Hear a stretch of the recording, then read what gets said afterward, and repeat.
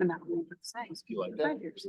morning, everybody, and welcome to our annual summit for the Covington City Council on Saturday, January 27th.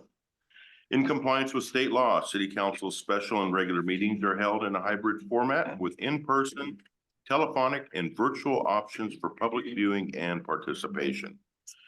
With that, welcome, everybody. Thank you all for being here. Sean, thank you for joining us online. Hopefully you can hear us fine. I can. And so it's great that we can always get together every year to reflect on what we've done in the past and to lay groundwork and a foundation to continue to build for what we're going to do into the future, whether it's planting seeds for something to happen quickly or things that take time to get things done. But at least this gives us an opportunity to help us formulate what we want to do. And so thank you again for all being here, and I will turn this over to Jim. Okay, thank you. Yep. Happy New Year. Good morning. Nice to see all of you. I'm so grateful to each and every one of you for this agenda. I love the process that we use every year where Regan calls me on the phone and we talk for a few minutes, or maybe like 20 and 30 minutes in November. And then I get to meet with the leadership team in December. And usually on that same day, I'm meeting with Jeff and Sean, and then I get to talk to each one of you.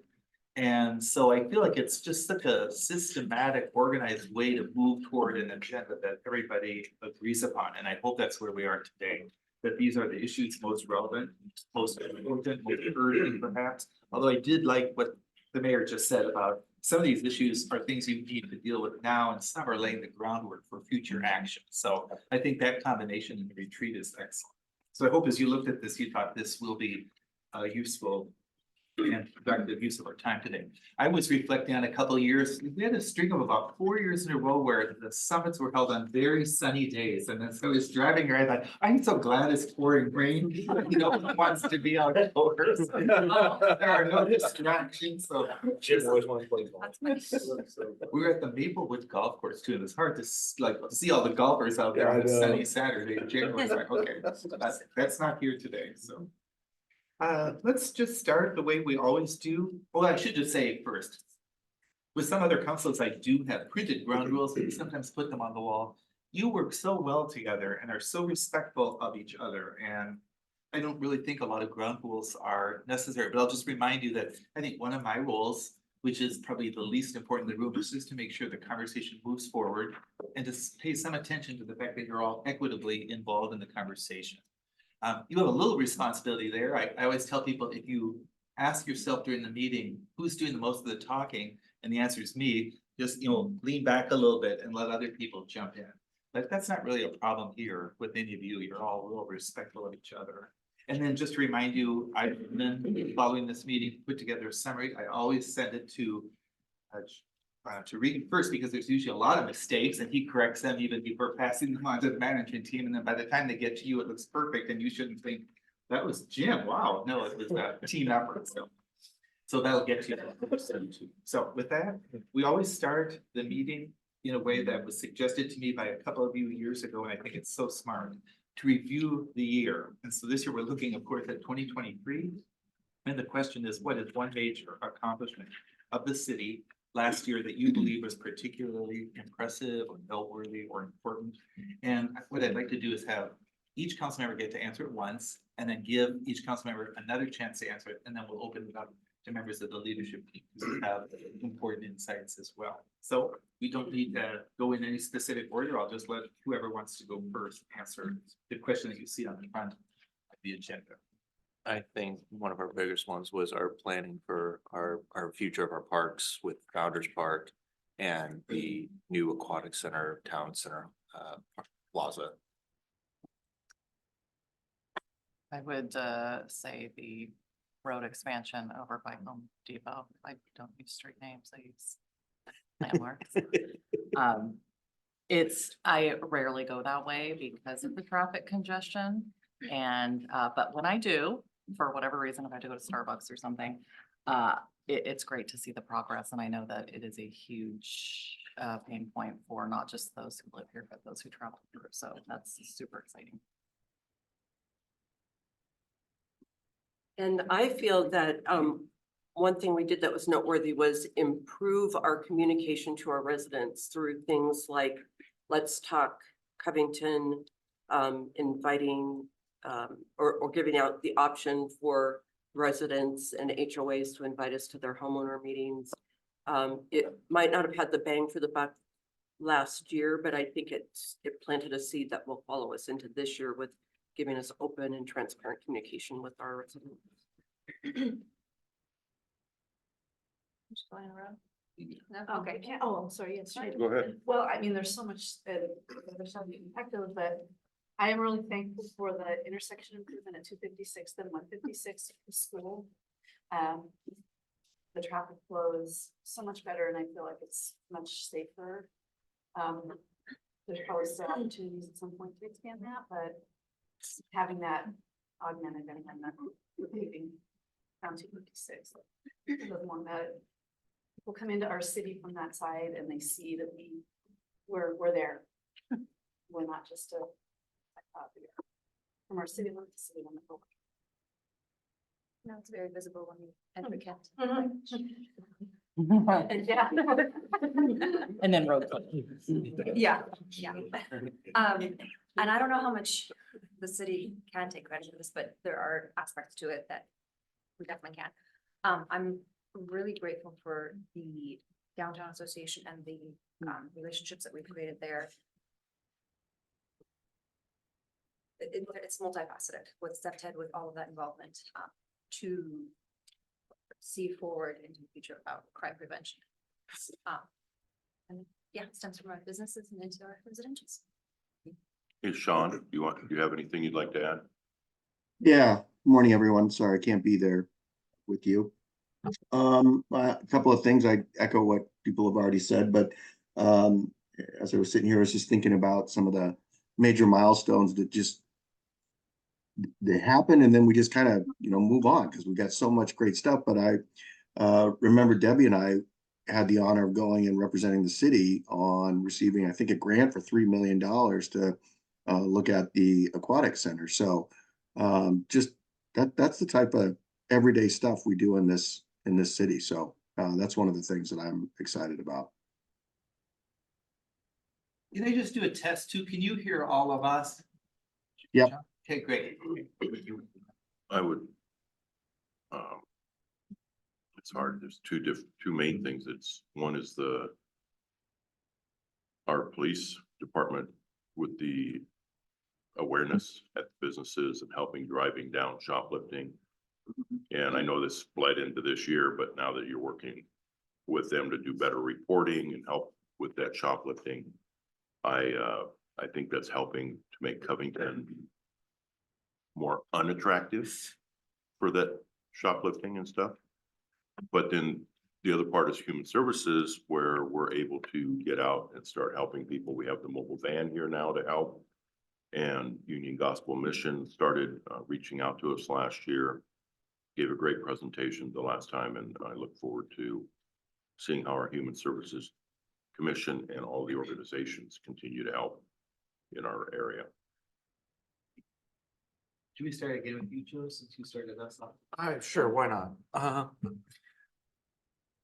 I am actually just, our planning for the future is what's been big for me, is that we've been doing a very good job of trying to determine what's good for us now, but will that also be good for us in the future? With our budget planning this last year, I think we did a good job of, making hard decisions. We may not have all agreed on certain areas of the aspects of how to do it, but planning for our future that way. So that way we know we're okay now, but will we be okay next year, the year after? And we did some good things to make sure that happens. Casey, shake it. No, we didn't. No, I'm down for lunch. Sure. Bit like debating between a couple things. There's so many things. I would say the continued progress on public art installations in the city, having been on Arts Commission, and even at that point, a long time ago, those plinths that were in the plans for CCP have been sitting there at CCP forever. I mean, it's been like so many years. And to finally be at the point where there's gonna be something put on there, like I cannot wait to text Ed and Leslie and Jenny and say, oh my gosh, like the stuff that you like put in the plan, what, 15 years ago is finally, like, something's gonna be there, and that's exciting. Also, like, I wish it didn't take so long to do things, but like, to now have been engaged with the city long enough to see actually takes for what's a seemingly simple thing. It is exciting to see that progress. Like, it actually will happen if you just stick around long enough. I know, it sounds kind of negative and it kind of is. I'm not gonna lie, I'm not gonna lie. It actually will happen if you stick around long enough. I could say it eloquently, like Jeff said. But it's, That's what will happen if you stick. if you sit in traffic long enough. Our new motto. When we get there, Some shirts. Bumper stickers. I think another area along the line of our public safety is, that we worked with our legislature to get the law changed around drug use in the state, in King County, and more importantly in Covington. And I think, A, we hired a detective last year, and B, our police force is doing a great job of making arrests on drug use, but also getting resources out to people that need them. So they're making that offer of treatment.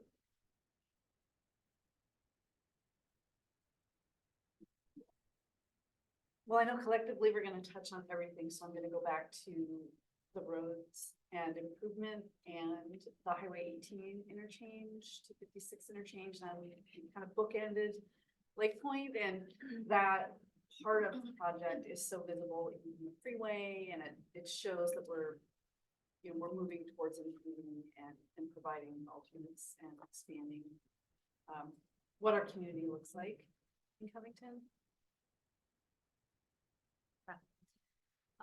Everybody said everything that's on my mind, but one thing I am pretty happy about is that we seeing what happens at the pool. First of all, I'm proud of our staff and everyone who keeps that running, chugging. But I'm glad that we got Covington residents the extra day or two to register their children. I just think that's a really cool win for Covington. Like, why not? That should have happened a long time ago, and yeah, I'm happy we gave our residents that chance. Sean? Thanks. Just sitting there, I echo a lot of the things others have said. The clean team, I think, was really great this year in raising awareness and removing some of those eyesore things that we see out there. And it's a great response to some issues that the public's raised. So I was really pleased with that. I think Jennifer mentioned, or maybe it was Beth, about the paving at 256th. That's something I've been pushing for a long time, and I really appreciate that. I know it makes a lot of people happy to see that road get those potholes filled. So thanks. Yep, I have one more. When we found out about a certain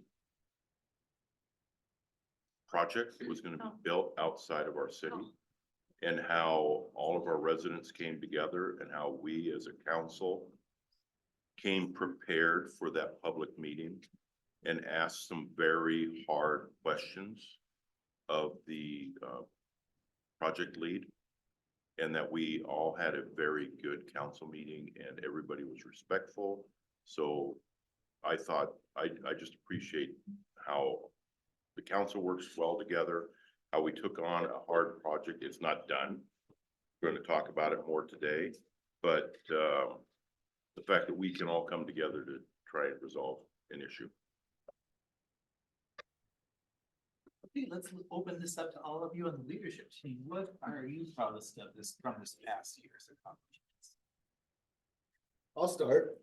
First, I wanted to point out these glasses that we had specially made for the council with our city seal on that. I just saw candy. Truthfully, there was a box waiting by the door when we got here one morning and these were in it. So we don't know where they came from. But we thought, what a nice thing to give to the city council. Yeah, we had them years ago. So someone must have taken them home a long time ago and decided to bring them back. And so wash them. Hopefully use them. Drink a little wine out of it. Anyway, Yeah. a little memento from That's today. a nice mimosa. Yeah. Yeah. You know, one for me that I really appreciated this year, sometimes it's the small things that go a long way, and our little pop-up splash pad that we did at CCP, I think was a really fun thing that the community really enjoyed, and I think if we can think outside the box and do little things like that, a lot of those little things go a long way.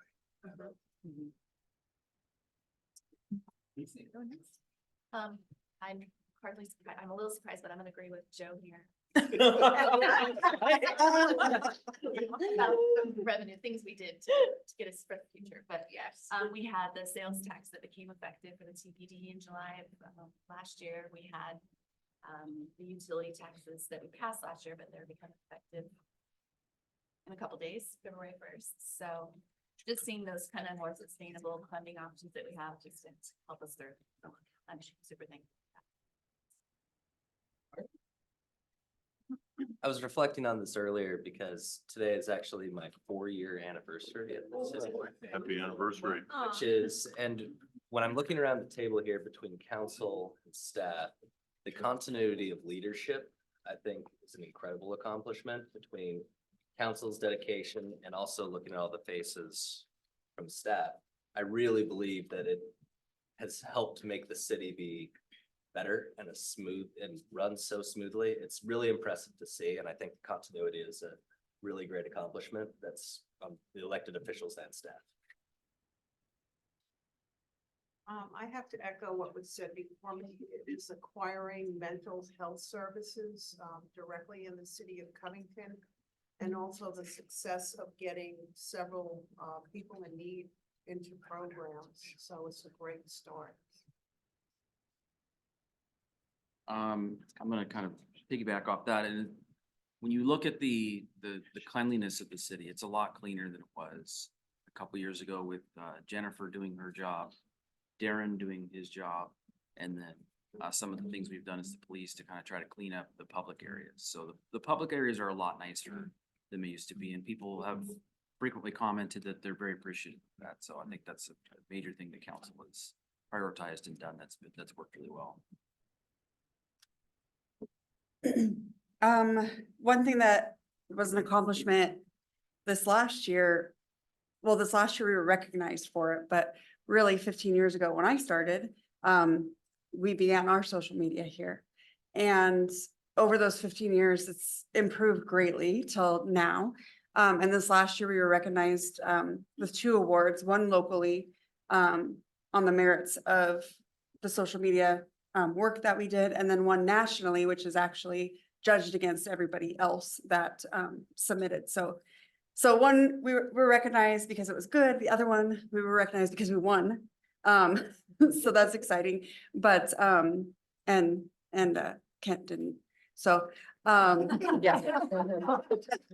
But yeah, so that was 15 years in the making. But I think it goes a long way. It is our #1 communications method in the city. So for me, it's an everyday thing. It's how we communicate with the city. And it takes up, a lot of time, but it's worth it. So we've had a lot of instances this last year where, we've put out surveys for ourselves, for other agencies on their behalf. And the response has been so big that sometimes we've had to close it and end it because we just couldn't take any more responses. So people are looking to that, and other agencies are coming to us for help spreading the word on things too. I'm gonna just take us back to this time last year in the legislative session, where the state basically gave us 17 land use mandates that we have to implement by 2025. And it was a lot of work.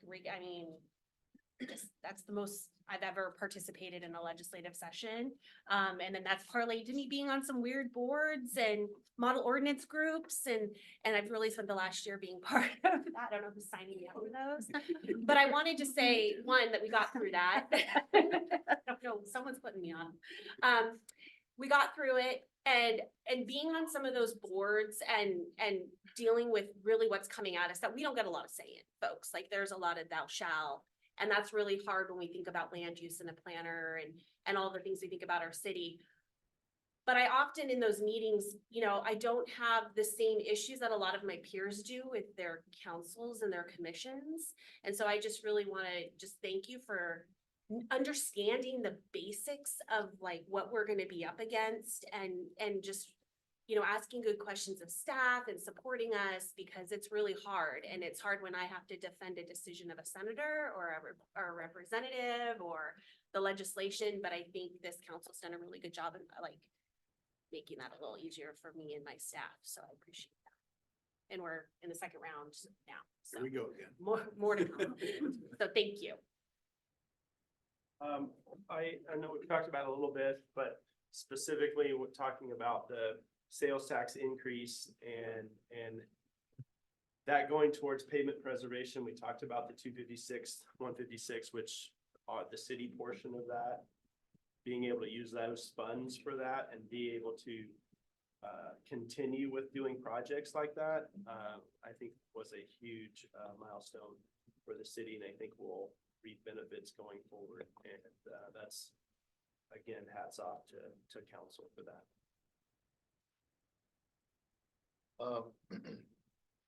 I guess I would just add, well, first, it was mentioned earlier that the city was awarded to a grant from King County, and it was $2.5 million, so I just want that for the record.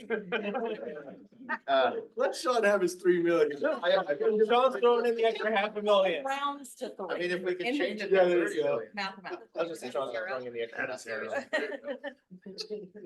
But I also wanted to mention that we kicked off towards the end of last year, starting the planning process for the Jenkins Creek Trail, which has been a vision of the city's for a long time. And so we're taking another step towards actually planning that out, testing it to see if it's feasible and things like that. So that's a important step for the city to take. Exciting. Krista, do you want to add anything? Kind of tacking on to what Debbie said earlier about getting out, having the council get out in the public for HOA meetings as well as mayor's meetups. I think that's a great accomplishment and we can continue to grow those. So is there anything that hasn't been said that any of you want to add to this list? Related to Krista and Debbie's comment, council being in the parade, I thought was a very nice touch and a seemingly easy way to increase access and visibility to our residents.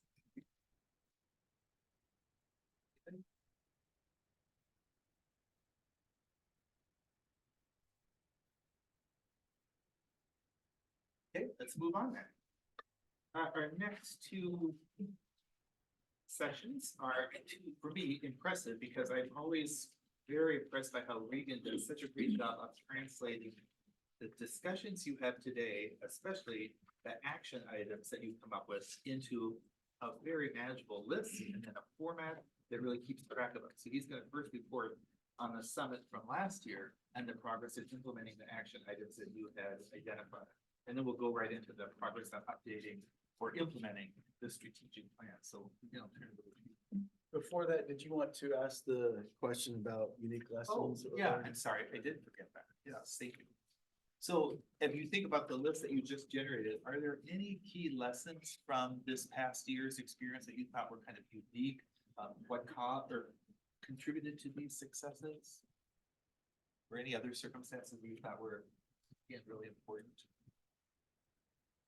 Persistence. Persistence?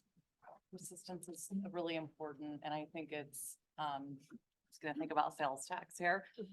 Important that, you know, these discussions that we have, that we hold on to those nuggets from today's meeting and really like accept that in our core. So maybe it doesn't take 5 years to keep having the same conversation over and over and over. I'm not saying we should be drastic, just saying persistence, but in an efficient way that maybe isn't consuming staff's time over and over again, trying to get a better answer when maybe there isn't one. Anybody else? I think I'll just reiterate fiscal responsibility. I think the staff, Casey, Covington as a whole, even, the council, we do a good job of, I would say we're too frugal, but we're very smart, wise with our spending, and it's paid off big time. Wish we had a tree that grew money, especially for police, but we're not struggling as much as we could be. Should be, but it's perfect. Go ahead. I think some of the things that we've talked about this last year have been really hard decisions to make, and we have had those heated discussions, as well we should, because that's our job to go through the pros and cons, get feedback from all stakeholders, staff, residents, businesses. And while sometimes it does take a little more effort, being mindful that it isn't a complete time suck for staff, but that's the kind of process, that's why we're here, to make those decisions that, kind of to your point, where then once we have vetted it and we know that it's the best thing, at least, for the foreseeable future, we always should probably reevaluate because conditions change. But having that kind of intense discussion, and I get this back to Jeff too, the way he runs meetings and lets everybody say what they need to say so that it can all be talked about and the decision can be used for a while. So I think continuing to be open to everybody's ideas and making sure that if somebody has a concern, we address it then and there and we figure it out so that we can move forward with our decisions.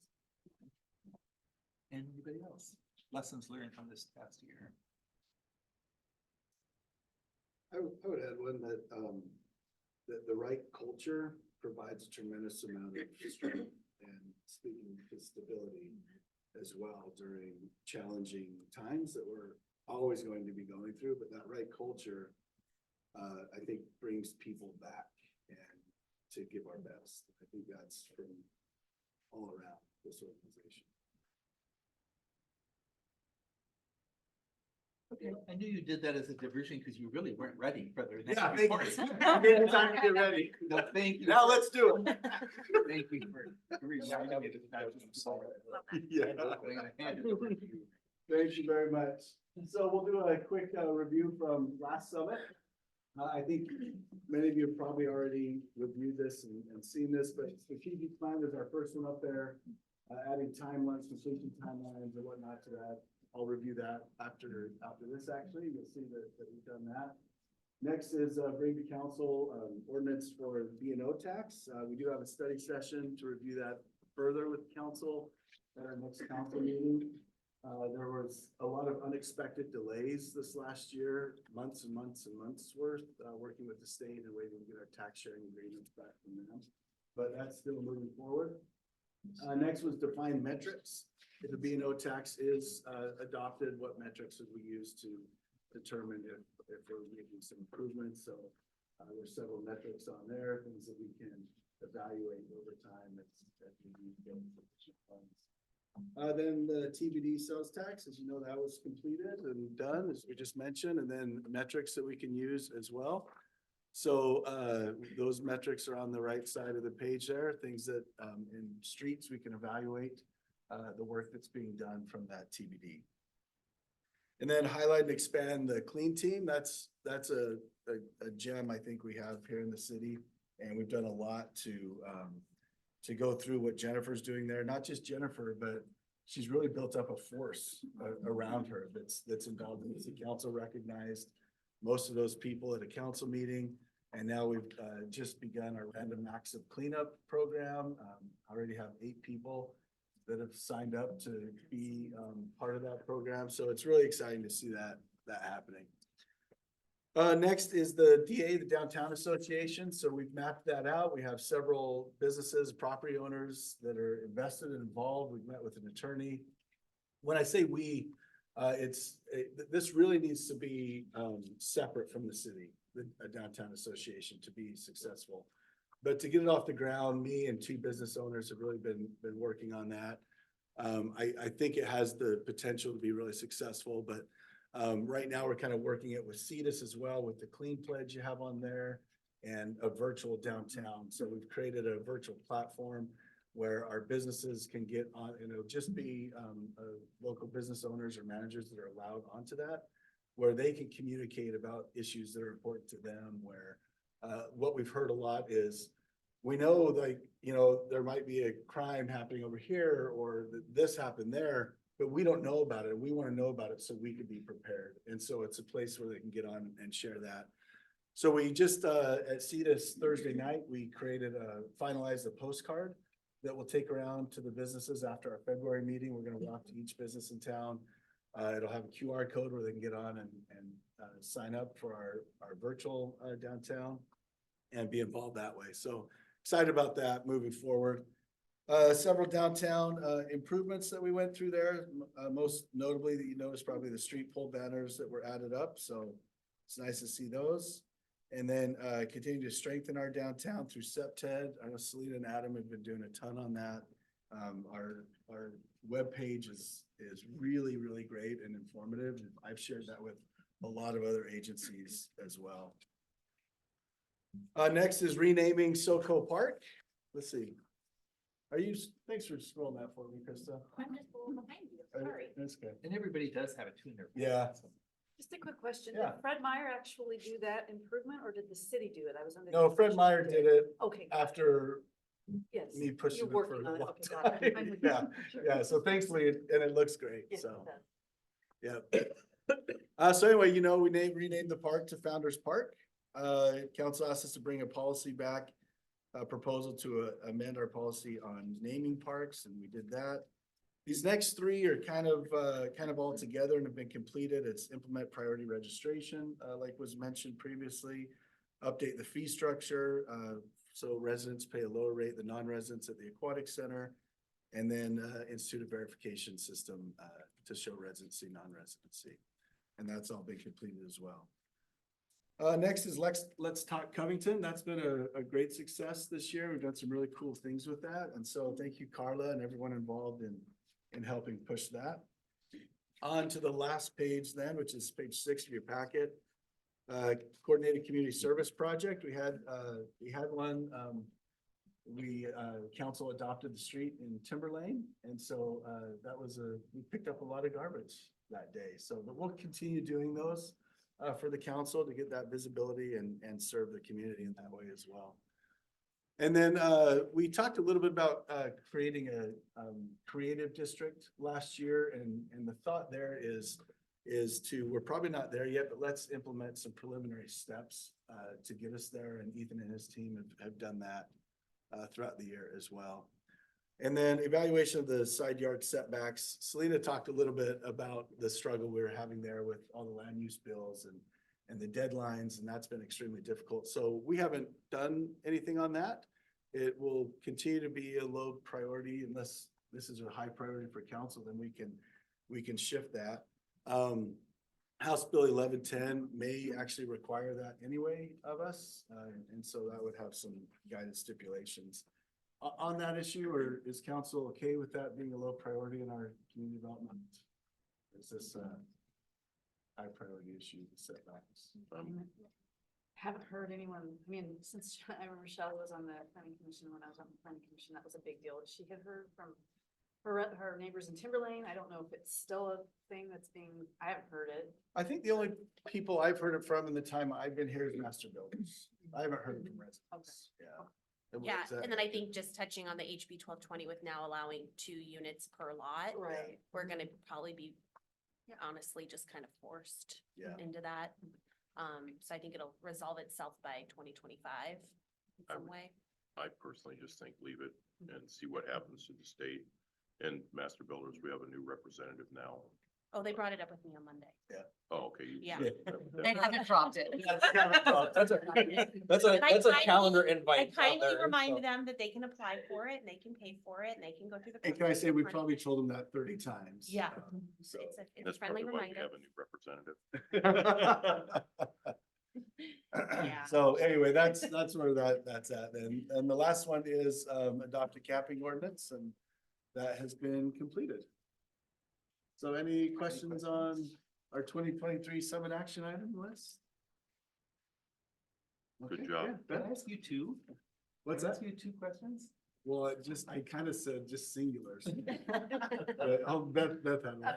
Okay, back. With the Adopt a Street for Council, I know I would maybe suggest that the one day we did it, like half of us weren't able to make it because it was maybe short notice and it was tied in to Make a Difference Day, which is great, but maybe we can do a separate event and get consensus that all of us will be there so that it's not just. No, that's a great idea and something we tried to work around, but Twice Yeah. a year, yeah, I think that might be Yep. a spring flings, maybe something. yeah, I think that's the plan is to do that project twice a year. Okay. But that's kind of what we ask of the organizations that adopt a street is that it's done twice a year. Mhm. So, yep. Yeah, and if we could get those dates like far in advance, Okay. that would help All right. my Let's go. calendar. We'll make note of that. Yeah, that would be awesome. You were all there in spirit. Oh, We could feel you. arrange this date? I know, I think so. I felt somebody pushing me down the street to collect more, so it must. You sure it wasn't your kids? Was sure it wasn't your kids just saying, ooh, ooh. Christina was 9 months pregnant out there. I know for two people, so another two. Take your, One of us pick that. take your. It's kind of nice. Jim, you had a couple Well, questions? I'm just wondering, if you look at this list, when you step back, does it seem like this was an unusually busy year, or is it kind of a trend of getting busier, or is it normally busy? This list was probably, I don't know about twice, but it was quite longer than our previous summit action item lists have been. So in that regard, yeah, it was more. And then I know you're well connected with the regular meetings of city managers throughout King County. And my impression from working with other cities is that Covington, for a city its size, punches above its weight. And I'm wondering, do you get any impression in those meetings that, you know, Covington is doing that, like maybe doing more than would be expected for a city? Absolutely. We do punch above our weight. Yeah, I think so. That's what you. Okay, cool. Well, nobody wants to mess with our city manager.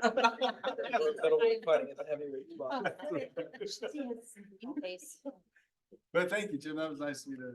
Well, yeah, I have that impression, just even yesterday talking to, like, well, Derek said that when he was at King County and at Kent, he thought Covington was really punching above its weight. And one of my clients, also who I like very much, Rob Carlencius, of Kenmore, said that I was sending him some of the Covington meeting summaries at his request, and he said the same thing. He goes, you know, we think we're kind of punching above our weight up in the north end of the county. He goes, and then I read what you're doing, or what Covington's doing, and said that very impressed. Well, Rob's a good friend. I asked him to say that. I like Kindle. Okay, go on. I think I'm done with this section anyway. So I think next is our strategic plan. Do you want me to share the spreadsheet or? Yeah, Okay. unless do you have it, Krista? I got it. I can. leave it. Okay, perfect. Thanks, Selena. Navigate Zoom here.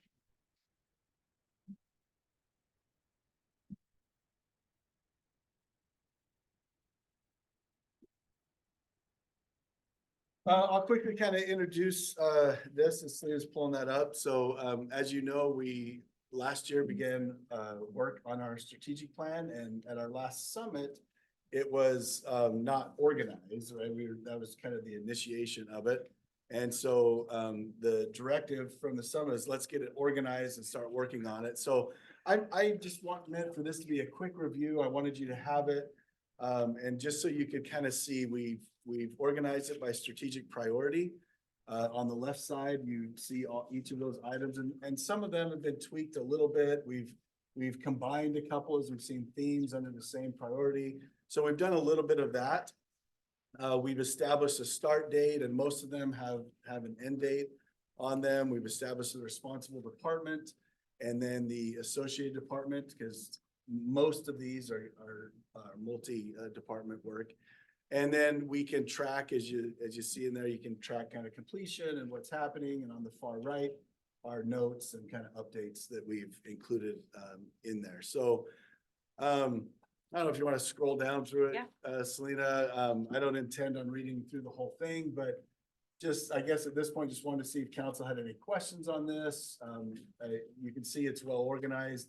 You can see several of the items have already begun. There's a lot of work in 2024 that will continue to happen in this strategic plan. But I think we're set up for some success with this over the next several years. And we review it as a leadership team on the regular. How regularly, like once a month? I think we do every other month when I have it on our leadership team agenda. This is great. Yeah. I like Yeah. this. Oh. It's, that people ask questions, This is we great. can always refer to this. I think during our next mayor's meetup, we can have this Yeah. available, if, people have questions about it. My OCD is Yeah, very Beth? bad. So on the evaluate new business and tenant improvement permitting processes to identify obstacles, I thought that was started like a few years ago. Like part of it was finding a new business liaison, like if somebody's interested and comes in. and wants to Yeah, we start- started that program. Okay, so. Yeah. th- that's something I different. would say that wasn't part of that was more, public outreach. How does a small business coming in that's unfamiliar with the permit process, how can we help Okay. them?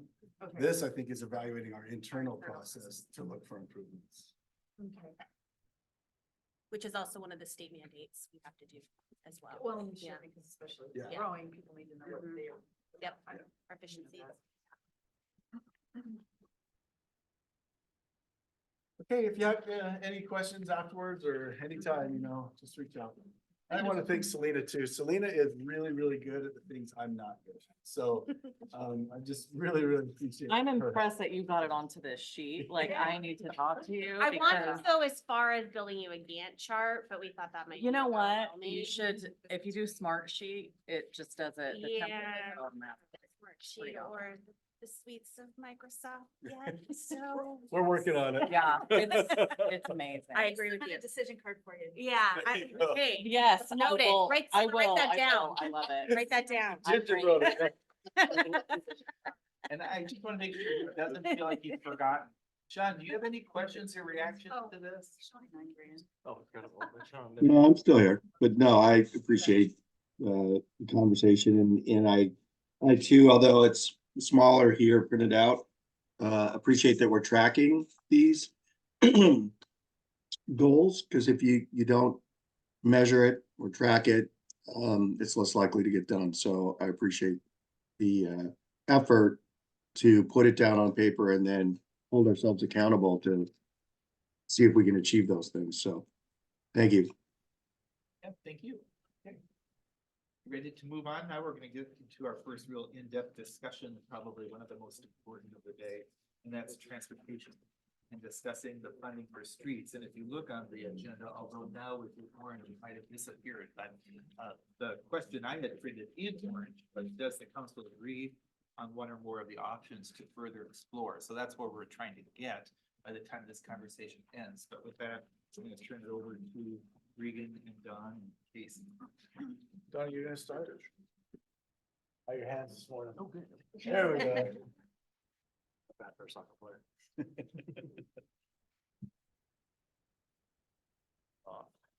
Yeah. All right, perfect. So I first want to start off with just talking about kind of an overview of like, what is our focus in street maintenance? And really it is a pretty fundamentals is pretty much what we're doing in street maintenance. So a lot of vegetation control, mowing, slope mowing, ditch mowing type things, trimming, our landscape maintenance. This includes contracts. So this would be our medians, planter strips, obviously pothole repair, pavement repair, street tree pruning, signal maintenance, signing and striping, litter pickup. So it's pretty much the basic. There's not like a lot of extras that we're doing. And then obviously we also help and support any kind of events, tree lighting, Covington days, banners, things like that is another aspect of street maintenance. I'm doing between two things, so I apologize. This also, I just wanted to show a summary of kind of what the breakdown is of street maintenance as far as budget wise. So it just kind of shows like salary and benefits of that is about 44%. Interfund service payment, that is general fund services. That's basically the charges of street aspect for like services from like finance, HR, legal, executive, that type of thing. That's about 9.8%. Central services overhead, so the city proportional city hall costs, IT facilities, 9.1%. And then that landscape maintenance, and you can see some of those others, what those breakdowns are, just kind of gives you an idea of what that is. As note, miscellaneous, we don't have a miscellaneous budget at 4.6, but it's just like all the other things instead of listing a big long thing, but there are a lot smaller pieces that add up to that. And with that, I think I'm gonna kick to Casey if I remember right. All right. We're both ready. One of us. Oh. All right, so he did the expenditure side, so I'll just walk you through just as a reminder of what the funding sources are in the street fund. So we currently have the TBD vehicle license fee. We currently charge $20 per vehicle, and our budget estimate for this year is just a little over $347,000. Then we also have the TBD sales tax, which we were talking about earlier. We currently impose the 0.1%, and our estimate for this year is $672,000. As Dodd mentioned, we currently have it earmarked for pavement preservation. We also have a Comcast franchise fee that we put in the street fund, $255,000. Motor vehicle fuel tax that we receive from the state, $388,000. And I also have a miscellaneous category. Mine is interest income, just a little bit in there, $16,000. But the interest has really been doing really, really well the last couple of years. So we'll probably exceed that for this year. And then we also have our general fund transfer that basically keeps the street fund at whatever they need to be to hit their 10% fund balance. So for this year, I have $650,000 budgeted. Any questions on the revenues? And then I also have the forecast prepared. I feel like, did we skip past? Oh no, this is the one. I'll go back to the forecast. Got really quiet. All eyes on me. Okay. So we've just got some potential funding sources. These will probably look familiar to everybody. They're kind of the same ones I regurgitate every year and show you what we have. We have an excess levy that we could do. That is a property tax increase.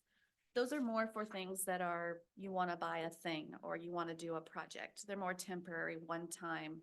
It's a 1-year bump to get you through that project or something like that. We also have our levy lid lifts. We have a couple different options. We have a single year, we have multi-year. Multi-year would be the only thing that would work for the street fund because it's it could be a permanent thing. The only thing I will mention is there's some supplanting rules only on cities that are in King County. So you can't supplant existing funds. You can only use it for like new things. So I could argue we could do a little creative accounting, keep the pavement preservation money in the street fund, do a levy lid lift, give the general fund back some money, if you can follow all that little bit of puzzle pieces, but we could do something like that. But I will mention that there is a bill in the legislature right now, HB 2044, to remove the supplanting restrictions in King County, which would be fantastic because we're the only county that has that. So that's an option. Maybe a better option next year if those restrictions are lifted. Then we also have what we currently have already, the TBD vehicle license fees. Since we currently already have $20 in place, we could impose an additional $20. And then after 24 months are in place, we could impose another $10 for a maximum of $50 without a vote. We could go up to $100 per person, but that extra $50 would have to be a vote. Then we also have the TBD sales tax. Again, which we've already talked about. We've already imposed the 0.1%. We can go up to 0.3, so we could do an additional 0.2. And that also would have to go for a vote, simple majority, and currently brings in, like I said, about 670,000. Yes.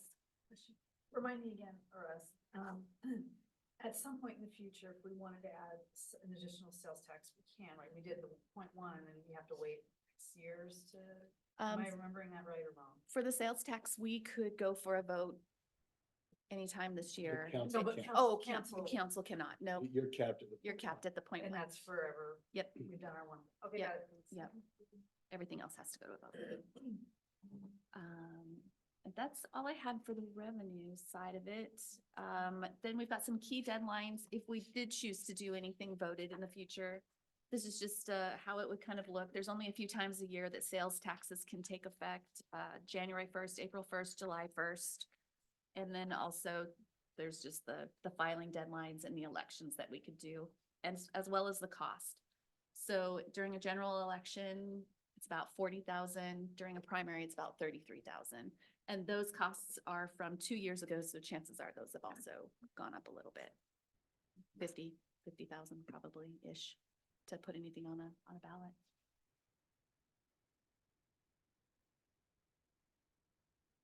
I'm not gonna go to that quite yet. So I do have the forecast prepared. I don't know if there's any of the revenue options that you'd like to look at. If you want to think about it a little bit more as we go through our presentation, I can circle back around. Yeah. Okay. Dawn, are you ready? You want me to just click for you?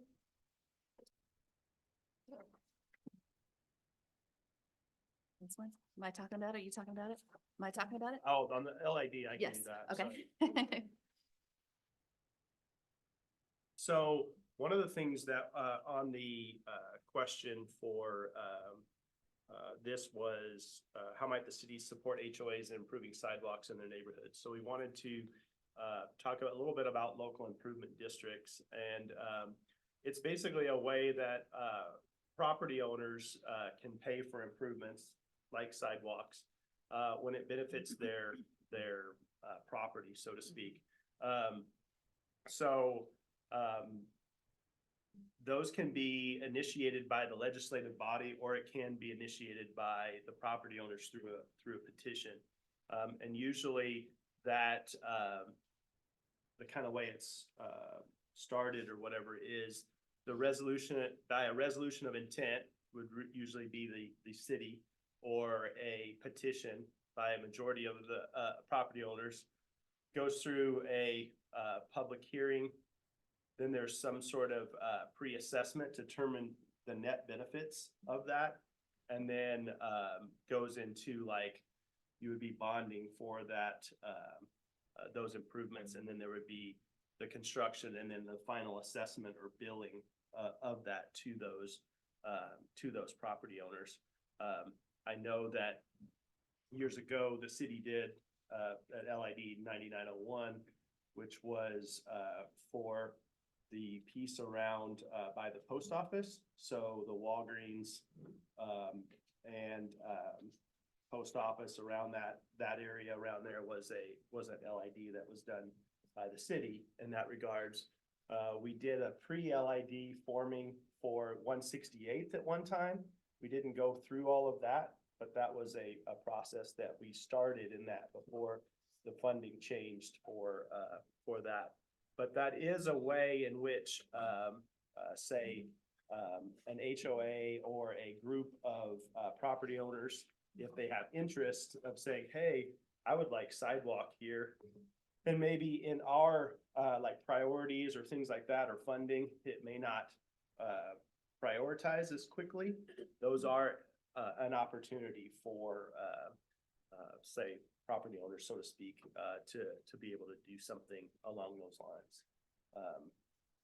I'd mention it's probably 18-month process, 2-year process from beginning to end. Pre-construction or including?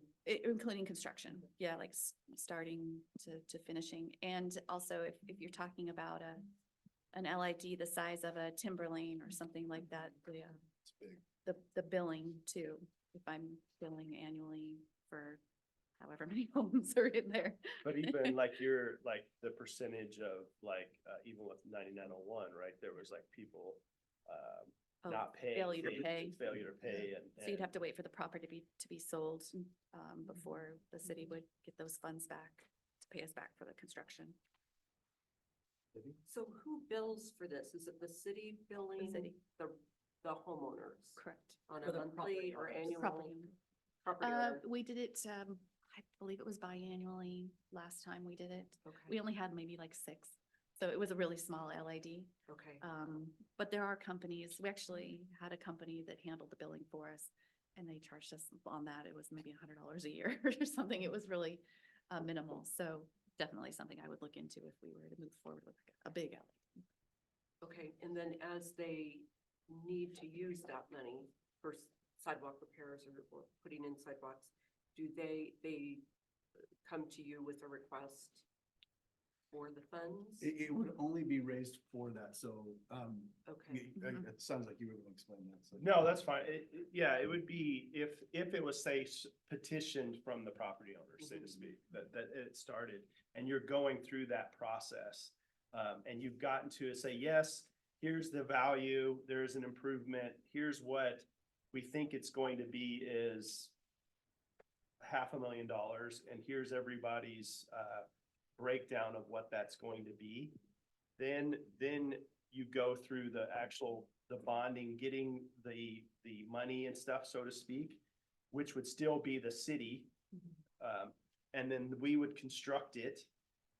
And then it would just be the assessment after the fact. But it's the Okay. assessment that the That makes- property owners would pay Mhm. that secures the bond.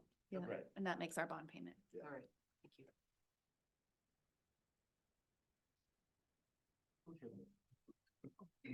Okay, so in the property in the value of the bond, that would also include city staff time, right? I mean, we would. Anything to Yeah. complete the project, anything yeah. completed, yeah, Yeah. okay. And how is it assessed per property based on square foot or just a simple math divide by 900? There's a, Mark, if you want to talk a little bit more about it, there's. It can never There's- be that simple, Judge. It's government, come on. There is this.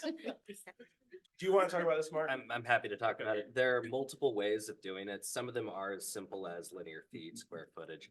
But usually you want to hire a consultant that will go through an actual valuation process, appraisals. What the state law says is that it's, so long as you do something that is reasonable, that you actually go through some kind of process. We have a lot of options. The safest way is always to look at the appraised values and to go through and have a professional valuation as opposed to just saying, you know, you've got 100 feet of frontage and it will cost you whatever the X number of dollars is for that proportionally for each property.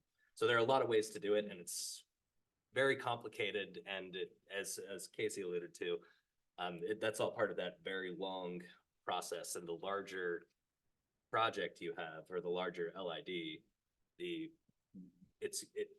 there are a lot goes into it in order to make it valuation determinations and to show that benefit for the different properties.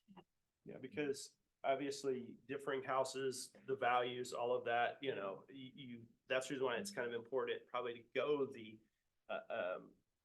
appraisal and that type of thing to really kind of make sure that you've looked at that right. If someone says, what, how did your assessment get to be that? How did you calculate that? My house is like so much more or less or whatever. So that does come into play and usually goes the route of an appraiser and doing that.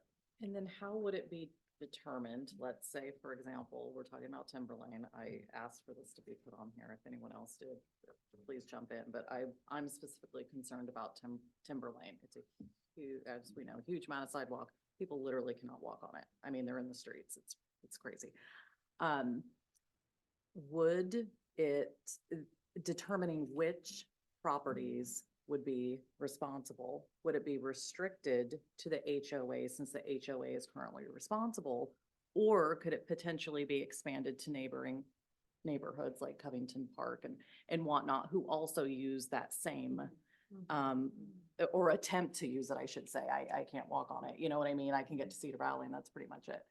Yeah, a lot of the pre-assessment of the LID will look at an area, like even beyond, and they'll, maybe the percentage of people that are directly like abutting it, Mhm. their percentage, because their Could be benefit higher. is higher, is gonna be high, more. And then those that are around it, they'll assess and say, okay, there is a special benefit to this group also because of those reasons. And their percentage might be significantly less, but those would be what would be determined in that pre-assessment of the LID. Mhm. And Sean, do you have your hand up? Do you ask? Yeah, I do. Thanks. I'm just listening, but some of the questions I was gonna ask have been answered, but I was wondering if this LID, what's the smallest or what's the scale that can be drawn for that? Next question is, does it have to be initiated by the homeowners themselves?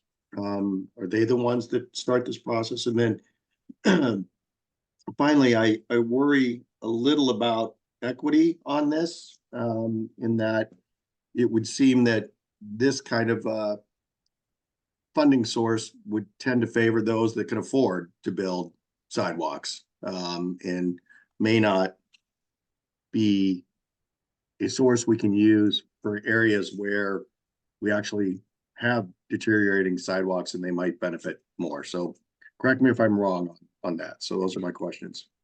So from my understanding, there is no limit as far as size or anything along those lines for it. So I haven't heard of anything that, to that matter. Mark, I don't know if you've heard anything that's any scale, but I haven't heard anything that there's any kind of minimum or maximum or anything that because most of it, again, or not, shouldn't say most of it, it still comes out of that assessment evaluation. As far as who can do that, my understanding, it has to be in the petition, has to be a majority of the property owners that it is benefiting that petitions. So what that majority, I don't know that it's any kind of, I haven't heard if there's like any super majority or anything like that. My understanding is just supposed to be a majority. And then, yeah, I can't speak as far as to how that shakes out as far as equity. Although, again, it comes down to the benefits, the value, there has to be a benefit to that property owner, that there is a benefit to the property owner for that to go, for the LID to go through. So that doesn't change the fact that they're gonna be assessed, yes, and have to pay that, and then some may be able to pay that easier than others. But ultimately, it needs to be an improvement to the property owner, a benefit to them for, as part of that assessment. Don, could I add a little bit more there as well? Yeah. When you're thinking about the size of an LID, there's a lot of strategy that goes into it between doing something that is very large, doing something that is smaller scale, because it's going to be an assessment, you really want the buy-in from the community that is going to be paying the assessment. So when a city initiates something to assess the public for some kind of benefit, that can sometimes lead to hurt feelings and a lot of litigation. So it's really important to, whenever you're looking at one of these LIDs, to think about the size and which community members are bought in, because you really want to make sure that you have the support of the people that are going to be paying it. So then you're not going through a constant fight and battle with every single property owner that may or may not want to pay for the assessment and benefit. Another thing we could consider as a city that Timberlane's asked for the city to do a lot of times is to assume ownership of the sidewalks. Well, that's not something we do in their current state, but if they were brought up to code by the HOA, then the city could decide if we wanted to assume ownership of the sidewalks as well. And we're talking about Timberlane, but we also heard about it with Burwood. They don't have sidewalks and lighting, and they're right behind Walmart, and they constantly talk about the safety concerns there. Suncrest, when we were there with National Night Out. And I would also argue with Suncrest, that is another main road. People cut through that road, right, to go from one part of town to the other. And so I would be curious to see when we talk about, it's an interesting concept, and I don't know if there's other opportunities, because to me, I was like, well, if the residents want to get together and maybe they take out equity loans to pay for part of it. I mean, there's ways people can pay for it and then they end up getting it back in the end, and they do receive a benefit. But I think to Jennifer's point, like, what about the neighboring communities? There's just a lot of communities right in critical Even areas. Jenkins Creek Park would benefit from Sure, improved sure, access. in absolutely. Timberlane. Right? I mean, so I like the idea. I think people need to have skin in the game, but the city is the one that ultimately kind of controls the right of ways, right, to a lot of this. So any opportunity that we can look at to get some of this stuff done, I think it'll increase everybody's property value if people go, oh, Covington is safe. Yeah, and I'm uncomfortable leaving it with the residents. If you Right, said, sure. Jennifer, figure Yeah. out how to get a sidewalk built No, down no. a street, Yeah. like, No. and I feel like Mhm. that has been the perception. The city's like, nope, we can't do it, figure it Mhm, out. mhm. These are not They're not. people with any kind of I can planning or say public works experience to We even met know with, what to do. Especially the Timberlane board. I know I started meeting with them probably 7 years ago. And this is the exact message that I share with them several times. At least I know our messaging hasn't been, hey, you just go figure it out to the Mhm. residents. You know, this is the process that you'd have to go through, to do it. And is there interest, or is there, Yeah. you know, these are the types of things? Yeah, that we've I mean, asked. yeah. Well, you've got residents of Timberlane that don't even pay their dues for the homeowners association because they feel that either A, they can't afford it, two, they don't believe in it, or, Yeah. so, yeah. Well, and a large percentage of our residents live in that very small area. There's close to 1,000 homes right there. You do just simple math, 2 to 5 people living in a house. It really, regardless of the individual circumstance of the people living there, it really is our responsibility to figure something out. And again, Jenkins Creek Trail, like, I can't get to it. And I am half a mile from Jenkins Creek in a safe capacity, or if I had to be on wheels or something.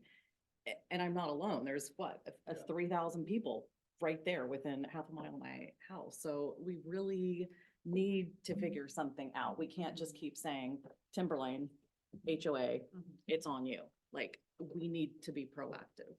So 15 years ago, around 15 years ago, most of those houses were rentals. Hasn't it turned into where most of it's actual homeowners living there now? I haven't been paying attention, but I know previously it was a lot of rental and things started changing. It With was, homeownership? I feel like she told us a percentage, Regan, when we were talking to her at that Yeah, street. I- It was a lot. It was I still don't, pretty high.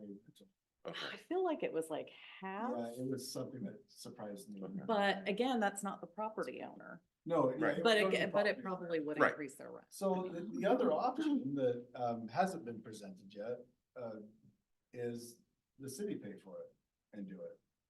But I think there's a lot of, when you talk about equity, like Sean mentioned, the communities that have paid for their sidewalks, because everybody else that has sidewalks has paid for them. Are you gonna say, well, why is the city paying? Why am I having to pay for that sidewalk and the city paying for that, not mine? So, you know, you gotta weigh and balance what the right path forward is, but there's options. If we give something for something, cherish it more. But not everyone understands that, right? Like, No, well, I understand that, but we all know we value what we pay for, we value what it's we wait for. we accessibility, value it's what we give safety. our- Sidewalks is kind of I a know. different thing. It's not like a fancy flower bed in front of your house. It's transportation. Debbie, did you have a question? Just quickly, would this be a solution for the situation at Foxwood where they need additional lighting, but kind of got into this as we represented the city at their HOA meeting. They don't have adequate lighting at their entryway. They wanted to put lighting in the median and the city doesn't allow for that because it's right away. So the proposal back to them was you can put one in at your own expense, can't be in the median. Would this be a proposal to them or a solution for them to go back and say, you could go through this to help pay for it? To put the light in? Mhm. Still wouldn't be I would see it would be a pretty big, Yeah. process for that if they're Okay. wanting Yeah, I to don't know. assess. that Okay, would be worth it. so Yeah. there's gotta be some kind of Cost. a threshold of, one light equals what, $30,000 or whatever. the Right, it's cost not was. worth it. Not worth it. Okay. All right. Thank you. That would just be something the HOA could do on their own. Okay. Yeah. I mean, So do we want to open up the conversation now to look, I'm looking now at the page where there are the different potential funding sources listed all of them. How about the pros and cons of each and the cons? Yeah, we can keep going through this, you wanna yeah. keep going through this? So Carla, I just regenerated this from the previous year for you. These are just the public outreach, the things we currently do, the things that we could do if we wanted to propose any new revenue sources, mostly for anything that's got a voted measure. Does that all look familiar to you, Carla? Do you have anything you want to call out specifically or? No. I mean, we have, yeah, it's all pretty much the same. We haven't created anything new. But just social media wise, that's increased greatly since we last discussed it. So. And I think a big one on here is the council members, just being our educators out in the community. And that's a big one, like when you guys are at Covington days, when you're doing the HOA meetings and things of that nature. And if we do choose to go forward with anything, we'll be very specific about how the funds will be spent. Talking about transportation, what we've done to address the problems that we currently have, what our plan is to address any problems that we see coming in the future. And then just educating the residents about our budget, where the money currently goes, where we would like to see it go, things like that. And that is the end of that one. But again, I'm more than happy to go through the forecast for you. Show you any proposals or anything that you guys would like to look at if you would like to do that. Hope I'm not wrong, but I was thinking that there would be a discussion about the potential funding sources and Yep. perhaps the forecast needs to be discussed a little bit first. And I know you've taken an action that was implemented starting last July 1st. So, but there's still these other, so I thought maybe you were looking for the council to give some expression of whether these should be further explored and what maybe we're not interested in these now or for the immediate future.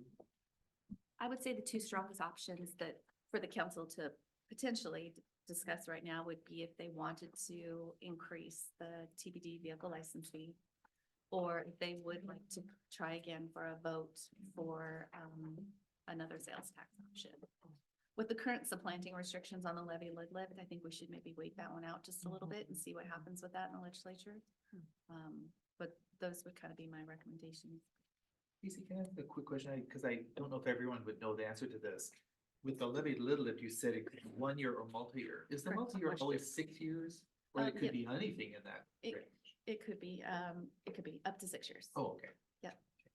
But And it you're can be temporary or suggesting permanent. You wait for a year to see. Yeah, just if they take away legislation, those yeah. supplanting restrictions, it really gives us a lot more flexibility. Yeah. So right now, the two options to look at are the vehicle license tabs, increasing 20 or going out for a vote to increase the sales tax by either a 0.1 or 0.2. And both on your chart, under the category of restricted revenues. Correct. Anybody have any thoughts? Does that, so I mean, the main reason we brought this up, not the main reason, but one of the reasons is because of the sidewalks and the conditions in Timberlane. But they're owned by Timberlane right now, the property and the sidewalks. The streets are owned by the city, correct? Okay. Right, I thought this was a separate combo, the street funding forecast. Okay. Yeah, there's two things here, not just how we're gonna deal with neighborhoods that want to improve their non-city owned sidewalks, but streets as well. How are we going to sustainably So maintain our streets? what is the math here? I mean, I know we can see, Yeah. basically the intent is to discuss how to replace and supplement this gap in Yeah. between the total revenue in that red line, Right, correct? if we could raise enough That's where we funds- don't have money. Right, if we Yeah. could raise enough funds to end the general fund subsidy to the street fund, and then like Jennifer said, fill that gap to cover the needs that Don's presented there. That's where we need to be. Do you have a number of what that? It might looks be? like it's about 800, 750, 800 a year. We currently, let me get there, so it's getting exponentially goes higher. So for 2024, about 650,000. And then it just continues to go. That's the transfer. That's a transfer We're- in. Yeah, Right. we're Oh, wondering, sorry. what's the total need, if you can go back to your forecast. What's the gap? Oh, that is, that's where I am. That's the That gap. is- The gap. So this is the money. Pretty coming much in from the except for general this fund. year and then Okay, 20. gotcha. Yeah. And so, like I said, I just give them exactly what they need to maintain this fund balance here. So I just keep it at zero. So I just transfer whatever's needed from the general fund. Can you scroll back up? to see Yep. that? So if we were talking about TBD, we would need $40, $50 additional. I don't like that. That directly hits our residents. So for each 0.1%, we're bringing in around 670,000. Right. I still believe. Oh, for sales tax. Yeah, but for the TBD, adding License another fees, 20 yeah. per vehicle, right? 350. Yeah. So it's at least 40, and that's directly Covington residents, whereas the sales tax is. Everybody and their Right. brother, yeah. Everybody, yeah. I still believe we can go out there, and I know it's, and maybe not, but it's the question to me is it the 0.1 or the 0.2? Would the public agree to 0.2, or should we take the 0.1 and assuming they approve it and with that, just call it quits there? It's a lot closer to what we need. I mean, the difference would be another 100,000 or so as the difference increases. I don't like the TBD. We keep talking about, eliminating that, even if we, I mean, if we got the Well, Joe does. 2, if we can get the 0.2 sales, I know. Oh, no, that was been a discussion for 10 years. No, Joe wants the tabs fee going. Joe wants to have be gone. Well, If we and can get the people, point. people are paying more on the car tab than they're going to pay on. the sales Exactly. tax. Yeah. Exactly. for- It's for a education. year, right? Yes, Yeah. yeah. It's educated. Can we? And I have one argument for the Mainstream.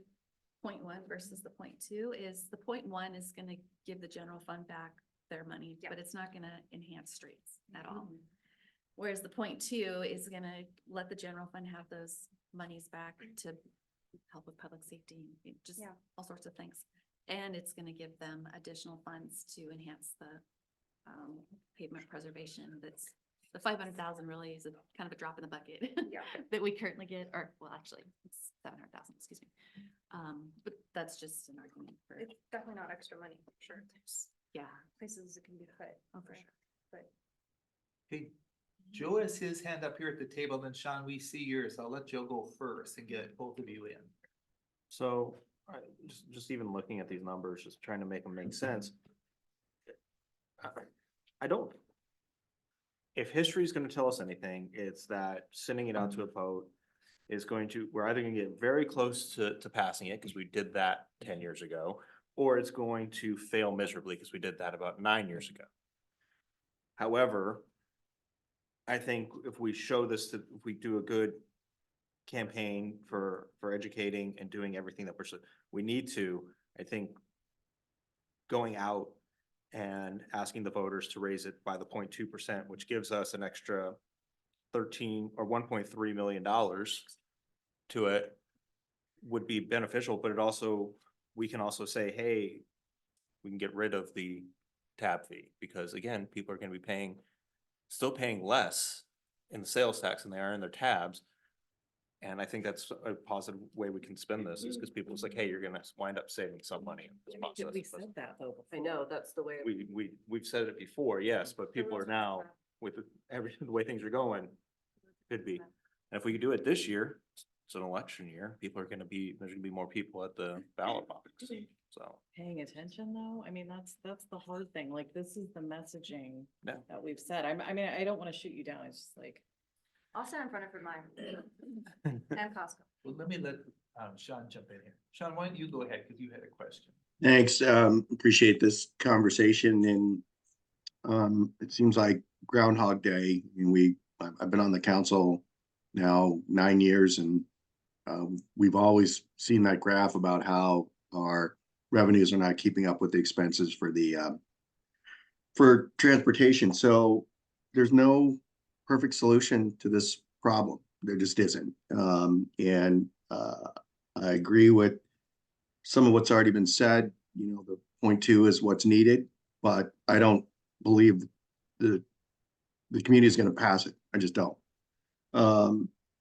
Car tabs would be another way, but that's kind of regressive and more expensive than if we pass the TBD. So I think it's time we just start looking at, we may just have to accept that we transfer funds out of the general fund to roads. I mean, we never talk about that. That may be the solution, that this is just the way our budget works. And so I appreciate the conversation for looking for additional funds. And I think we can look at the 0.1 sales tax, but that obviously won't enhance it. But it may be there's no additional funds out there for this. So I think it's time we start talking about, because it's been on 9 years now, that the general fund just the roads get transferred funds out of the general fund. And that's just the way it's going to be. So that's my 2 cents. Go ahead, Brad. I would agree with what Sean said. I think if we're trying to go to a vote for raising the sales tax or finding additional road, and yet then we're gonna take money away from the road fund by not transferring anything from the general. What I hear from residents is they don't mind paying more if they can, if they know it's gonna go to improving, and if we're just leveling status quo, that's not really improving, right? Like, I think there might be a way to do this. We'd have to be very strategic, and I think to the Groundhog Day scenario, even with the Prop 1 measures, we might have done a really good job promoting certain parts, but what we did, if we do it again, it's probably not going to pass, right? We need to be very conscientious of, if that's something that we wanted to try to do, people need to see what the budget is, and spreadsheets are great for some of us. Pictures are always really good. Like, okay, so if we don't do this, the roads will end up, not getting overlaid or whatnot. What's going to be the impact? If you're saying that you don't think the money's going to go to a certain project, and you want to take money from something else, what are you willing to give up? Most people aren't willing to give anything up because we're used to services as provided. But that's the only way we're going to be able to say, if we're going to get better, this is what's going to happen. And that message needs to be clear, palatable, and it needs to be sent in terms that people will viscerally understand. My quality of life will go down in this area if I don't pass this, and we have to move something over to make the roads better. Whatever we're trying to achieve, I mean, it has to be very, very clear so that they can make an educated choice. And I think we agree that we need to do it because we're going to run out of money, right? So, and if we don't raise taxes, people don't want a reduction in services they're currently getting. And they have to understand that that would be what would happen if we needed to improve roads. And I think if they see that and we talk about it, maybe not on social media, maybe we do, but that one-on-one is what's gonna get people to go, let's look at this together. Because when we start posting stuff, we see what happens. And then there's misinformation out there that doesn't help. And Christine. Thank you, Beth. Social media wasn't where it is right now 10 years ago. It wasn't. The amount, even the population in Covington 10 years ago was not where it is today. We have been growing. We have new families.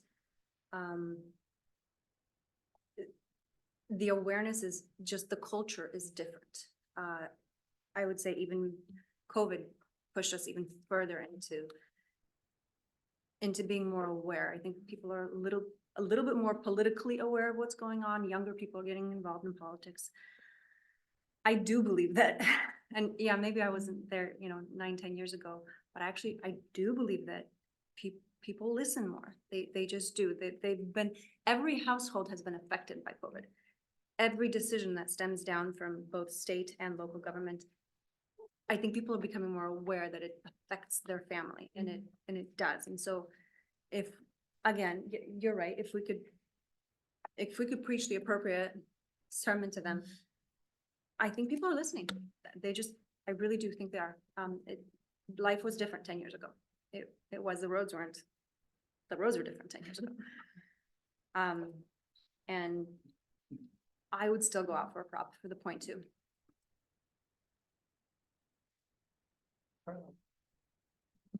Christine and I were thinking the same thing. So, I was gonna say, just historical purposes, I believe the last time we went out for ballot measure, we lost by 120 or 30-ish votes.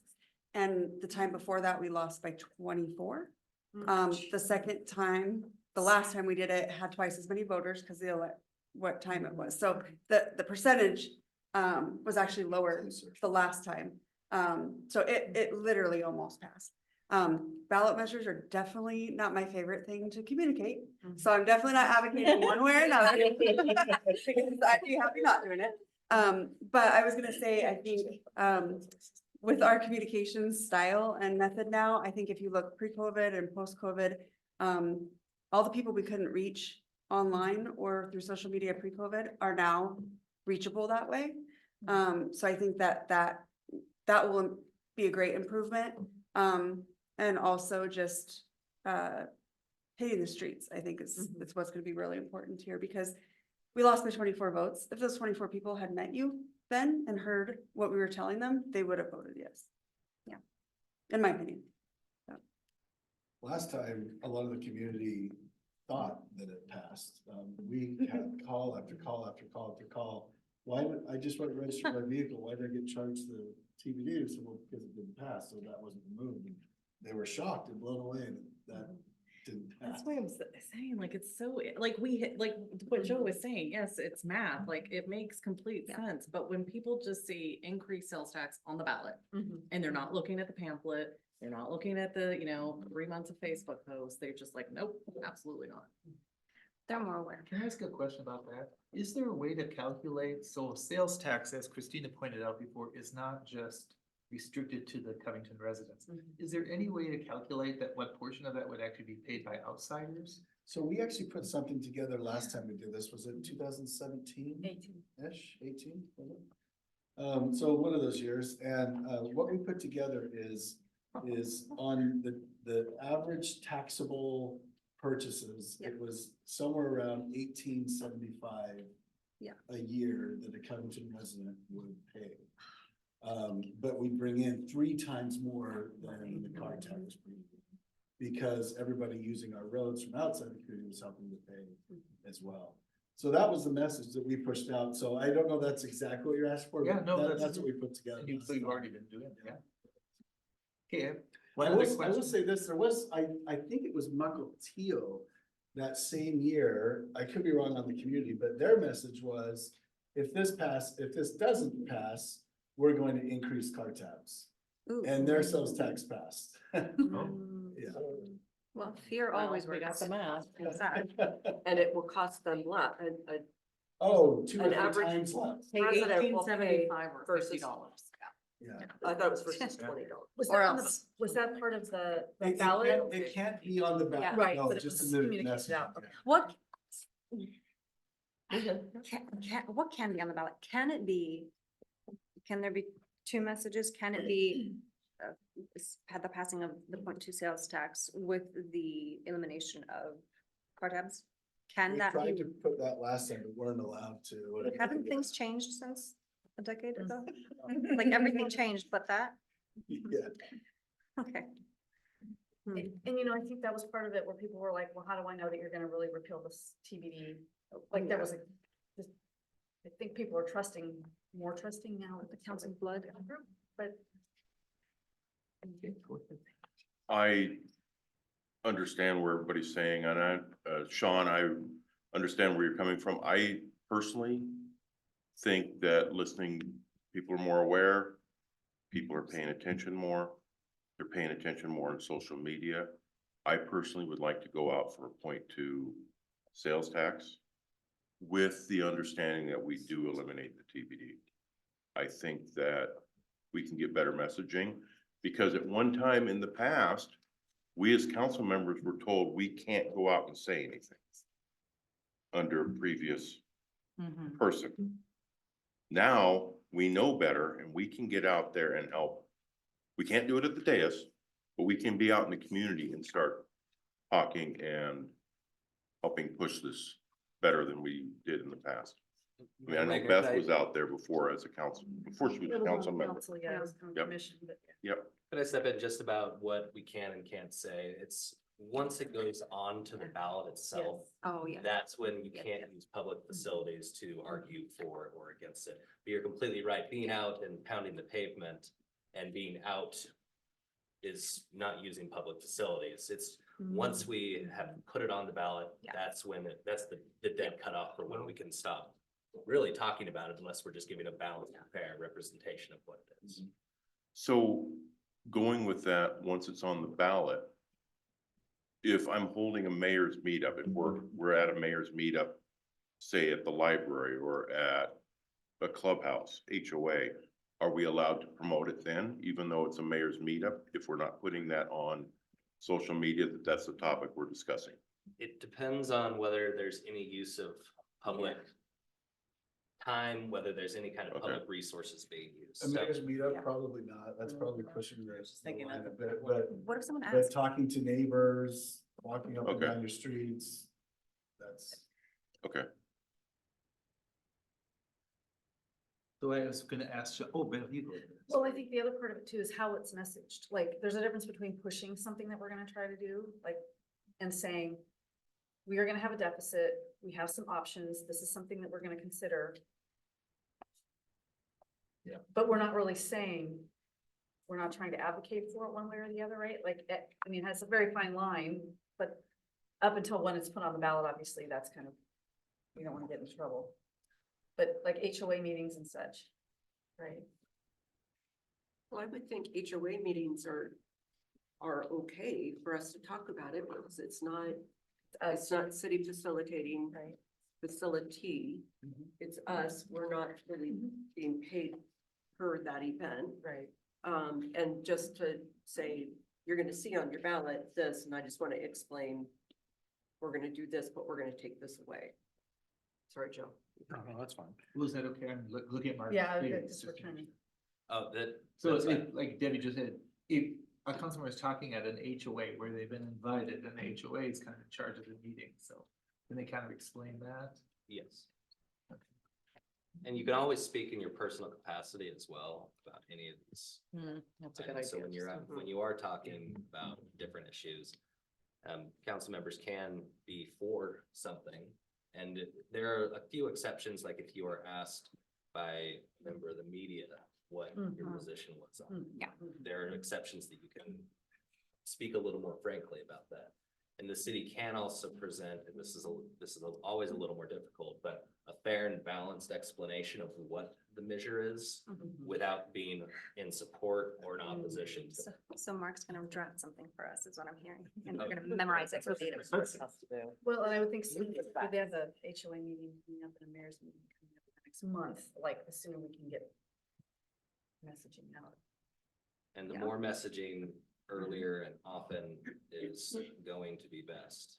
Because if you wait too long until it's on the ballot, Mhm. then you probably haven't you haven't raised awareness enough of it to be explaining why it's such a good thing before and then once you put it on the ballot, hopefully you've already spread around what the benefits would be, or what the potential problems would be if you don't pass it. So you can be a major advocate for it for a long time beforehand, so it can plant the seeds for when it actually is on the ballot. Joe, you go ahead. So this is definitely a question for Mark. What are the rules against, say, I'm at a school and I am filling in for a civics teacher and working with the civics teacher and bring this up as a topic of how do we promote this amongst, fresh youth. And Voting maybe the freshly licensed drivers who are driving on our roads who would like to, not ruin their cars that they spent all of their parents' money on. And their parents, being able to have, safer cars or, safer roads to drive on. What are the ethical implications of me doing such a thing? That's a really good question, Councilmember Simoma. When you're thinking about what you can and can't discuss with anyone, it all comes down to, in the schools also, that's using public facilities. Okay. So there are a lot of restrictions on what the government can and can't do in those situations. Also, most of the kids aren't 18 or aren't voters, but that's. Doesn't mean they're not gonna talk to their parents about. Sure, absolutely, but So- it would be, They're seniors. that would be a difficult position to put yourself in, to be trying to, once it's on the ballot, to be supporting it or opposing. Or I could just give all the information to the civics teacher and have them deal with it. That's a way to get me around that, right? Not trying to break the law, just trying to make sure I'm. The civics teacher would also have to be very careful Okay. about using public facilities to support Okay. or oppose anything that's on the ballot. Okay. So I'm first looking at you, Sean, but what I'm gonna say here is I sense at the table, there's kind of a warming up to the idea of going out for the 2% increase. 0.2, sorry. With the committee. Point ready to go home. Yeah, sorry. And then with the idea that at the appropriate forums, at the appropriate times, the council would be kind of communicating or signaling that we want to do this and then be able to get rid of the light vehicle license fee tab. So if I'm kind of sensing the group at the table, I want to look at Sean for a minute and say, you previously said, let's just allow the continuous transfer from the general fund. Because you didn't think it would pass, but is this, the arguments you're now hearing kind of warming you up to the idea too? I think we can do it. I'm not convinced it's gonna pass. So basically, in essence, we're just continuing to transfer the funds to the general fund. I mean, so we're doing our due diligence. We're continuing to look for other revenue sources. But in reality, we just continue to transfer the funds. So, yeah, no, I'm not opposed to going out. I hope I'm proved wrong, but I just haven't seen that there just isn't a willingness among the voters right now to raise sales tax on themselves. So, but yeah, I'm not going to oppose the effort, and will wholeheartedly support it. But I think we just need to start being honest with ourselves that we are just continuing to transfer the funds. That's really what we're doing. And then is anybody else here who kind of may be misreading and you're more opposed to the idea of going out to the voters than thinking?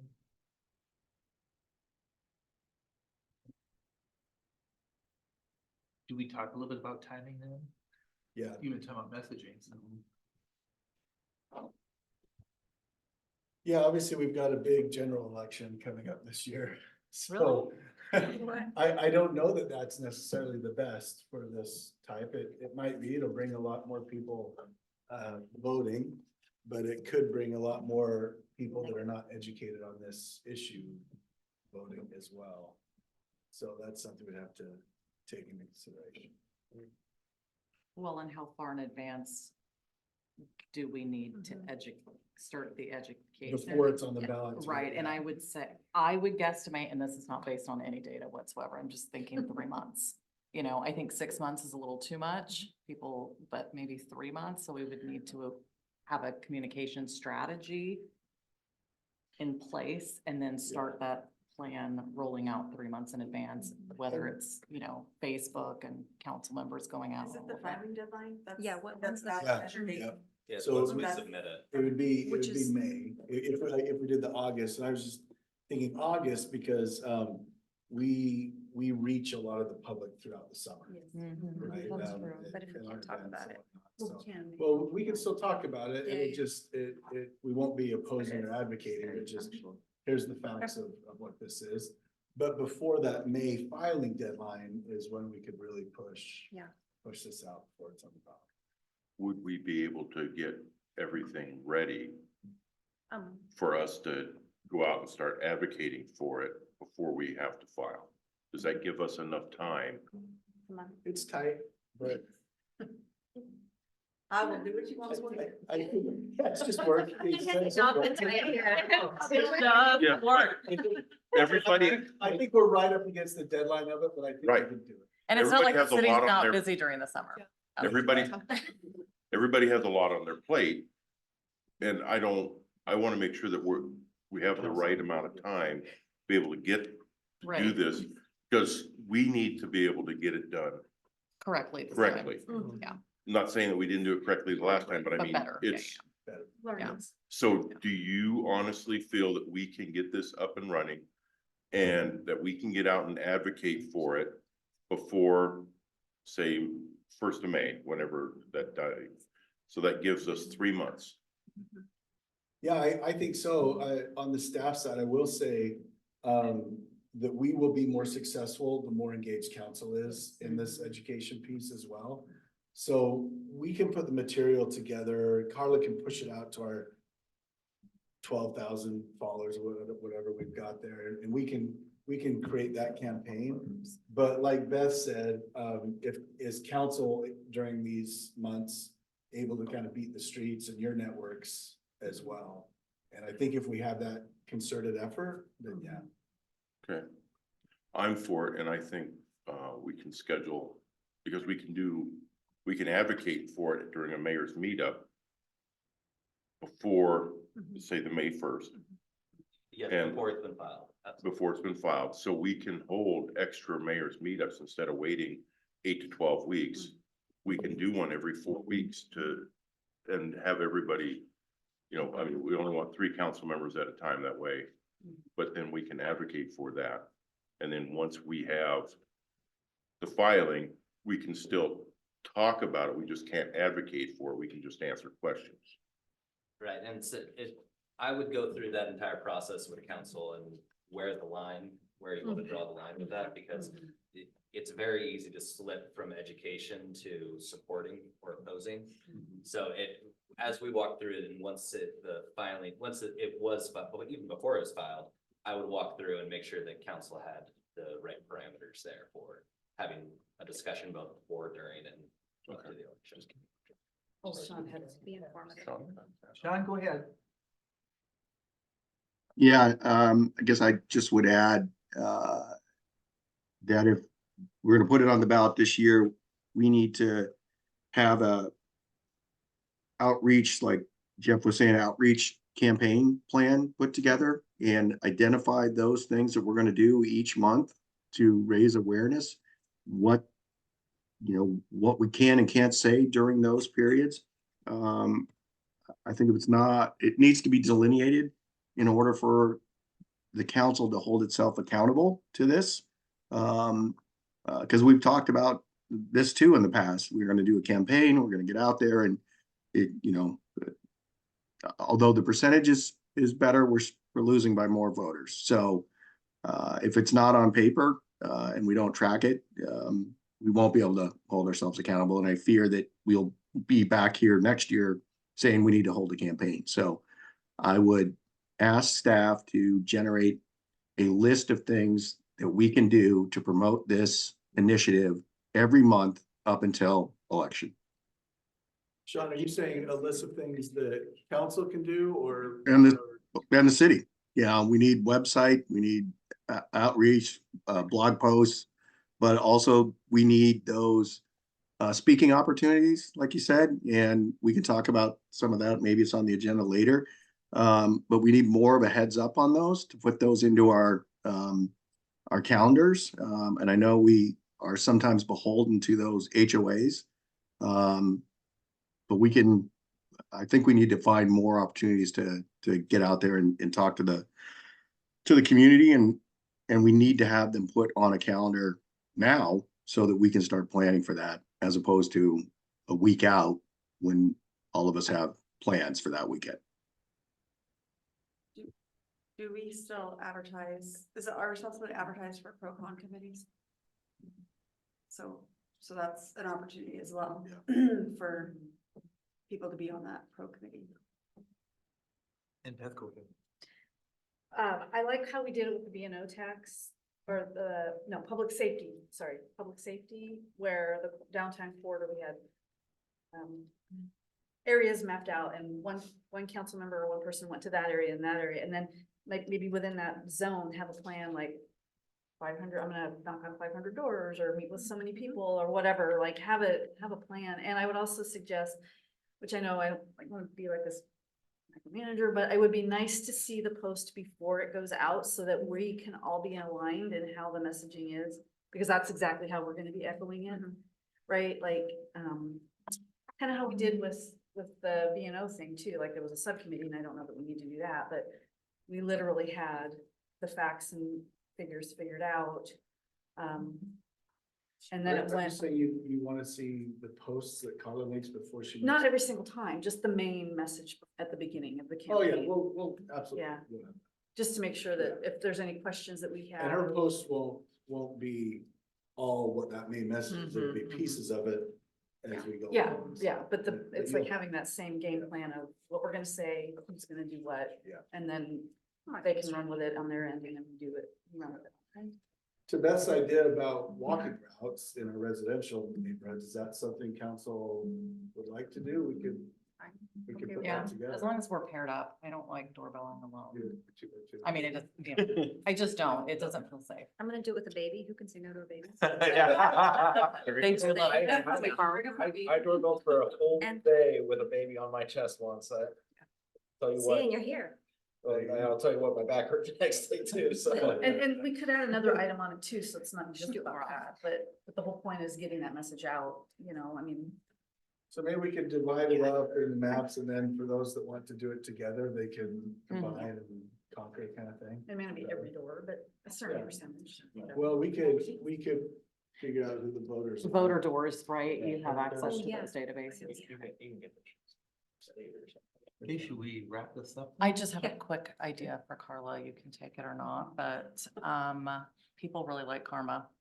Karma could do maybe a few shopping trips around town and you could post how much sales tax, especially a grocery trip, because a lot of people don't realize that groceries aren't taxed, but like show That's a fun Karma idea. with a Yeah. big old thing of groceries. And sales tax, what it was, or maybe like a big TV from Costco or anyway. I just had to get that out there before I Yeah. forget to tell you. I love that. I'm going to Costco with Carmen. I just feel like I can get better deals. Can we get a few? soon? Okay, sounds like you have agreed to go out to the voters for the 0.2 increase in the Transportation Benefit District sales tax. And one of your other messages is that the city would then intend to eliminate the vehicle license fee tax. And you want to do this by August, which means you have a May deadline, so you have to pay attention to that. And the third major point is just having this outreach plan kind of month by month with the messaging of what we can say, what we can't say. But really, I thought I was hearing the suggestion echoing what Regan had said about council involvement will be so imperative in order to put this over the top. So those are the main things. And then Beth, you had some other great ideas and some of the rest of you did too about messaging and all that. So I'll put those into the notes, but those are the main points of your agreement. Here we go. Should we take a break? Yes, please. Yeah. Okay, let's take about 10 minutes. Let me look at it. To reconvene. We can't quite move off transportation yet because we did have one dangling participle as we took our break. Local improvement district, where are we with that? Has the council discussed it enough to know whether you would want to move forward? Or did the conversation raise more questions than answers? And so do you need to do more exploration of this? Or I'm not so sure where exactly we are. I mean. Yeah. My feeling is I think it's important that we have a potential roadmap laid out that we could present to people, like we could be talking about it. I mean, it's good to know that that's how it works, what the timeline might be, so residents come to us or HOA comes to us and can say, your project isn't on our transportation list, here's another option that we might, the city can help with. So that we're not just saying no, we're saying here's something. But I think that's what Regan was saying they have been doing. And that has, if that's the case, Regan, right? It hasn't been going anywhere, and given the timber lane impacting a main thoroughfare such as 192nd, I'm not saying we have to address all of the little side roads and all of that, but at least that main strip, that is a main thoroughfare. We need to proactively do something. Well, I was just saying, I'm not just necessarily speaking about timber lane, that might be a whole nother Right, issue I'm right, talking right. about, like, so that if we go to HOA meetings or something, Yeah, and somebody asks about roads or streets, we have a document or talking point you can share with them that is a little bit easier for somebody Yeah, to just follow. yeah, just map it out a little Yeah. bit. Yeah, I like your idea. So when I would, during one of the mayor's meetups, or all of them, I think it'd be great to have that showing the two options about, up until May, we can be proactively talking about the sales tax, but also have that option of what a levy lift can do to, like a 101 for people, because people don't have a clue. I mean, I understand it because I was involved with the levy lift 99.0, was that what it was, 99.1? 9901. Because I think the property manager where my store was didn't pay, but we could have that information and help educate people on the different things moving forward, whether they want to listen to it or not. We've got it there, even if it's just a brief. So maybe something similar to what we presented with the funding options, who funds it, what it takes to fund it. Yep. That kind of thing. Yeah. And if it would we- include the lid. The local Yeah. improvement district, Yeah. not necessarily. And the local- is it possible to put that something on like a 24x36 foam border, something that I could, or that we could put up on a easel, to just the different funding methods, to kind of walk it through. Yeah. I mean, we can give it to you individually too, so you Yeah. have it, but then for events or something. That way for events, we could have it. We could also have it at Covington Days too, to help explain, what the differences are. I don't know how much help I'd be walking door to door, but I definitely need to go with somebody. We'll get you a golf cart. Or you go public. That's not a bad idea. Yeah. So right now, specific to the local improvement district, as Beth was suggesting, do kind of produce some documents, some talking points that shows the roadmap to how that could come about and be implemented. And then, as you're saying, Jeff, at mayor's meetup meetings, you could be doing both kind of different options to show, well, we've got the sales tax, TBD, proposed increase. We could be showing how the local improvement district works, the benefits to that, so. But again, specific to the proactivity, going back to timber lane sidewalks, what can we do differently to move something forward? And I think the only things that have been done in the past that Jennifer emphasized there is, I think I've met with a couple of different boards there, because, the Right. boards turn over and have explained the LID process to them. I don't know what outreach they did within their HOA or advance it at all. But as far as a city, that's the work that we've done on that. So if there's something more, I think that's probably a funding conversation. Well, as we were breaking, you said you wanted to have a mayor's meetup at Timberland. Can you go together, Jennifer, you be part of that? Maybe one of the councilmen, you kind of make that a big deal to say we want to be rolling this out or explain it. So that maybe they get the message again, or maybe more clearly about how a local improvement district might benefit Yeah, them. it's as though they're like waiting for us to do something like, okay, there's the information. Okay, thanks. And now what? And It does I, feel that way. right, and I don't want to say that, yes, we should step in and take over, but we need to, like I was saying, it's a big percentage of residents that live there. It is our responsibility to do something for that main strip, that it just is, whether we like it or not. We need to do something, and having volunteers of 1 to 2 people trying to navigate that on their own, it is not okay. I mean, we can't just keep pushing it on whoever the HOA president is and like, okay, we did our due diligence, check. We need to somehow get in there and make things happen. Well, we could give them a point person to contact, like, call me if you decided you want to activate this, and I or someone from the city can help walk you through it. Is that what you're talking about? Don't just leave them the information. I think Regan talked about this a little bit and stuff too. I mean, I know I can speak personally, I have looked to try to get like grants for, non-public, HOAs, things like this. I think the challenge is the fact that it's not in right of way. It's not the city's. So the first thing we would be doing is we would have to, as a city, then acquire this knowing that it's not at a standard, or we would have to know that we were gonna be putting in X dollars to bring this up to a standard. Because right now, we don't have the ability to technically maintain it either, because it's not in right of way.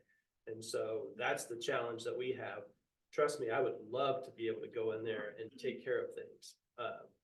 But that's just the nature of the way that particular neighborhood was set up. And so those would be the pieces that we would have to know, okay, if we're gonna do this. And again, having to answer the question, okay, we're taking on this cost for this in this neighborhood. Would there be others that would be expecting that or wanting that as well? Totally setting precedent. Both Jeff and, I have questions, Jeff, one, two. So knowing that this is the big concern, so if we were to, I know it's gonna be a big process, but because we're looking at 192nd and then Timber Lane Boulevard, and it turns into 262nd there all around on the main thoroughfares. And then if you also look at the main road that runs from the clubhouse back up north, approximately how much would it cost us to even get a cost estimate to fix those 4 different segments? Just to get a cost estimate of how much it is? To fix it, to bring it up to code. We could put together a cost estimate as far as how much it would be. I'm not too concerned about that as far as the cost of what we could put together. Obviously, cost estimates I always say is, depending on how much you put into it, like you can put a lot into like surveying and doing all that kind of stuff. That would be pretty expensive cost estimate, but we can do like per foot type thing, get an idea of what that is. We don't have any major grade challenges here, like 164th, for instance. We had to put a big wall in, super expensive per foot based on that. In a lot of these cases, you're not talking about those types of challenges, but obviously there are still challenges to deal with, fences and, like any of those types of things that's going in there and having to build, but we could put together an estimate of what that would cost. Because you have ditches, so would that entail putting sewer in there or drain and covering that up with sidewalk and curb in? Some of it would be, you could still have ditch separated with side. I mean, again, those are the types of things where we don't have to go to like current standard where you're putting in curb gutter sidewalk with all of that planter, all of that. You could still have ditch and like walkway sidewalk on the backside the way that it is now. As long as there's space for it, because we want it at least a 5 foot, right? Well, you still have to you'd have to, one of two things. You still have to make sure that you have a facility for the storm drainage to function. So as long, whatever that's necessary, and yeah, that's probably somewhere in that nature, or you would have to decide to put in pipe, and that type of thing, which would obviously drive that cost. So Don mentioned 164, it was just over $1 million for half a mile. Yeah, like 2,000 feet technically, so even less than a mile. Yeah, and there was the wall there, but. One side of the road was a little over $1 million to go up 164th, but we had to put a big wall. There was some structure in that, so we had to put some storm drainage into there. So there were some pieces to that. But like if we're talking about if I just totally ballparked, like what you were talking about, the whole Timber Lane, The loop. 192nd all the way around, and then the one to the, 260, the clubhouse one that goes to the east. That is from, I just pulled it up a little bit, that is like a little over a mile, depending on how far you go up and around. So you're probably like 1.2 miles, 1.3 miles, somewhere in there. And if you do both sides, that type of thing, I mean, you could probably be into like $2 to $3 million. You know, On a very low end, I think. yeah, on a very low, that's like keeping, not doing curb gutter sidewalk, I'm just saying, literally just dealing with like a asphalt probably path type, improve Which what's is there. why it's insurmountable for a little HOA, right? I mean, we are like, what? And it will never change with our current strategy, ever. John, why don't you go ahead? And I think Bev out, she has her hand up too. Was that, you're calling on me? Yes. Yeah, okay. Yeah, I support, doing whatever the LIDs, I think is what it's called, and looking for ways to provide additional resources to those communities that are asking for these services. I've just put back in the record my kind of concerns with this. But there are, and I don't know if Covington qualifies for them, but Ecology gets grants called public participation grants, and I can look and see about getting information on that. It's basically funding to help with outreach on certain programs that we're running. So you can hire staff, you can build your website. So it's not obviously building the sidewalks, but it may alleviate some of the capacity issues we have to speak to kind of what Jennifer was just saying about, we just can't go into these communities and say, there is a process, here's the information, see you later, and good luck. Yeah, if there are stones to be overturned where money could be secured for us to hold their hand through that process, I think we should look into that. So I'll do some digging and see what they're called public participation grants. I'm not sure who puts those out, but we definitely need to look at those funds. And I think Jennifer's exactly right. It's similar to what we're going to be talking about later about traffic calming. We're hearing from our communities about things that they want, and we've got to think about setting up processes that they can then walk through with city support to get to where they want to go. Thank you. And Beth, did you still have a question too? I was just gonna talk about the ROM pricing, what Don was talking about as far as starting from there so that we know. I just was wanting to ask something, and this might be kind of laughable even, but I have facilitated processes where the panels at the Recreation and Conservation Office are awarding grants, and some of those grants are paving parking lots that are by fishing areas on rivers and streams in the state. I mean, are there any rivers or wetlands here that would qualify for an RCO grant? Yeah, it's like Jenkins Creek. I'm familiar with most of those grant programs, and we do go after the grant dollars that we're eligible for. I think there may be this will be information coming back to the council later this year as part of the Jenkins Creek Trail planning process. We're having to kind of study where that trail goes between kind of Lake Point and Jenkins Creek Park, and that area is timber lane. And so we're kind of studying some of the pedestrian routes, and while it's not sidewalks, it's a pedestrian route through that area, and so there could be kind of a complementary path that we're looking at. Still has large costs and things like that, but that would be something that we would go after RCO grant dollars to help support.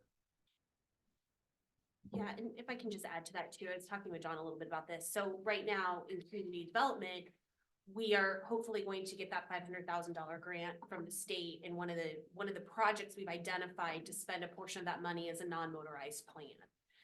We'll name it something cooler than non-motorized, but basically what a non-motorized plan looks at are these various routes around your city and where you have deficiencies and where access is needed, anywhere from safe routes to school to your major facilities within the city. And so these are obviously, I'm gonna tell you, they're gonna pop up in that study. And that study also then parlays into capital, right? It'll be a rough kind of report estimate of if you want to start now working from this project scope of work, putting it in your transportation projects, your parks projects. These are some rough dollar amounts that would get in there. So I think between maybe the three of our departments, some things will move out ahead of each other depending on council desire. But at some point, a lot of this information will ideally coalesce in that non-motorized plan, which we aren't gonna start until probably the end of this year, early next year. Is where we kind of have it slated. We've got a busy work planning CD. So just kind of a heads up that there is also some future forecasting we're doing amongst our three departments on routes through the city in general. Is there a way to, I guess I feel like, I mean, planning is great, but we already have identified 4 or 5 Right. streets. We know, like, planning these aside, let's find out what we need to do to, what it would take to make them whole or to standard, right? Can any of that money be used for some of that other stuff, or is it strictly for the work you all are doing to make like a plan that would go into our city documents? So it's under climate action. And the way that they're awarding that money is based on the biennium. My first requirement is I have to have a comp plan element. That's where that first dollar amount goes. And so over the next 5 years, they're spreading that money. So our scope had to be spread to match that. So I don't have the ability to move that up until we have that element. So, but I hear you. And they also won't let us spend that money on projects. So it has to be in a plan to then that parlays into a project. Yeah, I did the pricing that longer. I know, right? Believe me, we've talked about this. Like Don presented a little earlier, there are the 2 options initiated by the community or initiated by the legislative body, which is our city council. We were just looking into that. So if the council initiates it, then you can begin assessing those properties for that project. They can challenge it but they would need 60% of that district to oppose it, for it, not to be valid. So again, that still goes to the point where they're still paying for it all, but the city would be initiating it all. I don't know how this works with an LID, if the city can put some in or not. That would have to be something we'd have to look at, but. Yeah, I mean, Sean brought up an extremely good point. I mean, this is considered probably the most socioeconomically vulnerable area of our community. Yeah. And here we are like, okay, charging them for it. The reason it's not fixed is because they can't afford it already as an HOA, not that they ever would, even if, you know, the circumstances were different, but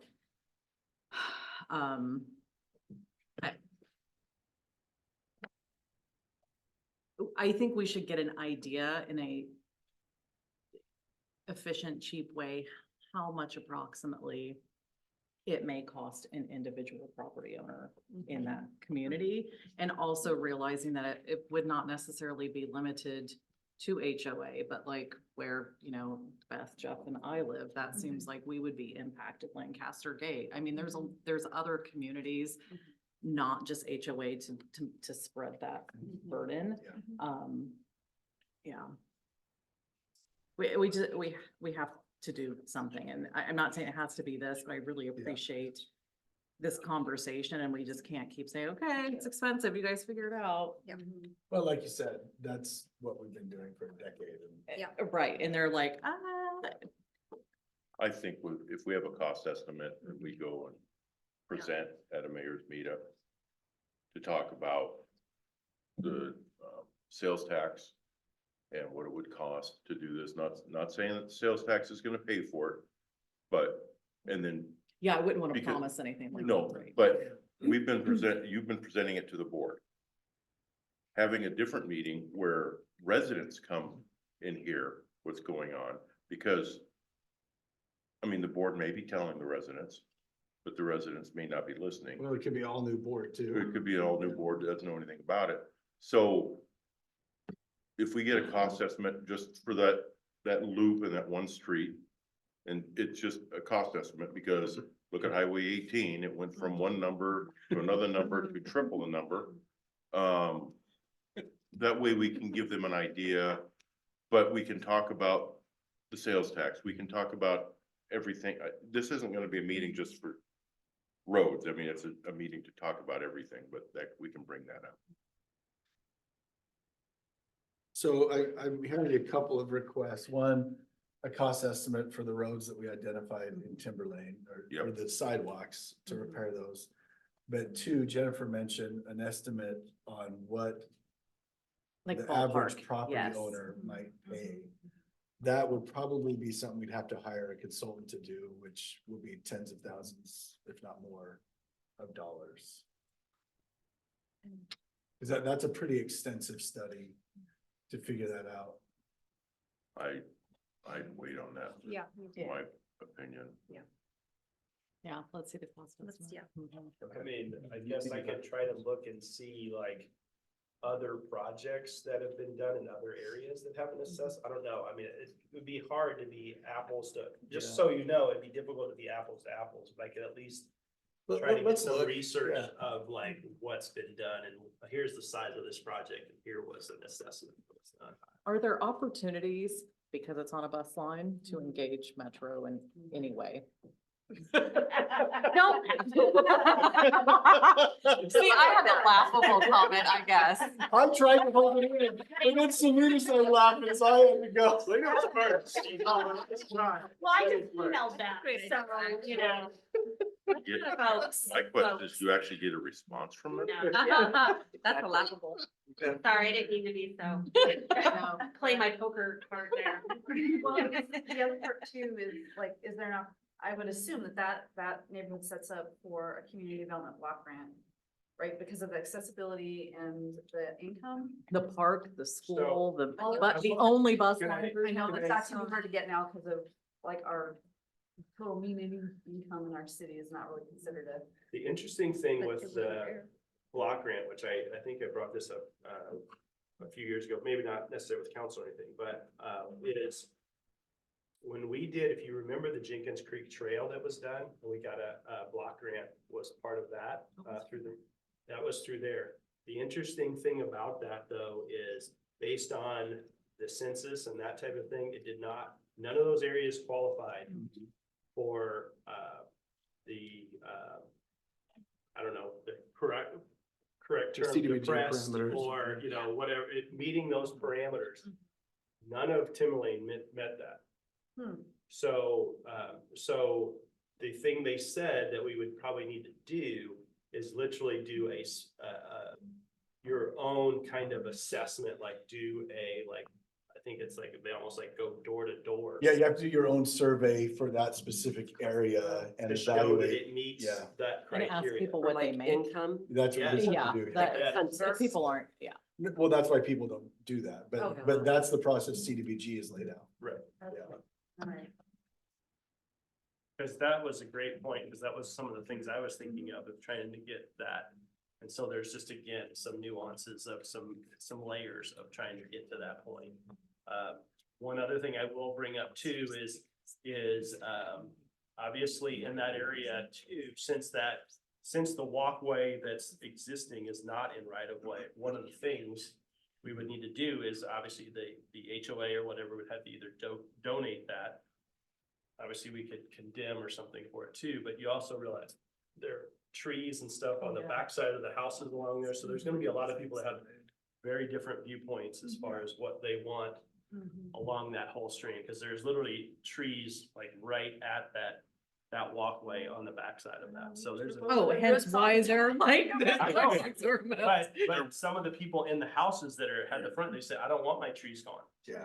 And then, so it's like, and you're talking about, It is. you it's know, nice different privacy. ones having to like, they have to agree then to, unless we condemn, to donate that to the city. So a few challenges you know, just to keep in mind. But there's a whole sidewalk there on the other side of the street that has trees growing through it. I had no idea until George told me there was a sidewalk I over there. used to walk my dogs on that. I had sidewalk. no idea. He goes, yeah, that's a sidewalk. I'm like, Well, it's "Oh, like it's not."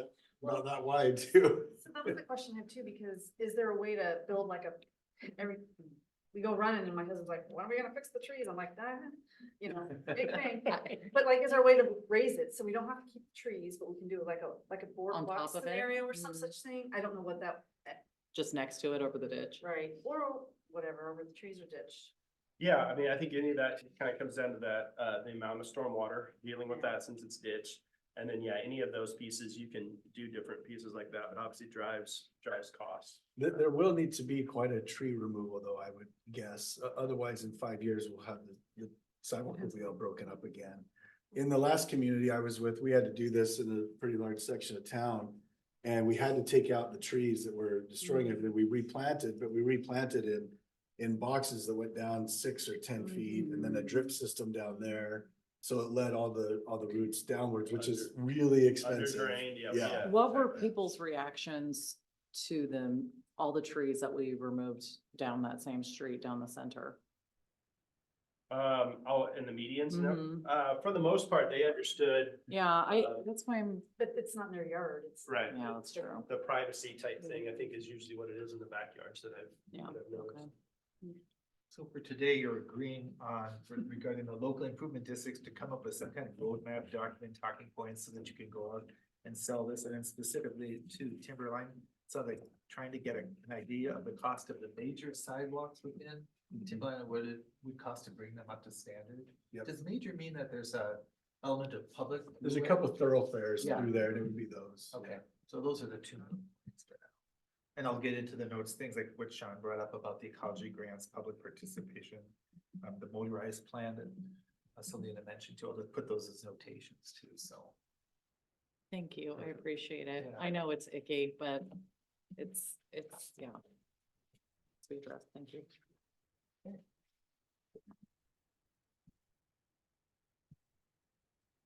So we are moving on to BAS. Yay. More ickiness. The battery energy storage facilities, and you do have, I guess it's gonna come up on the screen, you also have this printed in your packet. Yeah, you guys saw my talking notes too, so read along. Yeah, thank you for sending that ahead of time. Yeah. Yeah, so we're gonna touch on the battery energy storage system, as it was talked earlier today, that this was a project that was just outside of the city limits in Matson, near Matson Elementary School, and we went through that process with the public about understanding that particular project. And then with that, obviously trickles down a lot of questions about zoning, what this means, what they are. And so what I'm hoping in my slide deck is to kind of talk at the high level, trickle this down to us, and then we can talk about some action items moving forward.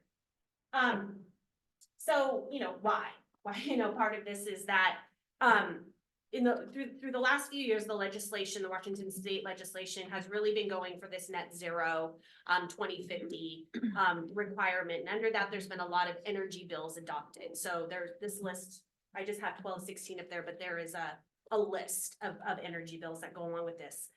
This particularly energy bill talks about a coordinated permitting process overseen by the Department of Ecology for clean energy projects to come in. And when we talk about clean energy projects, we're talking about hydro, we're talking about solar, we're talking about wind, and we're talking about battery. And battery is a little bit of an asterisk next to it because it's not a generation, right? It doesn't generate power, the other three do, but they have a relationship with each other. And then obviously we have our typical power lines. We've got our natural generation station in Tacoma. There's like a whole system, right? And BESS is a piece of that system. So what they've asked the legislation to do is Department of Ecology take the lead on this. And, you're going to work with state agencies, tribes, local governments to figure out how you get those clean energy projects permitted. Okay.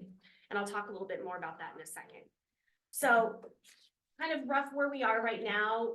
I would say we're in that blue area. I did have a call with Ecology to talk a little bit about their process, which I'll explain here. So there's actually 3 paths that an energy facility can go down in the state of Washington, okay? There's obviously working with your local jurisdiction, like we saw with Tanasca and King County. So they go in, they get their local permits, they go through that process. The second one, and I'm doing these fully in order, kind of backwards, is the Energy Facility Site Evaluation Council. So this is actually a state level council that was set up. Their whole mission was to look at where these facilities would be sited. And when I talk about facilities, I'm talking about hydro, electric, hydro, wind, power, and BESS, okay? This is a separate council. They have some decision-making authority. I unfortunately was not able to get a hold of someone there to fully talk about their program and like, why would someone go to you to use their program? But they can kind of control that kind of larger piece across the state. The second one, or the third one, is Department of Ecology. So this is a fully coordinated clean energy permitting process. They're still in process with this. So what they will do is that, let's say energy facility comes in and maybe it's a broader one where they have to get certain permits from multiple jurisdictions or multiple state agencies. They would go to the Department of Ecology and say, hey, I've got a really complicated project. It's going to require a lot of permits. Ecology steps in and facilitates that process. Ecology doesn't have any decision-making processes. They have to still abide by whatever the rules are at the local jurisdiction. You're just more working with a Department of Ecology person that's going to help facilitate these. The one thing that Department of Ecology is doing is that they're doing a programmatic SEPA for the state of Washington regarding these facilities, with the exception of BESS, right? So that means they're looking at hydro, they're looking at wind, and they're looking at solar programmatically across the state. And they're only looking at BESS facilities if you come in you come in adjacent to one of those. So for example, if you're putting in a battery farm or a solar farm and you need a BESS to store, then it becomes an accessory. They look at that programmatically under the environmental rules of the state. There's a lot of, some of you might be familiar with programmatic SEPAs. We don't have to spend any time talking about that. That basically says they're going to take that legwork out for the purveyors of this energy to have to do that environmental review. But they are not looking specifically at the locations of BESS. And so what I can't verify, I'll just be honest with you, in talking to Ecology's process, because I asked Ecology about the Energy Facility Siting Council, is kind of really how they fit in. When would you go to that council? They think it'll be for like massive statewide projects because it's just a larger, someone like coming in for just a small battery is probably not going to have benefit from either of those 2 state processes. They're likely going to come in at the local level because it's just 1 or 2 permits you have to get and they would move on. But they have yet to see how that works because they have yet to have a project. So I'll pause there. Any questions? Yeah, quick question. So I already established that a BESS is an energy facility, but that doesn't necessarily make it a utility. Is that correct? Maybe. Okay. So we have, if I can for just 1 second, we have to remember Puget Sound. I'm going to pick on PSC because that's mostly what we have here, but we've got multiple energy companies within the state of Washington, Avista, Tacoma PUD, Snohomish PUD. PSC particularly and BPA is another one. They're a commodity. They're not a government agency. So generally what happens is that when they go out and they say, well, we have a deficiency, they go hire maybe this private company. I'll use Tanasca as the example. They set up that facility, they run that, and PSC and them have an agreement about how that commodity costs are split and shared, right? So while that facility may not be owned by PSC, they contribute to the PSC grid as far as energy goes. So does that kind of answer your question a little bit? So it doesn't become like a full utility in that you'll have PSC's name on the side of it necessarily, but are they buying and selling energy between those two? Very, very much yes. Okay. So that's how Tanasca was able to say that they are a utility. Yes. Okay. All right. Thank you. But someone else other than Tanasca comes in and runs it. There's Okay. there's companies that this is their jam, right? And you also have some like PSC has their own. They've built their own BESS that does have a PSC sticker on the side, and they've built their own facilities. But as kind of a system commodity, they are private company, can hire a consultant or another vendor to provide them a service that they then incorporate into their business model. It's kind of my simple way of explaining that. Okay, so what do we know about this? So we've got our House Bill 1216, which is our clean energy bills, and that's one of many in the state of Washington. It's really tied to the 2021 Climate Commitment Act. So we're net zero emissions by 2050 is what they're aiming for. So statewide emissions, and then all the PUDs and the electric companies have to work within that. Again, I'm using PSC as an example. PSC has adopted its own net zero carbon model by 2030. And along with that is their grid modernization, okay? So what that means is that they have to look, how do we take carbon offline, or how do we buy and sell trade? So it looks like we've got carbon offline. Just being honest. Thanks for being honest about it. When Sound Transit says this is a carbon-free light rail, it isn't, right? We're buying and selling those, right? Because it's a commodity, we buy and sell that. And then their grid modernization is that they look at their system and they say, well, if something happens here, how does that affect everyone downstream? What do we have to turn on? What do we have to turn off to keep our customers safe, particularly in a climate issue, an emergency, an unforeseen event? So that's what they're working through. And so through all of those, there's some main goals. Their goals are to be decarbonized. So you're increasing your wind and solar. You're trying to provide a place where that energy can be stored, because remember, energy can't be created or destroyed, so it has to be held somewhere. So that's where these buses come in, and that you're looking at that not only for your individual home needs, right, as we get more plug-in cars, cell phones, energy consumption that we do on a personal level, local level, street level, local level, global level, and then our emergency events. So this is where BESS kind of fits into that system, right? Where they've identified, the industry's identified that. I wanted to bring up the new codes. So, and I actually have a copy here. And Sean, if you have this at home, you can click on that link. It's a hot link. It'll take you to, probably not on the presentation, but the one, I would have clicked the presentation. It'll take you to the hot link.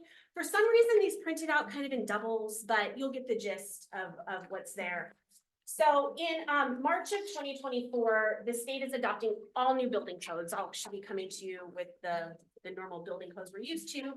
But part of a building code adoption are the energy codes. Okay, and Washington State is notorious for very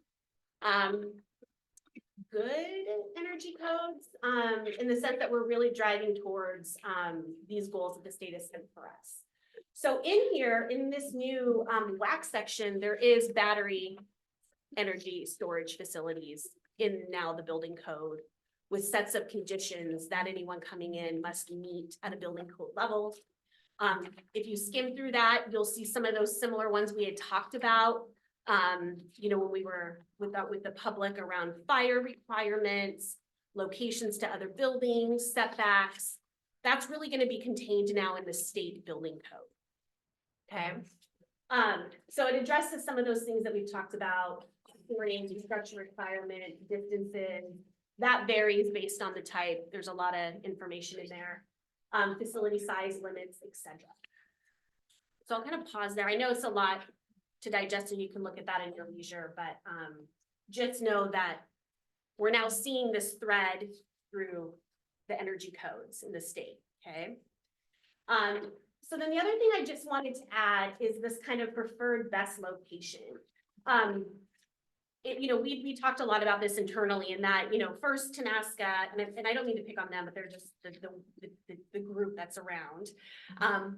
The industry went to Renton. Renton actually was like, hey, we'll be the lead in this. Like, we'll create this amazing thing and be the leader in the region for energy. And then that didn't go well for them from a public constituent. They said, okay, go to King County. Okay. So then they went to King County, and then we witnessed what that happened, adjacent to Covington. Then I believe they were looking for a place in Tooele as well. And now, right now, talking to my peers, there doesn't seem to be anything popping up yet. So, so just know, the industry is going to come in. They're going to try to find these locations. when we look at where do they want to go, like, why did they want to go next to the school, right? Why was that a place for them? There's lots of reasons. I'm not an expert in this, but just looking at the US Energy Lab, for best locations, they tend to want to be near transition stations. So that's any voltage 230 kV or more, right? Right across the street is the Berrydale substation. That's a 230 kV, okay? The one we have down at 204th and 272nd is now up on the hill, now that we've dropped the road. That's a 115. The next largest 230th, I believe, is down in Maple Valley, their next substation down 272nd. So that probably drove a little bit of that decision. How do we get as close to that 230 line, that 230 system we can, and find property that's available that meets the needs of our project, the industry needs. They also like to be in and near load centers. And when we talk about load center, those are like highly dense areas that use a lot of power, right? Like if we had a downtown, like a booming area in downtown, we probably would have had a substation as part of that. And then they would also want to go in there as well. And then they also want to co-locate with renewable power resources. So again, that goes back to that ecology way of looking at this. So if we had a solar project, wind project, they want to be next to those because power is created, it can be stored, and then disseminated when needed, when called upon. Questions there? The US Energy Lab has a lot of great information on this if anyone wants to go. Selena, Beth has a quick question. Oh, sorry, Deb. And remind me why it's not a good fit next to BPA. Oh, okay. So, I mean, because that's. yeah, no, that makes sense. So BPA does not provide power. The only place they provide power to in the state of Washington is the airport. What they do is they collect power and they sell power, right? On the larger grid. So again, we have to think about power as a commodity, okay? So California needs some power. They're gonna call it BPA and they're gonna say, we'll buy some power from you. And they buy power. But BPA might have to call up PSE, Snohomish PUD, and say, hey, do you got some extra power? And then they sell that power. Because remember, we're not storing it. This is a constantly moving system, right? Yeah, the batteries allow them to store it. Right. It just seems like there's that large station. But they do not can't provide tap into power. No. Oh, okay, all right. I already asked that question. Thanks. And I asked that question, and I'll tell you, I asked that question for the purpose of economic development in our downtown. Because we have some folks that want to come in that are massive power users. And we were kind of joking, like, can you just tap right into the power line your building's next to? And we've learned in that process that that's not how that works. The power is provided by PSE. BPA is only a purveyor and seller of energy. And they would need to go through PSE to get that power source. Again, a substation, potentially a battery next to it, in order for those facilities to take off. Oh, I'll leave it Okay. later. And I know this isn't necessarily within our purview, but I'm super curious when I asked Tenasca when they were here about regulatory authority. Once one of these things is in operation, it didn't really sound like an agency or authority is really watching them once they're built. And I'm wondering if that has been changing. Are they going through significant audits and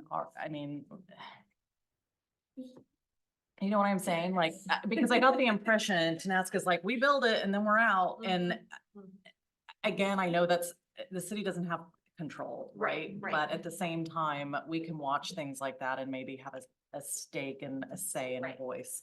So what I'll say to that is that PSE is the owner of the business, right? PSE owns the power. They've hired someone to help them, okay? So we're just expecting them to go do an audit? So part of PSE's requirement as an energy purveyor in the United States of America is that they have to follow the federal, it's FERC, so Federal Energy something code. So Regulation code. Thank you. I was like, it just skipped my mind. So they have to follow the FERC codes. So anything that they've brought in that's part of their system, whether that's owned by them or by a private company, falls under that umbrella. So PSC would be the responsible business to ensure that the people that they've brought in to work within their system are abiding by those rules, and they get audited regularly. So I will tell you that I was a little shocked on how that got answered. I think I leaned over to Regan of like, just planning energy power 101, you learn that. So I was kind of disappointed in how he answered okay. that. But that would be a PSC business. It's like us going and hiring a consultant or someone to go build a roadway, right? They fail in that We're roadway building, we're responsible. Yeah. So would, if there's an explosion next to a school, PSC is liable if they've been buying power? Well, that would come down to whatever agreements they have. I mean, I'm Yeah. curious because that's what determines whether or not the control is there to Mhm. ensure safety. So if there isn't a clear who's paying for this, if something goes south, then they're not going to be paying close attention, and any of these things put all of us at risk, right? Yeah, yeah. I can't imagine that PSC would put themselves in that risk, but I also don't work for them. Mhm. But, that seems like a bad business decision for them, in that regard. And I can't say with confidence that it's 100%, but I feel very comfortable saying that within the system of power and how these energy facilities are required to play within those FERC standards, they have to look at the full system. Okay. So they've got skin in the game. Yeah. Yeah. When you're paying someone to do an audit for you, or you're doing your audit yourself, you're already biased, Yeah. already. See what I'm saying? I Like, get- why I get would what you you're saying. flag something that is advantageous to your bottom line, money wise? So, yeah. And they might do their own internal, but I think there's some external audits. There's a that- lot. it's Yeah, there's a highly- lot. Okay, It's highly okay. rated. Yeah, it's not. That yeah. answer completely freaked me out. It No, freaked me out. So too. I would guess half of what he said, Selena, like, that's not true. That's Okay. not true. That's. And- So- And I will give them the benefit of the doubt in that they are there trying to get a response to an RFQ that was put out by PSC, right? So that's like, a contractor coming in and talking to you directly, for a project that we're gonna do. I think they're treading lightly because there was an RFQ on the table. Mm. They hadn't really gotten that. Part of that was like, can you get it permitted? Then we'll do Yeah. business with you. Yeah. Cause we had asked PSC to come into that council meeting as well, but they got back with me and said, we need to keep distance at this point because Yeah. there's not a relationship Right, there between Nebraska and Hmm. so. Yeah. It's a whole other world. It is. Okay, so we'll kind of keep going. So, obviously in response to what we experienced this summer, King County took this up. I think that Covington did a great job lobbying for that. Pro Tem, Smith and I went to the best King County reading to look at their striker version. We were in the room with the folks at the table. There's been various iterations of this. Councilmember Perry is the lead on this, and she's convened a huge team of people from fire, the fire union, all the way down to the Energy Lab, the Northwest Energy Lab folks, to various stakeholders within jurisdictions. And they were working through this striker. And I don't know if all of you have read this, but initially when this came up, I think I did a white paper on where are these going to be permitted in King County, and they would be in the RA5 zone, which is just north of us and south of us. That's not changing under the striker version. They still will be permitted there, but there's a myriad of conditions that develop or industry would have to follow. What they did do was something interesting, is that this fell under the term utility facility in their permitted use, because obviously our zoning is never really up to par with the technology that's coming in. So the best facility nestled under the term utility facility, and that was permitted in all zones. And when we think about utility facilities, we'll talk on the next slide, that's all your like water, sewer, power, all the things we need to do development. And because of that, then they had where those are permitted. So they're technically allowed in all the zones. It's just the permitting levels might be different. So in the RA5 zone, it would still be a conditional use permit. So there would be a public hearing. In King County, those are administrative permits, where like in Covington, if we had a conditional use permit in Covington, that's a hearing examiner decision. So that administrative process, while it provides a public hearing, is still administrative in nature. And then there's various, and I kind of put some high level bullets up here.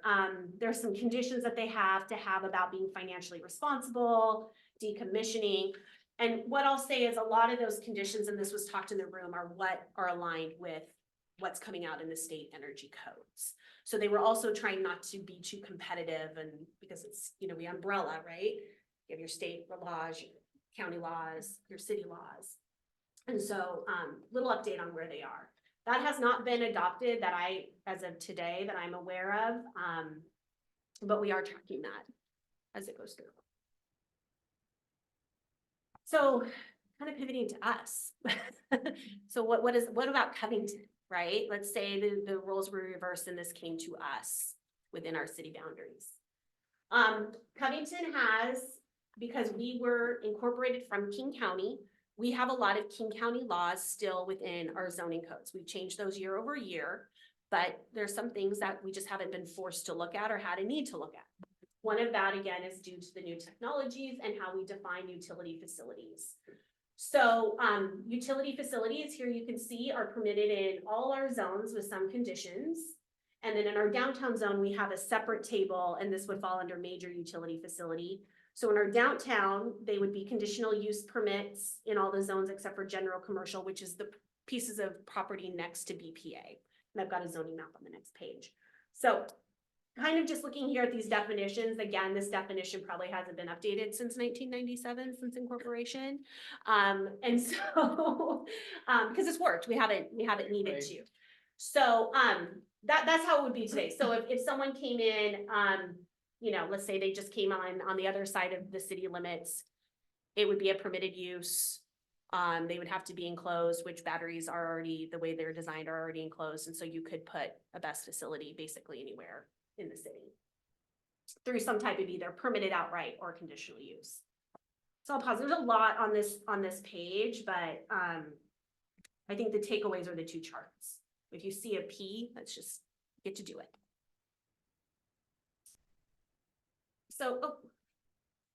So here's our zoning map. So basically, they would be everywhere. You could put them anywhere here. The two X's just have a more robust, fully enclosed requirement. And we have to remember that that enclosed requirement was written before BESS, right? So that enclosed requirement was written for things like your sewer lift stations, your water tanks, things like that. So it doesn't assume any kind of newer technology or newer utilities, right? So kind of think of the 90s. What did we know in the 90s? Okay. So one of the questions that was presented was, what does Covington want to do? What should we do? How should we think about this within the terms of our boundaries? So you have a few options, and obviously there's always more than what I put on the slide here, but you know, you can keep it as is, and you just kind of say, well, you know, are they gonna really want to come here? We know they want to be near 230s. They went in our downtown, that means we're dense, so maybe that's a win. You know, there's lots of things we can ask ourselves. It wouldn't require any action of staff.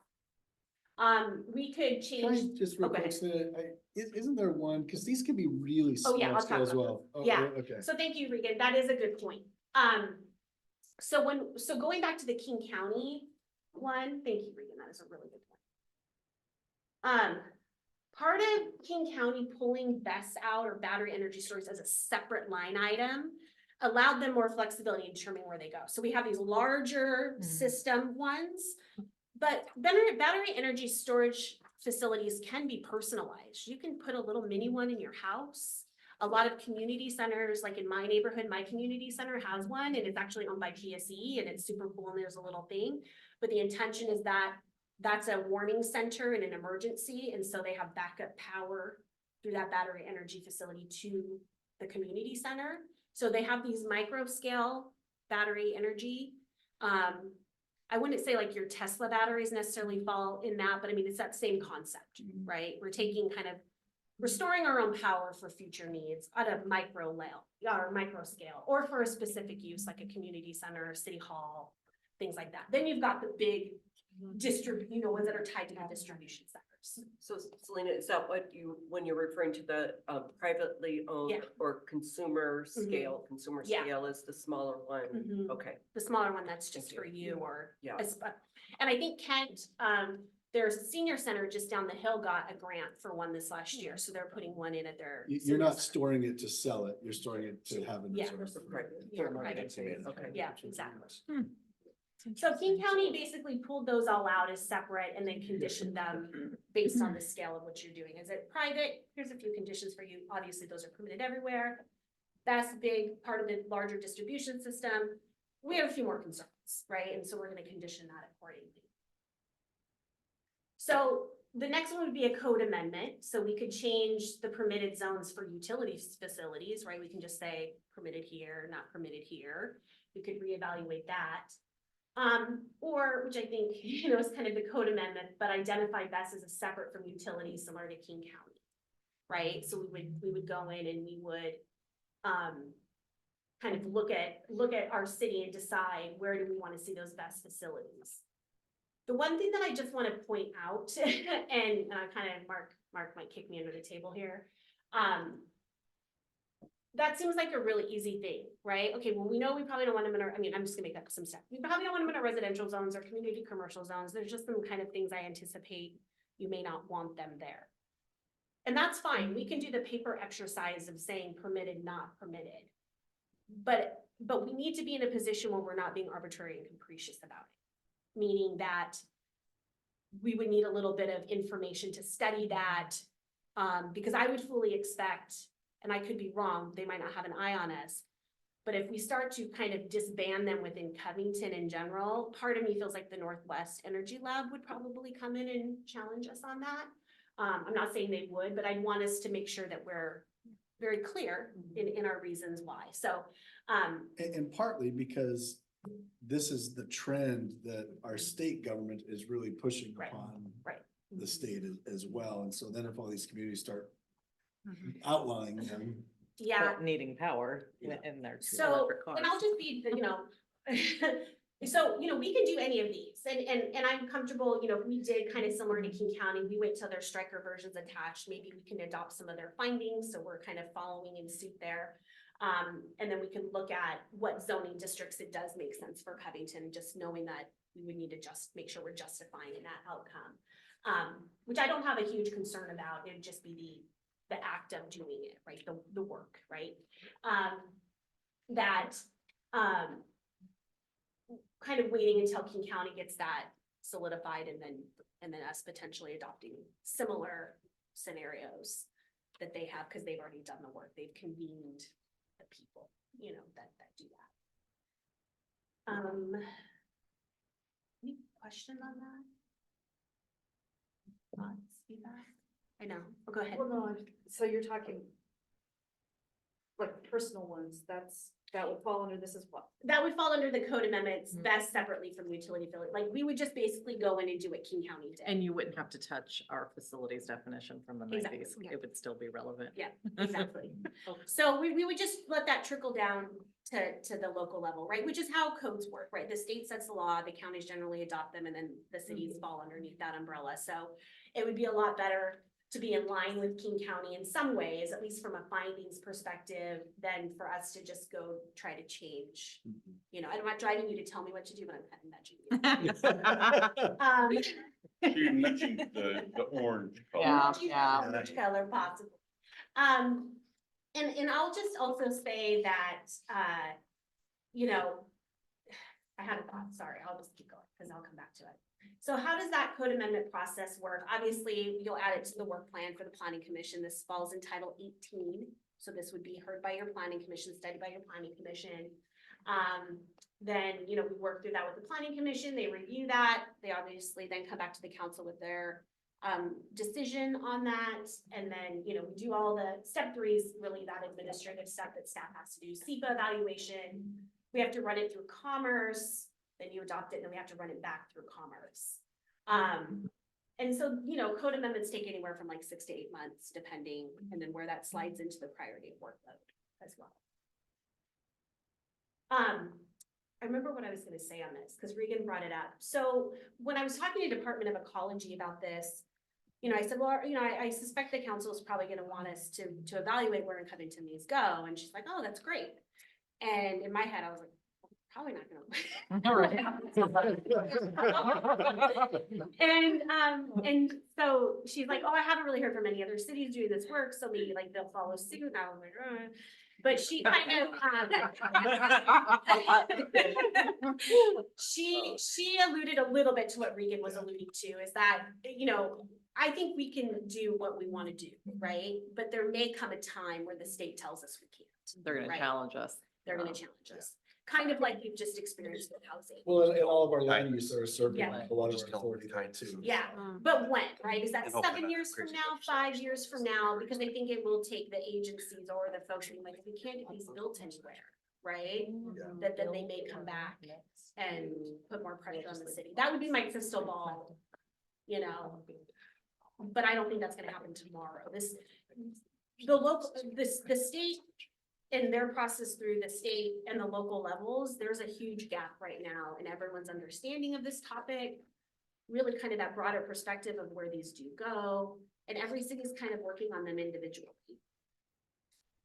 So that map that you laid out, essentially the only two places that a commercial, that's not right, but the big one would be Lake Point, and then there's No, they can go anywhere in the city. Anywhere. Right now, the way the condition for utility facility is Okay, met, okay. it says those are the ones where they'd have to be fully enclosed, which is interesting. It's community Okay. commercial and. Yeah. Yeah, so I don't know. we But again, should based make on some the kind nineties of change. version Yeah. of a utility facility. Yeah. Selena, can I just ask, based on what you just said a minute ago about the state's interest in what localities might do, but if you adopted, if the council said, let's go with this orange option plus your 4 steps, it looks to me like in the steps, especially 3, you bring the state in. Commerce, I don't see ecology up there, but. Yeah, you do. are they? You send it to Commerce for a 60 Oh, and then day ecology? review. So they Okay, get sorry. 60 days to comment on your ordinance. So in a way you are. You are, inviting some but it just coordination. kind of depends like what's on their radar, right? Right, and if we're first ones in, we're gonna get Yeah, out do a they little care? sooner. Yeah, Yeah. Yeah, like we just tried to be the first out of the gate on adopting the state level SEPA evaluate, like the state adopted new SEPA regulations. We were the first city in, and then they kicked it back to us. And now 4 cities have gone in and passed, and now Daphne's taking another run at it, and we think it's gonna go through. But I think it's because they didn't know, right? Interesting. And then they had some bigger cities. Kind of, yeah. Right. Again, I will just own this is my own speculation of how that's working, because it was very interesting that, we got it sent back, but yes, it will go to Commerce. Is it on, Right.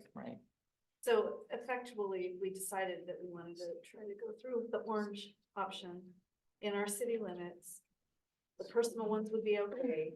if that's the will of the council. Well, no, but if we adopt the orange, we're basically taking King County and Yeah. adopting it as our own. Yeah, you're probably gonna be adopting like the conditions, like I would assume we probably want the similar conditions, because those are based on some of the findings of fact they've done the research on.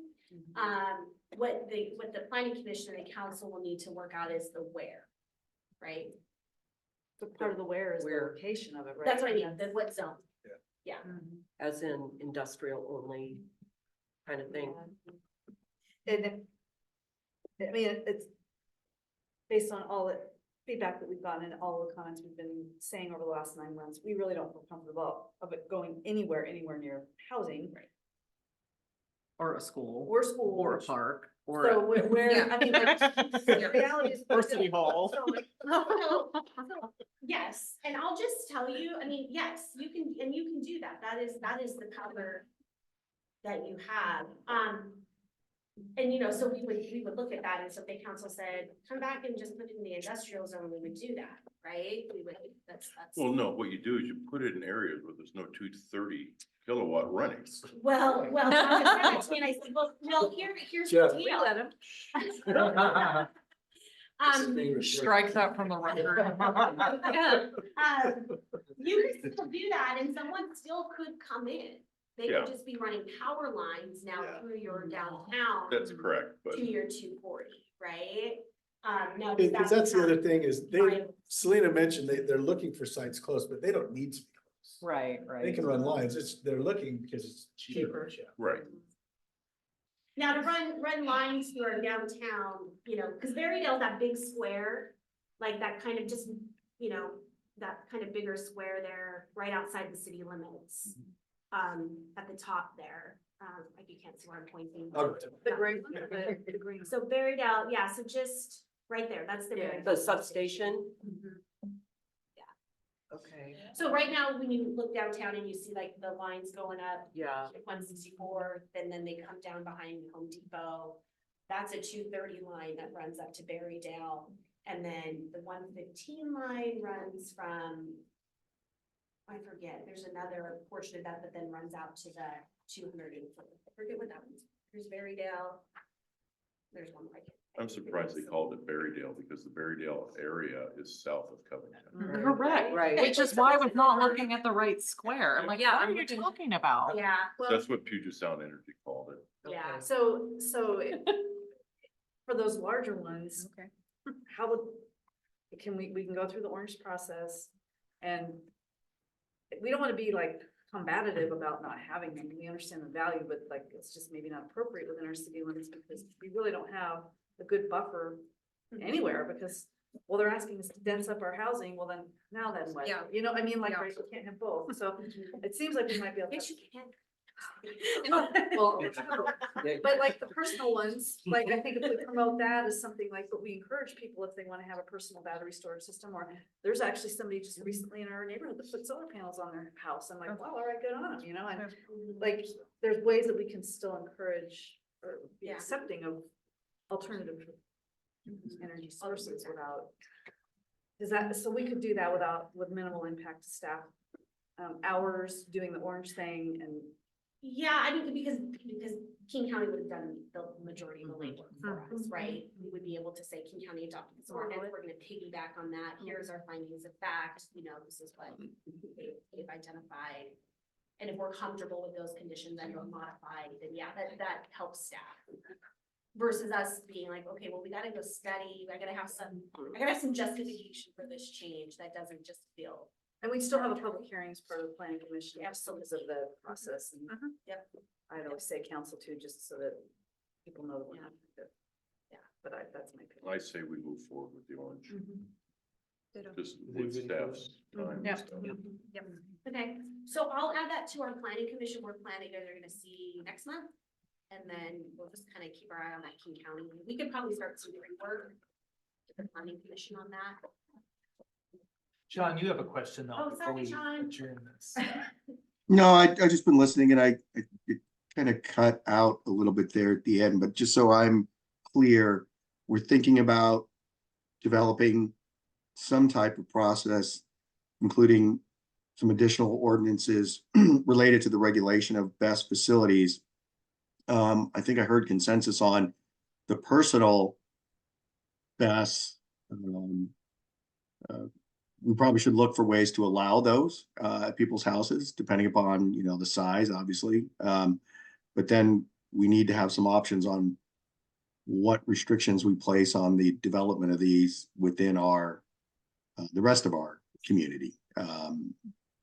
Yeah, I mean, I'm leaning toward restricting them to the industrial section, but I understand what Selena said about that location, but I'm still leaning toward that.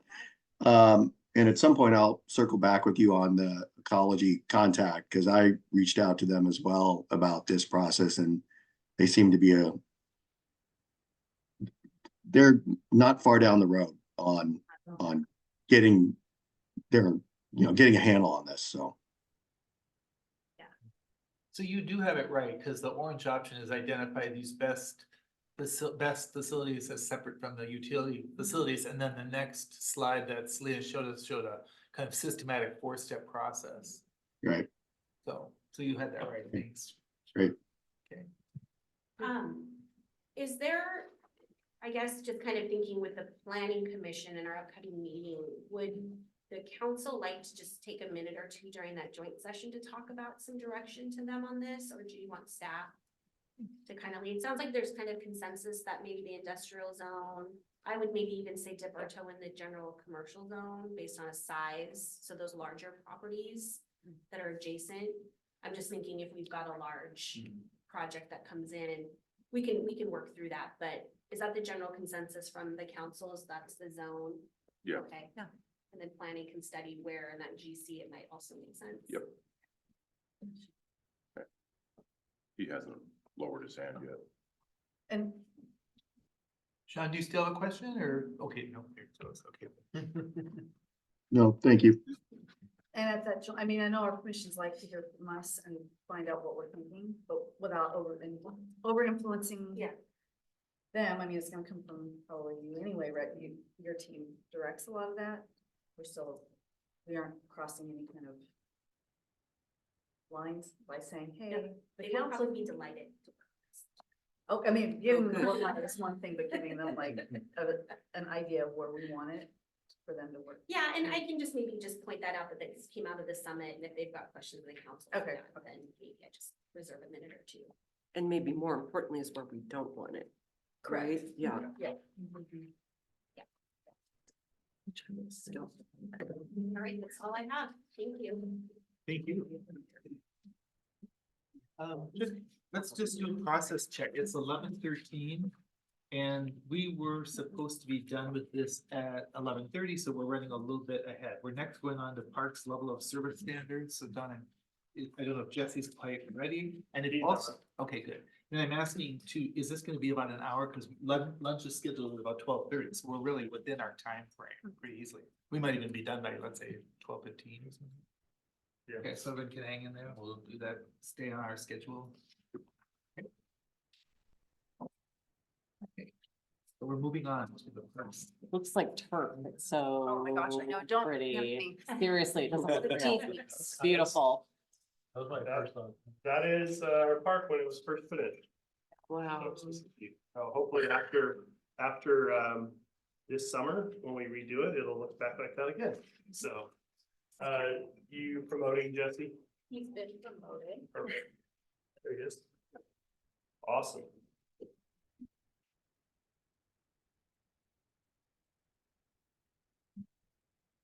If you want. Are y'all ready? Yeah.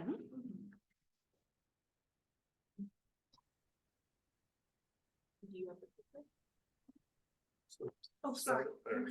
Sorry. It's okay. I didn't want to look up and it was being thrown at me or something. Right? So, get all my stuff here. Jesse, can you hear us okay? I can. Perfect.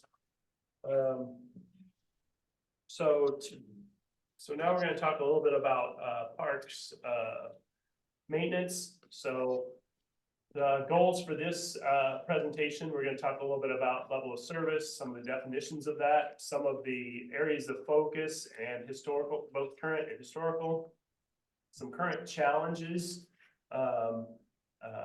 that we have, basically some areas that challenge in the realm of parks maintenance, some improvements we've made to increase the level of service, some of the unknowns we have in the future, and then basically talk a little bit, get some feedback from council and kind of are we on the right track? What would council like to see? There we go. So at this point, I'm actually going to turn it over to Jesse. Jesse is our maintenance manager, and take it away, Jesse. Well, hi, everybody. Good to join you today. Wanted to start off with just kind of an introduction of our parks team that works through our parks throughout the city. We got Nate and Tyler and Sawyer. For those of you that don't know, before I took this job, I was the parks maintenance lead. So parks maintenance obviously has a special place for me. And these guys I know really work hard and really care a lot and have a lot of passion for the job. So that made it easier for me to kind of step away from that, just knowing that there's people in place that care about it as much as I did when I was working up there. So great guys. Yeah, you'll probably see them out and about if you're up there throughout the day. So just kind of running through some of these levels of service. These are just kind of loose definitions that we kind of go by. Obviously, your level 1 is your highest. You know, that's kind of looking at that soccer field down there when it was looking the way that it was there. It was cool when people would come up and ask me if that was real grass. I took that as a big compliment. And then kind of moving down, we get the higher level with when at the places like CCP where you get the higher visitation. Level 3 kind of moving into less, where you're getting less visitation, and then 4 and 5 is where you're just kind of fitting in, doing the most important things, kind of keeping things safe and clean in those areas. This is just kind of a quick little matrix of some of our tasks that we do and kind of what we kind of shoot for doing based on kind of the different levels of service. So again, you know, level 1, you can kind of picture something like the athletic field, and then moving on down until you get to level 5, which is more probably like our open space type areas that we maintain. And please feel free if there's any questions, let me know as we're going through. And some of this you'll see as we go through too, that each of these levels, you might not be like every park is necessarily in every category is level. Like if it's level 1, everything is level 1. That might not be. There might be like irrigation might be level 1 in some place, and there could be other pieces that are level 2, level 3, that type of thing in those areas. And here's a little bit of that now. Yeah, so exactly like what Dawn was saying, this kind of gives an idea of where things are. Obviously the athletic field gets a lot of use, a lot of recreation programs are there, so we're wanting to keep it nice for that. It is a sand-based natural grass athletic field, so those take a higher level of maintenance just because to keep them draining and keep them working as they should. And also the safety aspect of it, you get thin grass, you get sand, which when you get the younger kids out there, of course, that just encourages digging, and then you get the holes. So a lot of maintenance out there just to maintain that safety. And then you kind of run into the rest of CCP here. Obviously a lot of use. A lot of rented use that we're getting now, scheduled use. So that definitely raises the expectation as people are paying money for rentals. We've got Founders Park, which obviously is going to jump way up the list now with in the service level, just with its development. Obviously, you get a new property and new development. You are trying to keep it as nice as possible for as long as possible, right? So we don't want to let that go. Getting into on that, Jesse, I'll just say, obviously, Founders, as an example, would probably been more in the 3-4 category at least prior to the improvements. So now that this is there, that's really why we kind of set it. Once it becomes full responsibility of the city, then out of the contractor's hands, that's where we kind of labeled or expected it to be, is in that category of kind of 2 for the most part. Sorry, Jesse, go ahead. No, that's perfect. Yeah, that's exactly it. Founders was kind of the open space. So you were probably, like Don said, 3, maybe a lot of areas were kind of in level 4 for what we've done, because it was basically some garbage pickup and then mowing in some grass trails throughout the property. Kind of continuing on down the line, you kind of got your more neighborhood type parks along with the aquatic center. Some areas at the aquatic center, obviously, just because of the amount of customers that come there, we have it at higher level. Some of the other areas like the grass and irrigation, it's not irrigated, so there's only so much you can do with those areas. Crystal View Friendship Skate Park are all kind of in that same similar level area.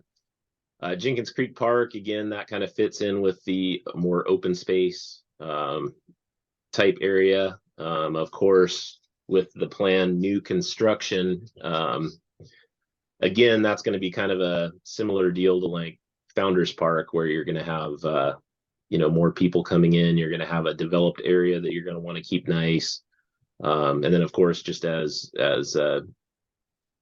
user groups come in, there just becomes a higher expectation. So that's what we're kind of expecting there. And then kind of the level 5 or just your more open space areas, native growth areas, and kind of undeveloped areas.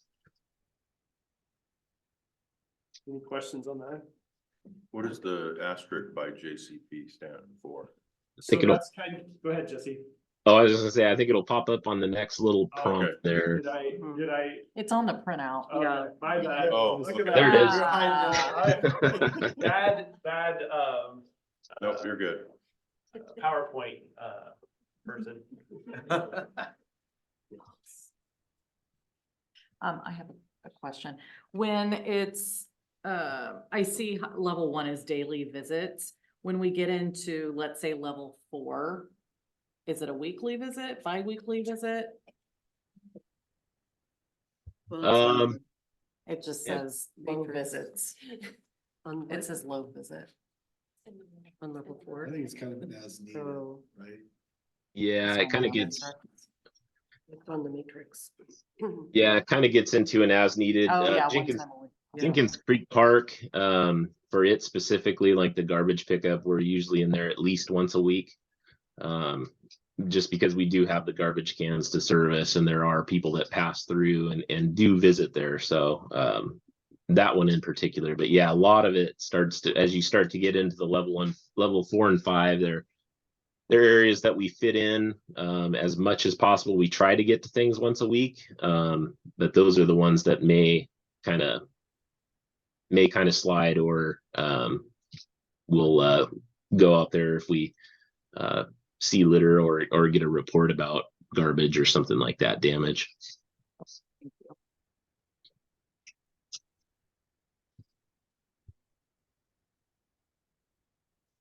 So just kind of a idea, this is out of our work order system, just to kind of give a little bit of an idea of what we're doing for tasks. I kind of split this up. So this is kind of the pre-COVID times. I'll give the explanation that I always give, where it says park inspection, because that looks funny with so many hours there. So what that is before we got into full park maintenance, part of our park inspection was picking up garbage, garbage cans, litter, kind of all that stuff. It kind of all just fit into that. So it's a little bit of an antiquated term, something that we're working on getting changed so we can be more specific about it. So when you see park inspection, you can think of like bathroom cleaning, garbage change out, litter, just kind of overall cleaning. So like when the guys go up and clean the bathrooms at CCP every day, right now it's going under the park inspection category. So we are doing more than just inspecting during that time. So that's kind of an explanation of that. Then obviously mowing is a huge one. You constantly have grass, and so those are our two bigger areas. And then the kind of third larger one is the athletic field at CCP, like as I mentioned, sand-based natural grass. So it does take some extra effort to keep that in shape. Some of those aspects of those that you can see too is irrigation. Along with it is working on irrigation, and there is a little bit of another one, that purple one there on the kind of the right side, as well as some of the I think there was some surface repair and stuff too. Some of that can be in the field as well. So yeah. And so then kind of breaking out 2020, just because obviously that was a different year for everybody, including us. And so park inspection, obviously is always just a lot, mowing lawn, getting, a lot of that was just getting things, back in shape. And then some of it too, park inspection, the crew was laid off for a few months. So, some of that was actually just me, going to the parks and trying to keep the litter picked up and all that kind of stuff. And then kind of post, unfortunately, I wasn't able to get the 2023 hours in. We had an upgrade to our work order system, and the 23 hours weren't reporting for me, which I was a little bummed about, but I would expect the 23 hours to fall in line pretty well with what these are. So I wouldn't expect a huge change. It's kind of similar to the pre-2020 hours with, again, the park inspection and the mowing and the sports field. And there was an uptick in the maintaining the shrub bed areas. Those were a big casualty of the crew being laid off, because they got laid off right about when everything started growing. So those all kind of turned into just a big jungle. So we were kind of fighting through that through this time period also. And so now we're going through and just kind of seeing where we're spending our time. It's probably not a surprise that CCP eats up a huge chunk of that pie there. Just from the amount of people that are going there, the size of it, and just trying to keep that as our higher level of service. I think this kind of reflects that other chart a little bit on what's going on. Jenkins Creek Park has some that's doing a lot of vegetation, invasives, and so on there. There's an aspect of that too, of even maintaining like the school fields for events, for athletics and stuff too. We have the Kentwood fields in there and things like that as well.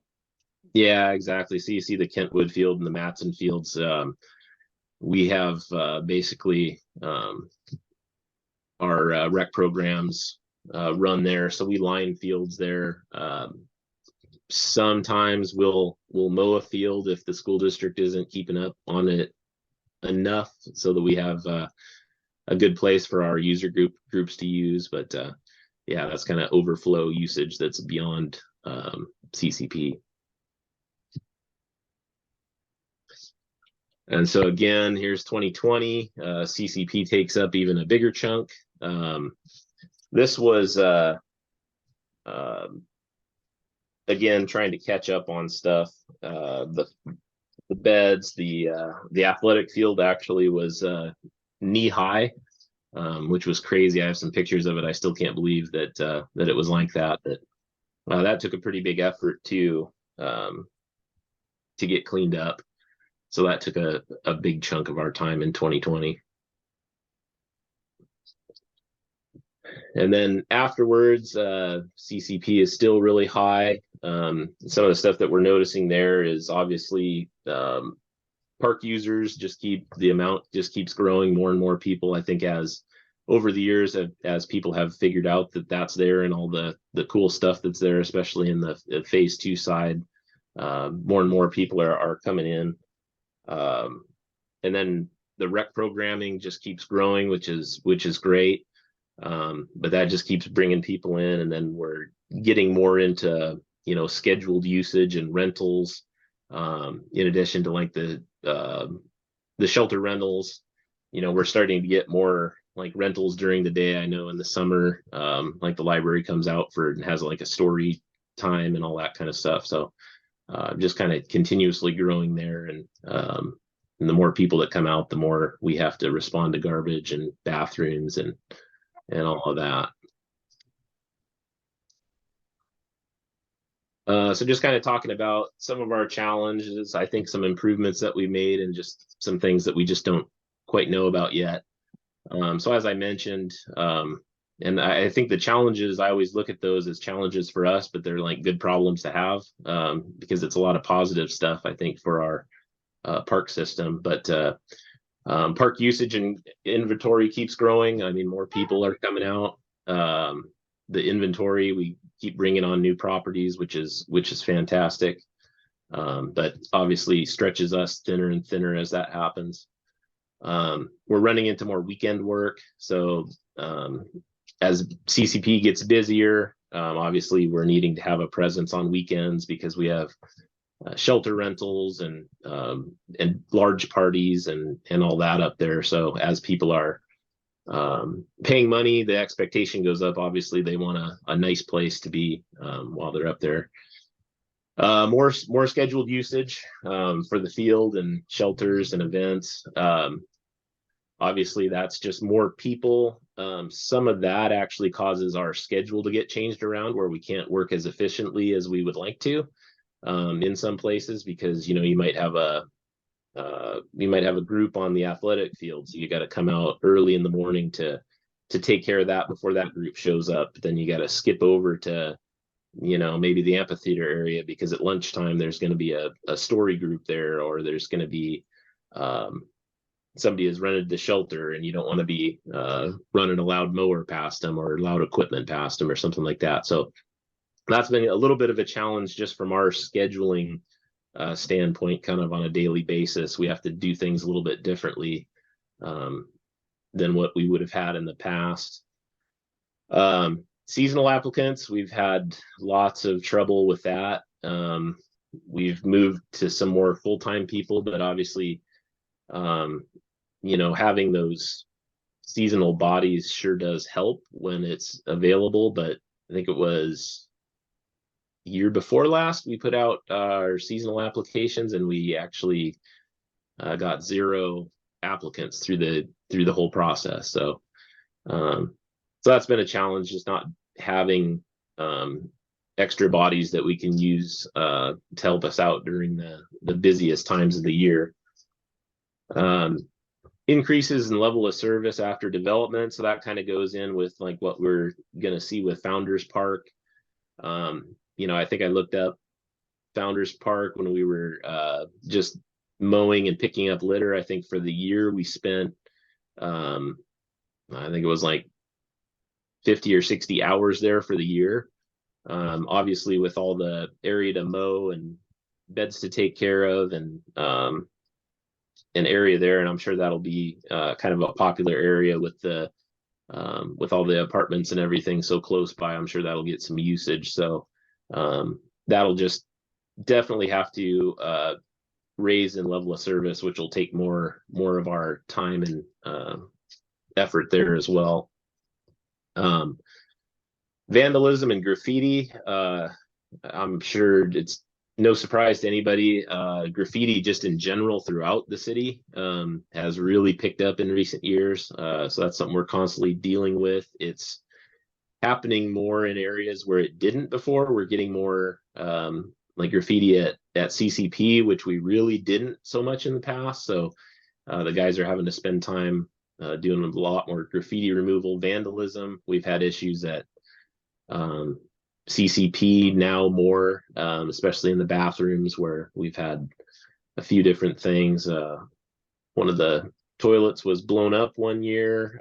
We've had the partitions in there get kicked in. So then it's kind of, that kind of becomes urgent because we need those facilities up there for people. So that kind of all of a sudden puts a priority on our day that we maybe weren't planning on before that happened.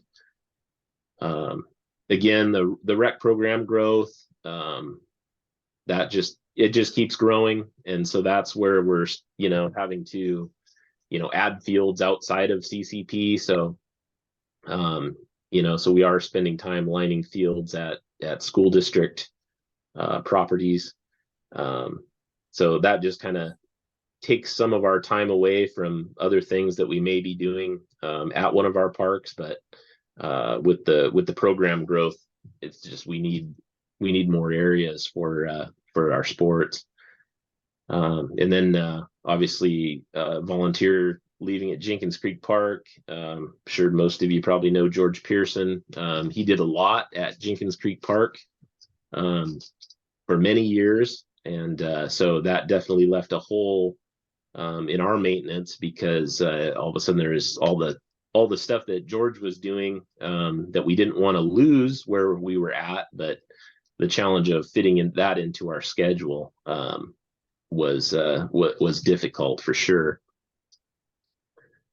Some of the improvements, we've added a third full-time staff member, that's Sawyer, so that's definitely helpful. And then getting some contract assistance. So we've had the shrub bed contract, which is at CCP, Crystal View, and the Aquatic Center. Having a contractor in take care of the shrub beds for us has been massive. That's just taken a massive weight off of the crew. And then it also just makes things look so much better up there. I'm sure that's probably been noticed at CCP especially. And then some of the wetland maintenance contracts that we've done in the past, that's just hard work down there, removing invasives, and some of that's ecology mandated work that has to be done down there. So that's taken a weight off of our guys also. Moving into the unknowns, again, it's just once you get the new developed areas, you wonder, how many people are going to come and use these areas. You always expect a lot, and sometimes it's not as much like CCP, but then it grows. So I kind of look at like Founders Park is a great example. I could see a lot of people coming into there, Jenkins Creek Park. Once you have the parking lot and you have the ability for more people to come into not only that frontage area, but start walking the trails. Once that happens, obviously, then there's a demand for level of service growth there. And then it's how quickly is that going to happen? Is that going to be, do you get a buffer year to get into it, or do people flood in right away, or how's that going to work? So those are just kind of our unknowns as we look ahead.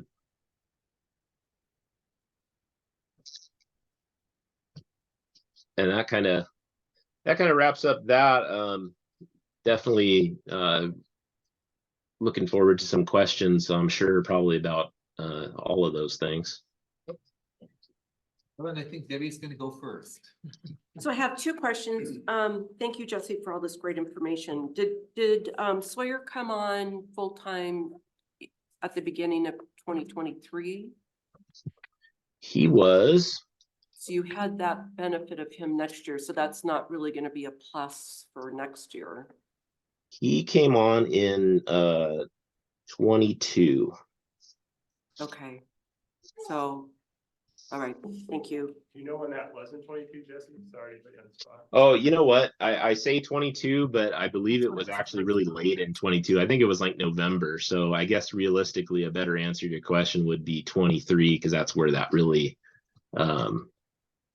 kind of started. Okay, so you had the benefit of him all last year.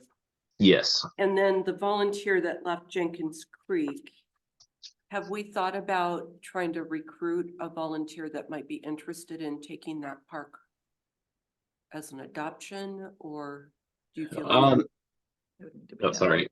Oh, well, or do you feel like your team needs to take that over? Yeah, it's difficult with volunteers. I mean, George was a very different type of volunteer with the work that he did and the amount of work that he did and the regularity of it. Volunteers can be helpful more, I think, like when you have a volunteer event. George almost was part of our crew almost with the amount of work that he did down there. So We also provide like, equipment repairs and stuff. Yeah. Okay. And he he actually worked for us for a period of time too, as a seasonal. So we're always definitely open to volunteers. There was a gal that helped George for a while, and she did some work afterwards, but I think just through I think she had some younger children and was, I think, going to school as well. So it's just for a lot of people, unless you just hit on the right person like George, you definitely are helped by volunteers, but you just can't really rely on them. Sure. Okay, thanks. Are there any other questions? Hi, Jesse. So How did you all, remind me again, how did you all post for that position that you didn't get any applicants for, the seasonal applicants this last year? You know? Yeah. So the seasonal, we put onto, I think, our typical areas where the government jobs are. I think they were on the AWC. I think there's one other one that I could just add it, it's the same as we advertise for any job. We push it out to all that every channel we have. Yeah, and then I know when we weren't getting any applicants, they actually put some because they have a natural, kind of like a natural resources program at Green River. So they posted there. I think they were trying to send some information out to kind of some of the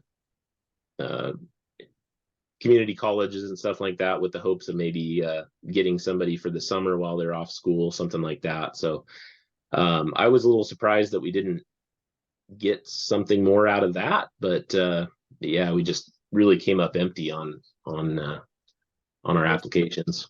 So then the follow-up is, when will that be posted, or whether there's their plan, and maybe this is more of a Don question, to do that this year? What's the timeline for the hiring? Yeah, we talked about going back out again for trying to pick up seasonals.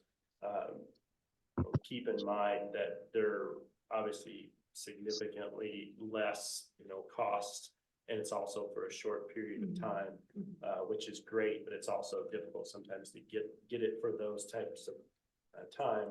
However, we did take the money for those, technically took all of that and put it towards like Sawyer's position. So although it wouldn't be a lot, I don't think there's any more in there technically for seasonal. However, I think we are still going to advertise and see if there's interest, what that would be the impact to, for budget, at least taking that into consideration. Just because of like Jesse was saying, the weekend, the different challenges of that. Can we be, you might end up existing budget, some of those things, events, different types of things, weekends you're paying overtime for. So to some extent, your budget could potentially go to having like a seasonal for a part-time and offset some of that and get, some benefits in that regard, where it wouldn't be a huge increase as far as budget for, say, if a person's there for 2 or 3 months in the summer. Right, because they wouldn't get overtime, part-time wouldn't get overtime on the weekend. I mean, you could get them for seasonal, but the idea would be you'd be bringing them in for those particular instances, like on weekends and things like that. One piece to talk about that with level of service and some of the things we wanted to talk about is just like we were showing with, we increasing the level of service for founders, it's going to increase. We're going to bring in the phase 1 of Jenkins Creek Park when that gets done in those pieces. So there was at least a plan, or the thought would be to ask for next year's budget for another full-time parks maintenance person because of those additions. So again, that's just, the thoughts that we have based on what we're seeing and the projections of the amount of maintenance. So for this year, there is no specific number of people you're gonna try to hire seasonally. There is not, okay. Not specifically, although we would, like I said, I would love for us to be able to, the plan would be to still go out and try to get, so if we get some interest, we get the right thing, and hey, this will work great, this is how much it will be, we'll look at all of that as far as cost. I can't remember, and maybe Casey's looking at it, if we have some seasonal money still in there. Pretty sure we use that, like you said, but obviously if council looked at these levels of service and wanted a change, then we'd have to adjust staffing accordingly. Christine. Would it make sense? I know that it's hard to find volunteers, but would it make sense to do maybe like an adopt a park or like a section of the park? I know we do that for streets. Maybe it's a different flavor. Maybe people somehow different. Receive it differently. We've had, I'll address it quick. We've had conversations about that. I think in this summit, we've talked about it a couple of times. And I love the idea of volunteerism and of having community members that want to come out and take care of our parks and things, but there is a lot of work that has to go in on the staff side to organize that, to, especially if it's something that you're asking someone to do continually, like the Adopt a Street. I mean, it's quite a bit of staff time just to keep our Adopt a Street program going.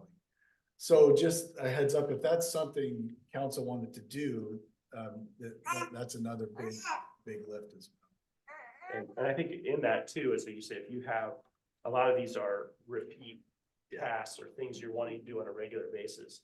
You're having to at least make sure, okay, did these volunteers show up? You know, was that taken care of this week, you know, or this weekend or whatever, especially on those types of times that, you know, it's critical that someone's there in those cases, especially if you've got shelter cleanup or bathrooms or something like that. Yeah. And I'll just add, I mean, going back a ways, there was an Adopt a Park program at Covington, and there were organizations that adopted a park, and through time, the interest just wanes. But I think what we have seen it be successful are these one-off type volunteer events, whether they're helping with planter beds or kind of doing one specific project in the park. I think those are very successful and do get a lot of community excitement with them.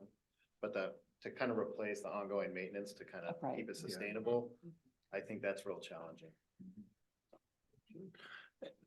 Just a thought, and I know we're talking about volunteerism and whatnot. Have we thought about working with our commissions and seeing if the commissions would want to do some voluntary stuff at the parks, just as a way to get them involved also? I mean, I understand we ask them a lot. We do. Like they're already doing We stuff. ask them to do a lot, but a lot of it is behind the scenes planning and doing other things. Getting them out there would also be a way to get recruitment for commissions. Or we could even talk with the youth council about having them get like their leadership classes at their schools involved as well. Because it could be a way to do some extra voluntary park maintenance. I mean, we're not asking them to go out there with weed whackers and machetes to cut down things, but maybe, you know, trash pickup day at one of the parks, or I doing think stuff like that. it's the same issue. If we're asking volunteers, whoever the volunteers are, to do ongoing maintenance, we're still going to have to follow up with every single item that we're asking them to do. It's not a consistent stream. Yeah, the ongoing issue is tough. If we have like Ethan was saying, you know, hey, there's this service project, come and do that. Those are awesome things that we love having volunteer help for. Right, George was a unique. Yeah, yeah. I mean, awesome. and There's we a were lot. so amazingly fortunate to have that level of service gifted to us for so many years. Yep. It was about how much, 5 man-hour days regularly? George, I don't know, Jesse, you remember what some of those time sheets were with volunteer hours for George, but I think there is a lot of cases a lot more than that. Yeah. Yeah, it was a lot, because I want to say that he was doing, gosh, I feel like somewhere, you know, for the entire year, I want to say he was somewhere around like 500 to 700 hours per year, somewhere kind of in that time frame. So it was a lot. He was always down there. He would fill a 40-yard container of blackberry bushes over a weekend. Wow. And do it multiple times, yeah, constant. So I feel like I need to move you along a little bit.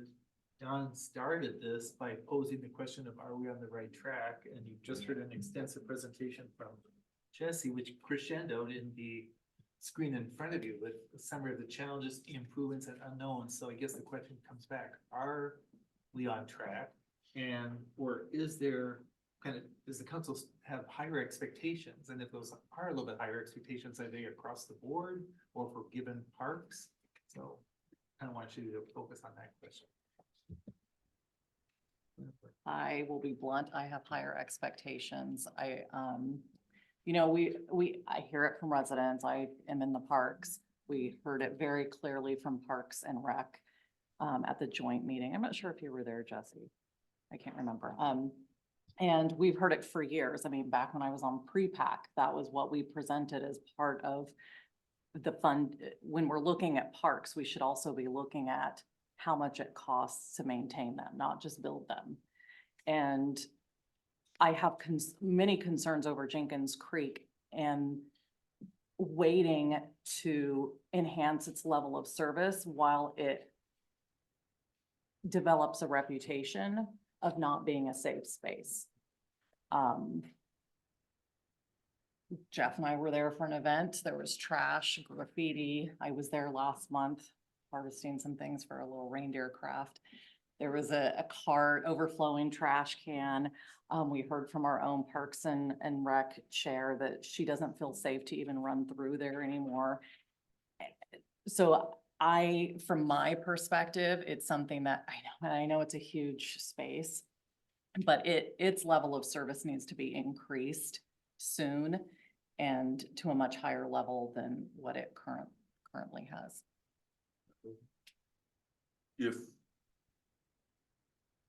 If we were to increase, because I agree, we need to increase our level of service, because with all these other parks coming on board, and then now Jenkins Creek Park is gonna have more visibility. If during a budget time or whatever it may be, if we were to create a new position for a full-time, is there enough work to do during the winter for a full-time maintenance person? Jesse? Yes, yep, definitely. Yeah, there absolutely could be. There's a lot of work that you can do in the winter time to kind of that you don't get the opportunity to do, whether it be, tree pruning, trimming, some of your mulching that you can do in the winter time to kind of help save on weeds come springtime. So yeah, there's definitely, if you have another full-time position, they would stay definitely busy through the winter. Thank you. Just one other thing that I'll throw out there kind of on the, looking at things kind of ahead of when they're built. We've actually been sending a couple guys to the Pacific Northwest Resource Management School. And part of that is doing a resource management plan, which kind of looks forward and kind of puts hours to stuff and times and some costs and that kind of stuff. And Nate, that's our lead, he's actually going back for his second year, and he did one on the new area that'll be built, phase 1 at Jenkins Creek Park, and Sawyer had done one on Founders Park. So we do have some of that information. I can get some of that together and pass it along to Don. And so that we do have some information. Some of that's like guesstimates a little bit, but we do have a little bit of information kind of looking forward. And if I can explain that a little bit, I mean, that pretty much just lays out, this is ideally what should be based on what is at those facilities and that type of thing. They lay out literally a work plan for the whole thing, everything of what it should be, what it should take to maintain those parks based on what services, what things are there, what it's going to require, that type of thing. So they do lay out a very good plan for those and what that is. And they've done that for, I don't know, I think all of ours have that now addressed, Jesse? We have some updates. I mean, like CCP phase 2 for sure needs some updates now that we have some kind of historical knowledge of what's up there. But yeah, we've got a pretty decent idea on all of our parks that kind of shows, and we always kind of design them to like a high level of service, just because then you kind of get the idea of like, okay, well, here's what it would take to have that high level of service, and then you can kind of from there you can kind of like, cut out what do you want to cut out to get, to kind of the reality of the hours that are available. Well, the two of you might be starting to answer a question I have, and I think I'm trying to ask this on behalf of the council, or maybe I'm also asking the council.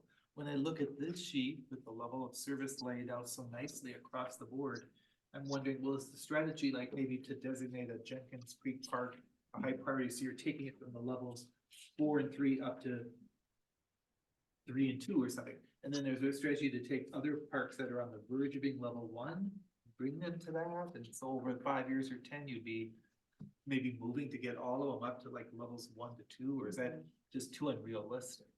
So I guess when I hear the council members say, well, I'd like to have higher standards, well, what does that mean? So, and Jennifer, you were just talking. Yeah, I would specifically say for that Janice. summarizes it well. I mean, I know it costs money, like, right? And so, yes, a plan for getting to that would be great, so that when people come to Covington and gather in Covington, they feel safe, it's clean, and they can have a good time and not be stressed about where they put, their purse or their phone or, tripping over trash. But the safety doesn't all fall on works. I mean, Correct. Right. But it sends that message that it's Right. not safe. The When I see unfriendliness, graffiti and yeah. I see trash, I do not feel safe. Yeah. Hence the clean street. Did you name? I don't know if Oh, you've seen it, but Beth, Jeff Joe, or Joe said his Joe, up for a while. sorry. You gotta raise that thing, Joe. I'm so used to this. I'm just used to more Jeff doing it. Sorry, Jim. So this kind of just came to me, and I joked a little bit with Jennifer and Regan about this, but this kind of where I want to see the level of service for the parks is I'd love to see nothing below a level 3 on our service levels. Because there are going to be some parks that's just what it needs. It just needs that level 3 service. But there are some parks that need that level 1 service. We have currently $650,395 in the general fund transfer to streets. If we can use park maintenance and roads on an initiative, and I'm sure I'm gonna hear from our attorney that I can't do this, but this is a thought and we can find a way to do this. Promote that if we are able to pass a 0.2% for roads, it is going to impact parks to increase their level of service, because we will no longer have to transfer $650,000 from the general fund to streets, and whatever, we may have to transfer a few dollars. I'm not gonna lie that I think all 650,000 can go back to the general fund. I'd like that, but that'd be a way for us to hire an extra maintenance worker, get some extra equipment to pay for maintenance of our parks, and to make sure that we're able to continue that. Now, will we need all that money to maintain parks? Probably, but I think it's an idea that we could use to sell people on the idea of a 0.2% to fix our roads, because it's also going to have an impact on our parks, and that can be something. Are we going to be able to hire a new person this year? I don't know, but I think that's an idea of how we can get our level of service up. Are we going to get everything from a level 5 that's at a level 5 right now to a level 3 with just that one person in the course of a year, maybe 2 years? Maybe, probably not, but maybe. But I think that's a way we can work to get those extra funds to increase that level of service. But it's also got to be, that could be how we can possibly sell that new prop to get the funding for our roads. I like that idea, but I think we'll get that 0.2% pass better if we use that. We're gonna take that extra money from the general fund and put it towards public safety. But I love that idea, because we need to come up with money for parks. Obviously, if that 0.2% passes, then that would free up a lot of money in the general fund. If council wanted to do something sooner, I hesitate even mentioning this because I don't like using these funds for ongoing costs, but we do have about 400,000 in our Parks Reserve Fund that, I know. Is there a mute button? Stop it now. I've got a responsibility to share this with council, okay? Just because obviously, that's a great thing for one-time projects, and that's what we saved it for. If council felt like this needed to be done sooner, then, it's a full-time position is gonna cost us 120, 130 a year or something like that. We could cover that this year, and then we'd have to find a way to work it into next year's budget. But it does eat into those one-time. Go ahead. Can I add something? Yeah. It is, that's certainly an option. I won't take that away, but I will say that those are also funds that we use to try to go after grant funding. And so if that does get used for that, that does kind of take the Having legs that out. pot there has been very advantageous for us. Right.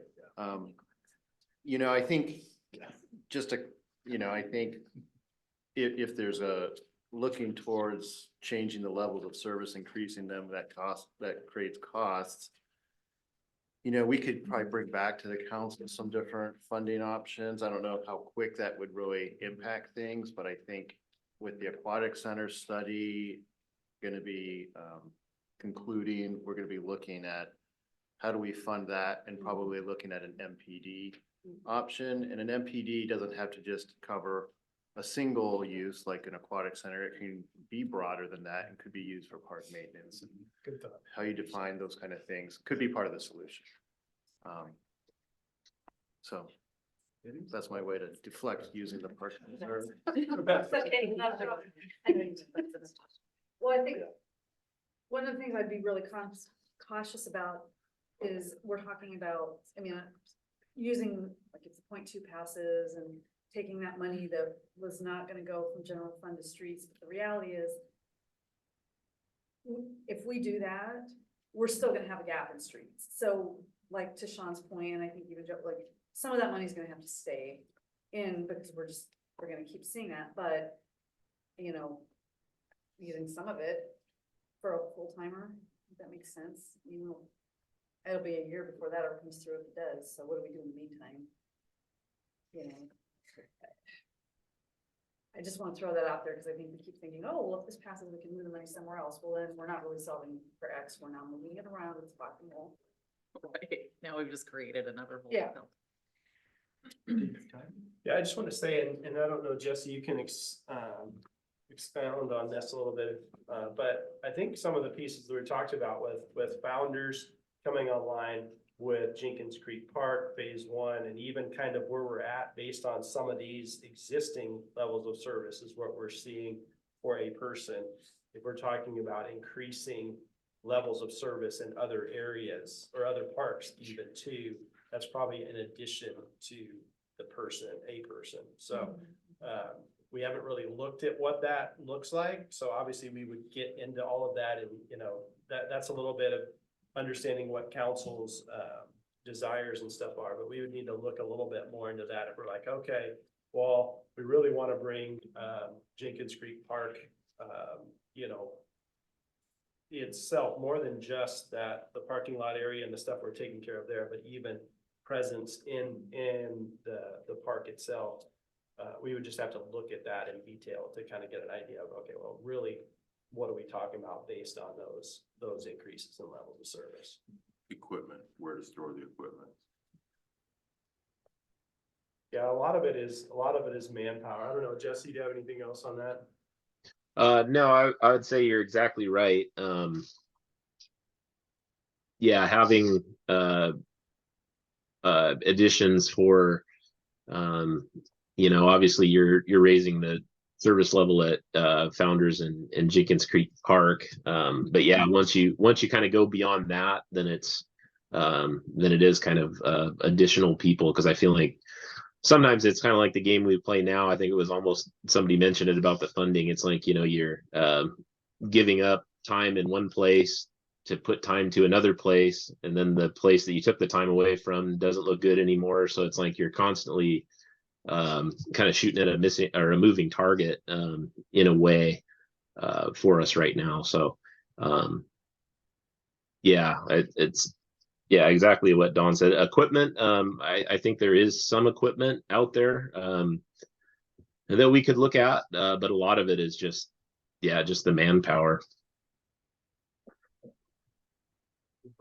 So if, just speaking about Jenkins Creek and to Jennifer's comment, if it's around more of the litter, garbage, safety issue, I mean, what if just a compromise would be to increase the level of service for just the garbage pickup to a 2 instead of a 3? Would be one bump up, and see what kind of impact that makes on on staff. John, we put it back to. Yeah. Because I doubt that the things that you're seeing, Jennifer, or getting complaints on are around turf care or irrigation. I mean, I don't think those are the visible. Depending on, it's overgrowth. It could Okay, be, so but, tree and shrub. yeah. I mean, I think when you were talking, it sounded like you wanted to see everything. That's be the bumped up, immediate stuff, I think. But we walk yeah, into a if you park could that just you chunk it notice. out and maybe get a couple of those things. The safety part's kind of squishy because, Mhm. you know, I know Laura said she doesn't feel safe running through there anymore, but I don't know that even improving all of these service levels is gonna make that any better. It just needs to be more of a. Well, I think we're fine tuned, kind of raise level of service for a couple activities, Mhm. which is a start. Yeah. A cheaper version, yeah. And I think that, yeah, I think that's great. I mean, that's perfect, good feedback in that regard. I think some of it is knowing too that, you know, some of it is a little bit of a, build on each other too. The more you in there doing other things too, like maintaining, mowing, different things like that, the more attraction there or more people are there, which makes it more, it's safer in the sense that there's more eyes on things, they're there. But then it's also more things, I mean, so it's a little bit, it's great in that regards, and I think they build on each other. In the sense if you are doing more in there, which I feel like those are the types of things that more eyes, I feel like makes it more safe and stuff too. So just thinking about, because I agree with what Debbie was saying, like some of those probably don't need to be upped right off of that, right? But then like from a garbage pickup standpoint, can we swap out the type of garbage can that we're using in there so it doesn't look overflowing all the time? And maybe that just gives an impression that it's being done more frequently.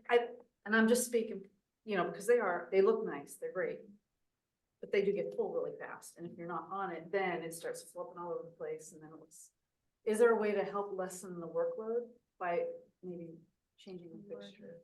Do you want to talk about the garbage cans, Jesse? Yeah, I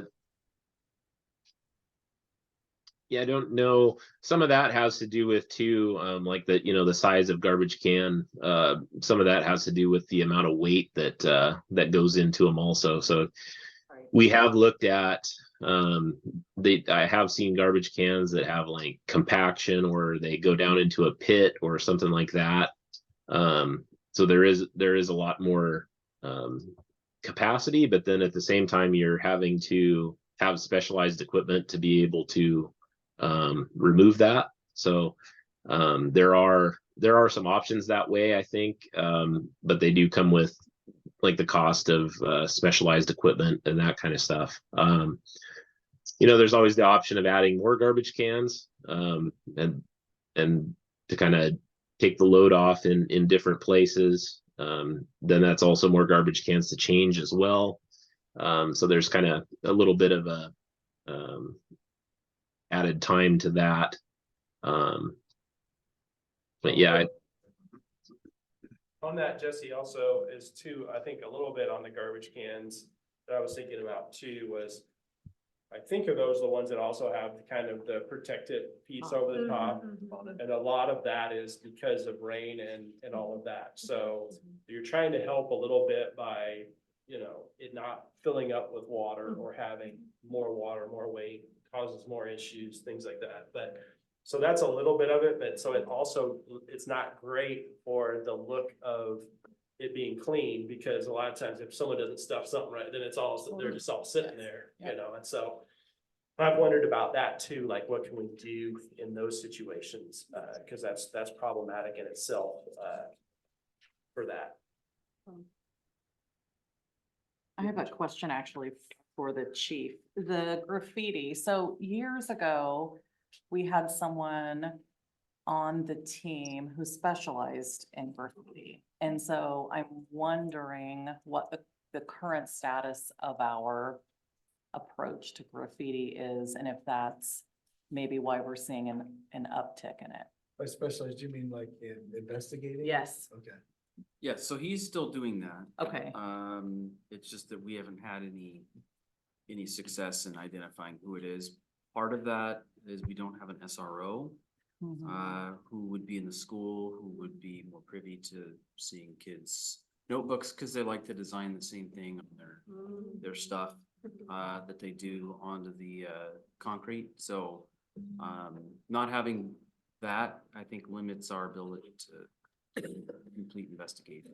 Okay, okay, that makes sense. And then Ethan, I know that arts, at least in the past, the way that we identified which utility boxes got wraps first was invisibility.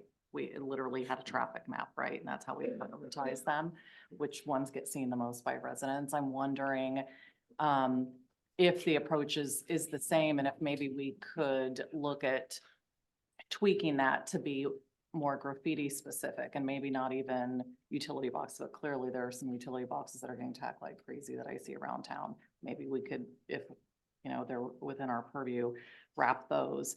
And then also, are there other things in the parks that are maybe getting identified by Jesse's team that's getting tagged a lot? Are those something that we could wrap as well? If I can speak a little bit of that too, on that, I think that's great. We also have, a number of years ago, we had a contract for graffiti removal. And it was pretty much you identify an area that you want them to be responsible for. And that they would be checking that and making sure they're like on it all the time. And so that was good. And we were using that for a number of years, and it went like a few years or a couple of years where they weren't doing anything. And we felt like we're forking out this money. They're not doing anything. Because they were. Well, and I think it went through, I feel like it's cyclical in some extent. Well, And also, the graffiti wasn't there. right, That's what they were. right. But Because it gets cleaned up right away, so I it doesn't agree. have that same Exactly. impact to the person doing it, right? Like, How many why times do do I have it to do if this? someone's gonna clean it up tomorrow? So we have talked about going back out and identifying areas that are tagged often or things along those lines, and maybe bring back see what it would be to have like a graffiti contract or whatever to help. I in think it those would be areas. worth exploring that. Yep. Because we're just spending more time, like we said earlier, like on graffiti and vandalism, at least if part of that with the graffiti, seeing what that cost would be. Those are kind of the things that we're also try to use to help with, like, okay, instead of our time, maybe that's a great use of X thousands of dollars, right, for something like that, where we're not having to put our time, and that can help us with spending our time in other areas. Totally. And to your point about the traffic boxes, I know the Arts Commission is getting ready to do another round, so I'll make sure that that's kind of. on the radar Yeah, for I think that targeting. would be helpful. I know there's some boxes that we don't really have that aren't ones that we Ours can wrap, under our but control. I'll make sure we take a look at those. though. Thank you. Just one final thought, from me. Maybe since we passed the ordinance, the no camping and no storage of personal property, perhaps that hasn't been in effect long enough for us to have seen any benefit at that park, but it could be that, I don't want to keep talking Right, about under Laura, the but bridge you know, kind of thing. maybe yeah. if Laura were to go try running through there again, she may not feel as unsafe. Chief, would you say that there's less of a presence of people loitering under the bridge and? I don't think we've had anybody under there since we did Since we the cleaned it big up. cleanup. As for the ordinance, we have not enforced it yet in terms of, we haven't had a need to. We already had something that we use to enforce in the parks for, staying overnight, which is generally the same people. So in that end, we haven't enforced the ordinance, which is probably a good thing, but because there's some rulings that'll be coming down fairly soon about. Okay. All right. So we have about 10, 12 minutes left, and I first want to acknowledge there was a creative effort to link the passage of a sales tax increase to being able to sustain funding for parks, and even the idea about taking some of that $400,000 for parks maintenance and operations, or to hire a new staff person. But it did seem like there were kind of pluses and some minuses to all of that. So what I have so far in my notes is Ethan started off by saying, well, we could do more of an analysis of different options for sustainable funding, including the possibility of creating the MPD. And then there's the idea of increasing the level of service at specific parks like Founders or Jenkins, and Debbie added the idea of being a little bit more strategic even in looking at, could we increase the level of service for garbage pickup or for tree and shrub care, and bring those from things like a 3 to a 2 or 4 to a 3. So I think that's kind of where you are right now, and I don't know if that's a full call for really focusing on those 2 parks, but those are the ideas that I think. I think Don also mentioned that he would work with Jesse and taking the information that Jesse's team has and maybe letting us know what we need to do to increase the levels. Including like the requirements for possibly even equipment and things like that too. I think it's more so talking about those, what is it called, Jesse? Resource management plan. Yes, Yeah, yes. thank you. Say that I knew we again. know what I was talking about. Resource management plan Oh, that's- for each park, but utilizing that to kind of identify where like kind of a high level of service, what that would require at those, and then what the gap would be.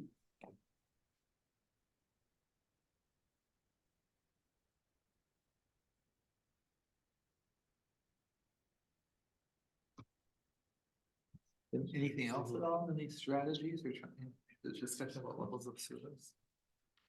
Could we maybe address our levels of service on an annual or biannual basis? Regan?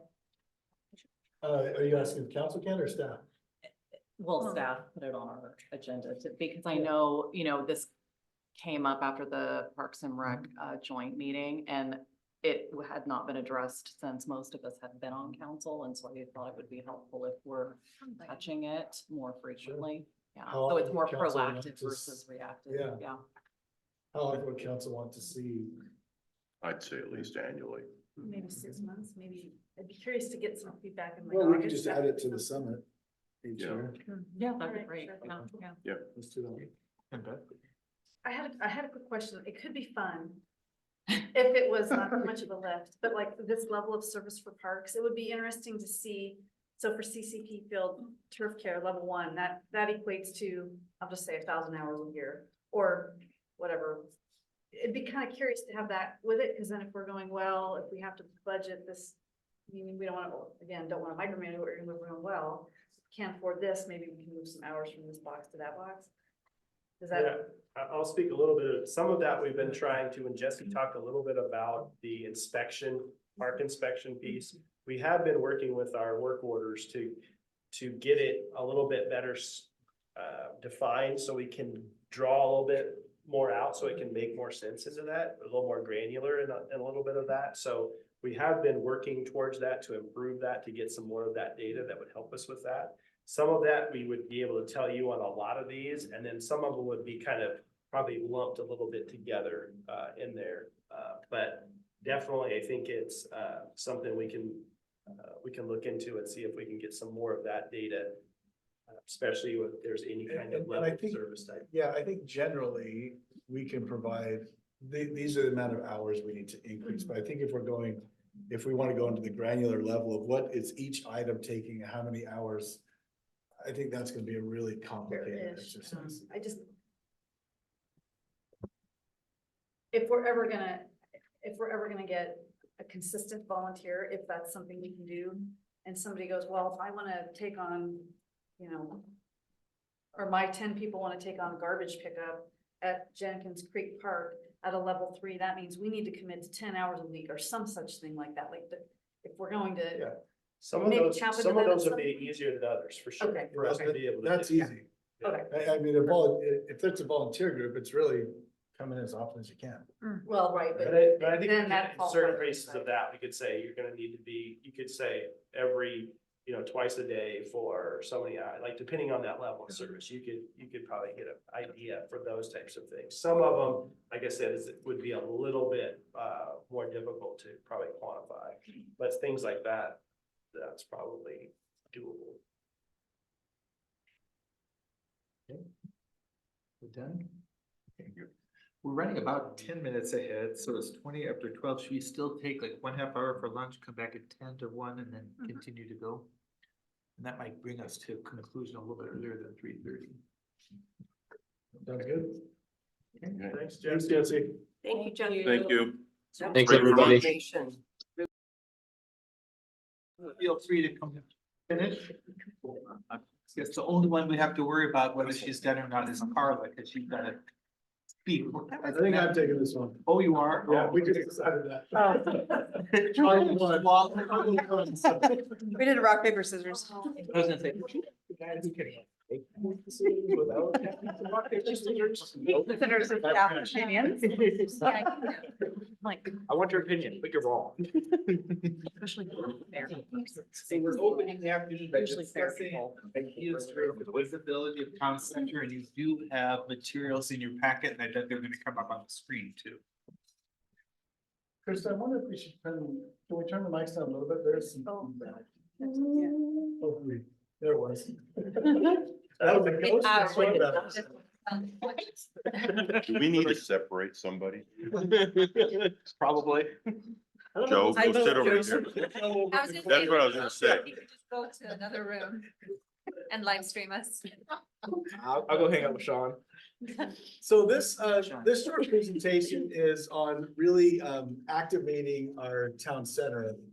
So that when it comes time that we want to do something down there, when we want to put a community center in, a city hall, our community knows, oh yeah, that's town center. I know where that is. I think when we say town center right now, those of us in this room know what we're talking about. But most don't. They probably think just our downtown core area. So this is a little bit about this. In the budget, the council did allocate $5,000 for the creation of a website that we can push this and provide all this material out on, and then 5,000 for events kind of things on that property. So we've been throwing around a few ideas, and we'll present those here, and then we'd love some council feedback as well. So again, just to raise increase awareness throughout the community so people know where our town center is, what it is, and what the plans are for it. And there's obviously some other ideas. We thought about an on-site sign with a big QR code so people can link that and know kind of what's going on with that webpage that we developed. Some other ideas that we thought could really activate that area are things like a maker's market, food trucks, local bands, a car show, touch a truck event where, you know, the RFA might bring some equipment out, Public Works. And Yeah, those are great. yeah, those are kind of fun. So touch those. We thought about a world record attempt. We don't know exactly what that'll be yet. But Garlic eating. what is it?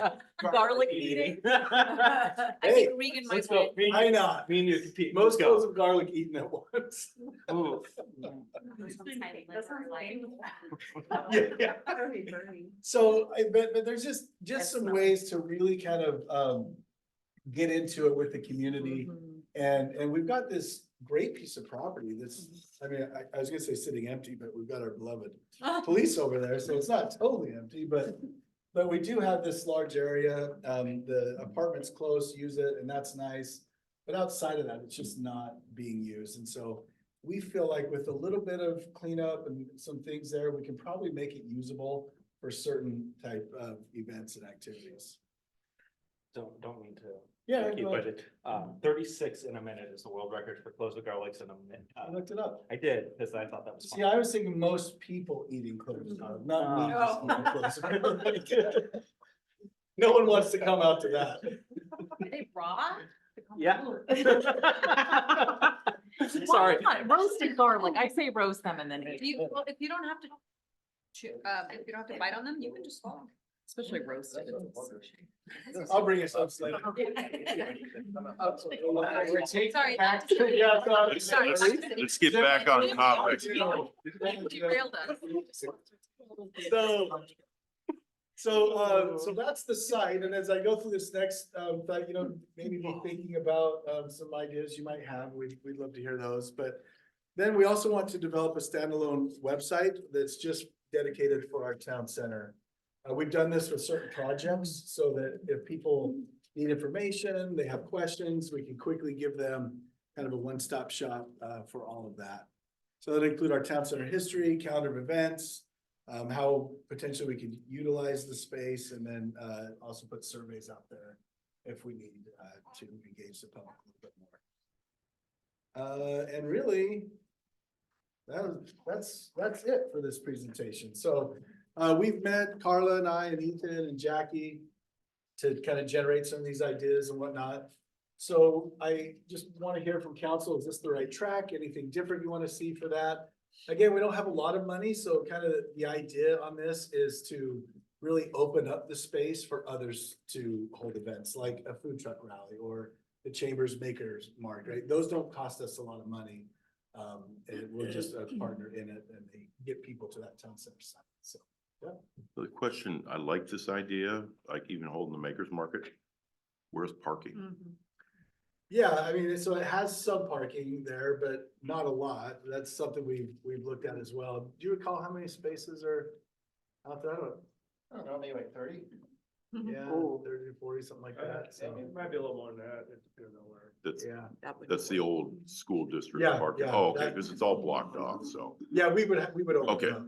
Yeah, Okay. yeah, we'd open up the parking lots. Yeah, Yeah, you could potentially use part of the field and, if it's a little bit of a drier season. yeah, right. Yeah, so that was something we considered too, so, yep, Dana would probably have some stats on how many cars they park at real life. yeah. Have you Yeah. talked to her about using Not it? about this yet, no, I Okay. know I think they have real life reserved for 2024, so it may not work this year for that, but Well, they can pivot. Give them the idea. I don't know what their contract's like with that, so I'd hate to, yeah, anyway. But we'll talk to them about it. I like the food truck idea. Yeah. I think that could be, Just have to have bathrooms for that, as I recall, when we looked into food trucks or something. Really? Yeah, Because they're so I- affordable? I thought there had to be a bathroom. just bring in. You probably need a $25. little, like if it's an And event. washing station. Yeah, Yeah. but that's like portable, you should just Yeah. bring them in and. Yeah, that's what they do at Makers Market. And they bring in extra porta potties. As long as you got a Yeah. taco truck. Yeah, and I think talking about it, when I think about what you were saying, we get lots of questions about Lake Point, and that's because we're so deliberate. I'm not gonna say that's the only reason, right? But we were very deliberate in like pushing that information out every which way we can. And I think being more proactive about town center makes sense, having us mention it at the booths, having a mock-up, having signage even on the sign itself, so people are like, what is that? Not that you can read it when you're driving by, but it's just more like, oh, there's something planned for this. No one, I'm not gonna say no one, but people always ask about Lake Point. They don't a whole heck of a lot ask about that big empty lot, right? So I think this is important. I really like these ideas thus far. Hey, Jennifer, A fun sign that draws people's attention. Mhm. With the QR not code. our typical land use, No, no, no, notice of land right. use. Right. Sorry, Don, they're just ugly and boring. Yeah, no, I mean, like. It's not If they a- rush me, they'd be yard signs. Do not contact Yeah. community development. No, but I mean, It's really like, small. Call your representative. a logo or something, Just a kinda sticker on like a what we pole have at the next to it. corners, like our event signs. or Yeah, something. yeah.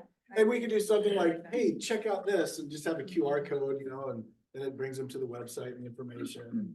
and events and whatnot. And if, Mhm. if Covington Days is bloody hot again, we could have a splash pad sprinkler over there, so people go to There you that go. part. And we could have a Backup hand splash. wash station.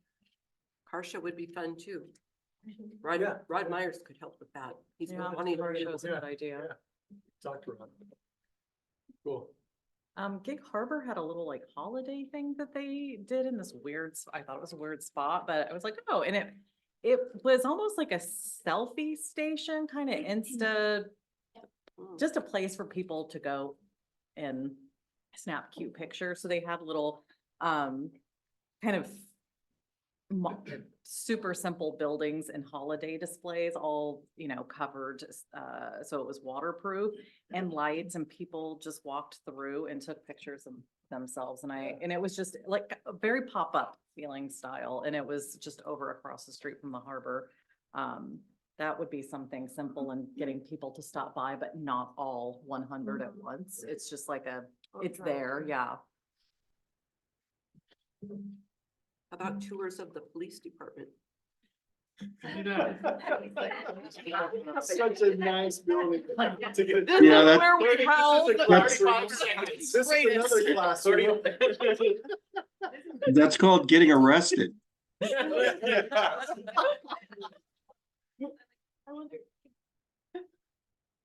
Oh, it's all gonna cost money, of course, but like, what if we painted the outside? Not if we, could we commission an artist to paint the outside of the building with murals and bring some like art into that space for a while? I mean, it's probably gonna, I mean, if we're thinking realistically, it's gonna be, it's gonna be some years before we get, you We know. have an arts anything into commissioner that's a muralist. Karma. We have an arts Karma. commissioner that's a muralist. Yes. And there's several others that live in town too. Mhm. That's a But good anyway, idea. Maybe something to share with the art. I think there's the idea of art, but there's also, I mean, those could be big panels for like Yeah. information and signage of what the vision of that. Yeah, is. yeah. I mean, something, you're Right. definitely a canvas. Mhm. lighted, Yeah. a lighted drive-through forest, Yeah. a light show that we could. I did get like a nonprofit to do something like that, like to do like 3 weekends in December, a walkthrough lighted thing. Yeah. A nonprofit do it and make money off of it. Right. Although we need electricity. Are we providing that? Well, we have to, yeah. Yeah. Get a couple generators, we'll be fine. No. Bring in a BESS. Yeah. Oh, I did. Sorry, I had to. Yeah. Are you So, thinking- oh, yeah, go I ahead, was Beth. gonna ask if you're thinking about something you wanted to try to do this year.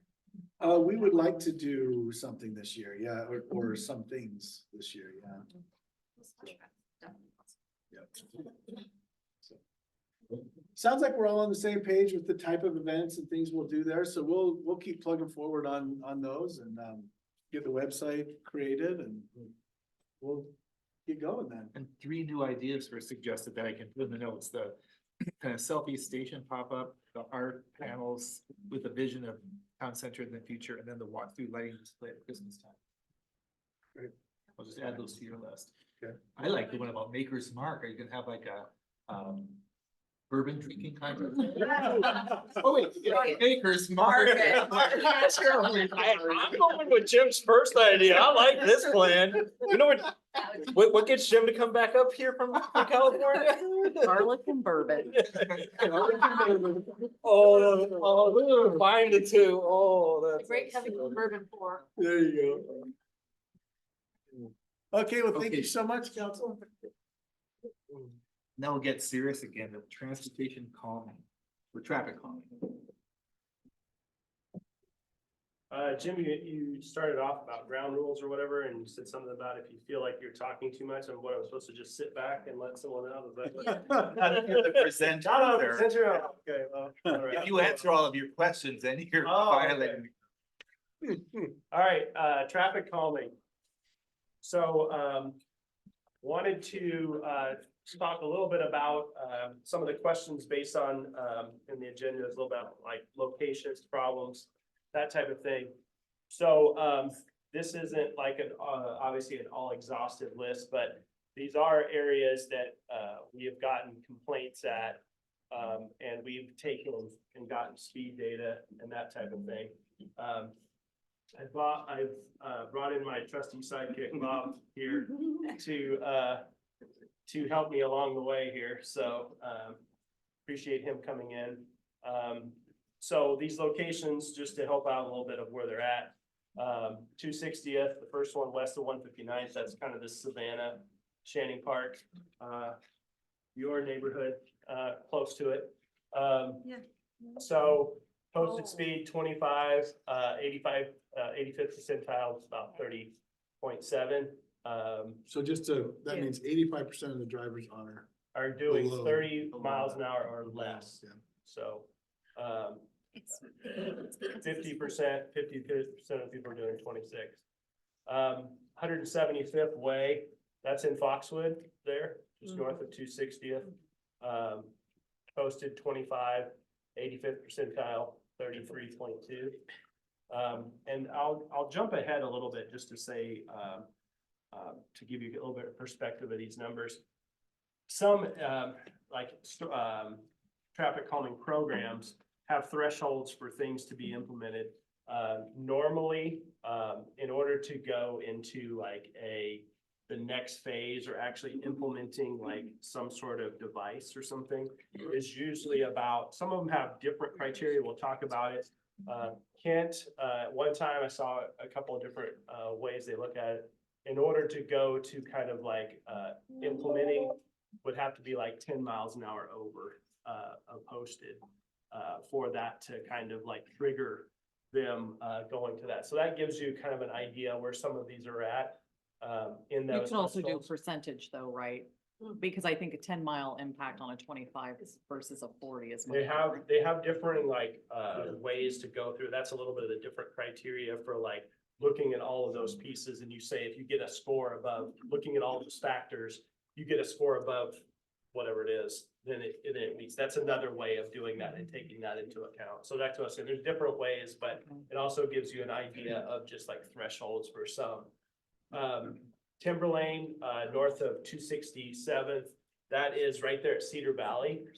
That's probably one of the ones that you'll see 30 miles an hour. 85th is 39.6. And so that's one of the areas where we actually put in, we just had the Safe Routes to School, or is that Safe Routes to School? Yeah. Safe Routes to School project that we put in. Wasn't all related to speed, obviously, but we tried to, some of the narrowing, some of the different pieces that we were doing in there, trying to help a little bit with that. Then If you need Officer Cisna, that's where he's at. Then the 256th, east of 156th, that was 40 miles an hour posted, 44. 256 at east and west of the Foss roundabout. So you see those numbers, those are a little bit closer to the roundabout, so not surprising that you're having numbers that are a little bit closer to speed in that, just because of navigators. Roundabouts, things like that are obviously a natural traffic calming nature. 200, that's there like Greenwood Estates, Timber Hills area. 25, 34, so you're getting in the upper end of that. 262nd, that is west of 184th, so that's just east of Real Life Church, so 30, 37, and then 156 south of 264th. That was showing like actually under in that regard. And that's just south of the new school. A little bit. So right there where that road comes out, I think is 264. Might be a little bit further south. It's also adjacent to mining. Right, So that's the road that comes out right there. Yep. Yeah. Just, did you pull these specific addresses together based on complaints or based on, well, they're not all over in the 85th, so is it So- mostly complaints that we get? Complaints, yeah. Yeah, Over the okay. years, we basically, we get our traffic counts and then Bob will take the data from or complaints from different ones that have complained, and then we will add them to, like, when we get our traffic counts that we do, like each year, we'll add locations for like speed data if we want to get more data in that regard. We are starting as it relates to speed data and stuff too. We are using like the speed trailer. We can get, with our new speed trailer, getting data out of that, and also our radar feedback signs. So we're having more opportunities where we can get actual data at locations, which will help us versus having to go out and, have a loops put down or whatever to count or do speed. So that's helpful, but yes, it was started based on the fact of people, complaining about locations and us wanting to collect data to see how it is. Okay, and are any of these sites, where the resident that has come a couple of times to city council meetings? It's not Complain. specifically, we haven't had one specifically before this that I am aware of that we've actually put out loop out there to do that at that. That was one of the areas that talked about either putting like the speed feedback trailer or something out and see and pick up some of that. I don't know if the chief, if that's any of that he's had with them. I know that he's had Cessna and different ones have went out and with different ones sometimes and showed them like kind of what speeds are for they'll be out there monitoring and they'll maybe ask him, and you could probably tell better. than I can. Yeah, so we had one in particular that was complaining all the time about his street. I don't remember specifically where it was, but Officer Simpson went out and asked him to predict the speeds he was seeing. He's like, that's 45, and it comes up as like 28, 29, 30. A lot of people have the issue where they hear the loud exhaust and they assume they're speeding and they're not. So there are a lot of complaints that we get for speeding that just they're just not founded. Which is unfortunate because we spend time doing research on, they're collecting data. We have the speed trailer we put out. We also use enforcement, and it's like, well, we're not really getting much out of spending our time here. Like the Timberlane Way one, yes, that would be something we would spend time at because that is definitely too high. But some of the other ones, it's like, well, we're getting complaints there, and the 85% of the drivers are going well under the limit. That's really good. We should be happy about it. People are still complaining.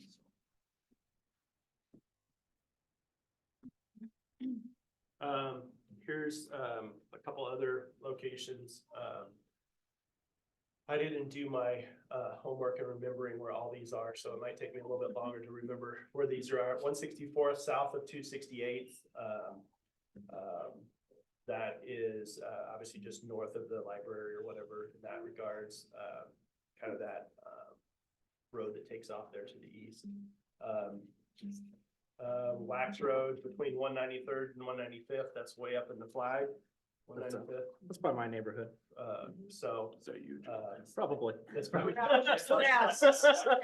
So 35, 43, Southeast Wax Road, south. That's about where that biker got hit a few years back. Right. Southeast Wax Road, south of 267th. That is kind of the roundabout area there as well, on Wax Road. 278th, that's south of Kent Kangley. So that's going to be down towards Founders in that area. So 35 to 37. 180th between Wax and 246. That's just another, that's the area up by the, what's the other school that's right here? Crestwood? Yes, Crestwood, thank you. So that's that one. And then 240th between right there at the Aquatic Center, right around that way is 35 and 38. So a little bit of, like I said, locations that we do try to get data and try to find out how those areas are doing, trying to monitor those. Like I said, we do have some newer tools with radar feedback and speed trailer that will help us as well. Done, Jennifer. Yeah, how are these speed limits determined? The posted speed limit? They're supposed to be based on 85th percentile is what the posted speed should be. So technically, but there are multiple factors in that. I don't know if you want to jump into all of that, Bob, but technically, like you're supposed to, evaluate locations, and the 85th percentile speed is what MUTCD is. I don't understand what that. No acronyms. Way. So it says that the speed should be based on what 85% of the people are traveling. That's the 85th percentile. But okay, let's use Black Diamond as an example. Like seems like an arbitrary speed limit through that city, right? So I mean. Roberts Drive, that's set way too low. Right. Right, so that's why I'm saying, like, What you're supposed to can we do is adjust if residents are concerned that people are going too fast? Maybe they are going too fast for that neighborhood. So I'm just curious, like how that speed limit even came to be the speed limit.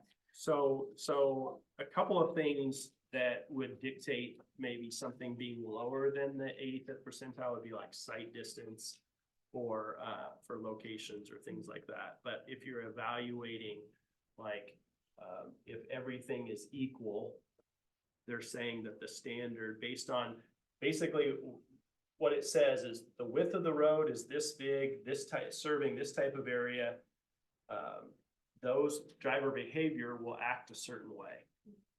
And so if it's, even if you put 20 miles an hour on a road and it's a big wide road, studies have shown that people are gonna go a lot faster than that because of the nature of the road and the characteristics, the geometry, all of that drives how someone feels on that road.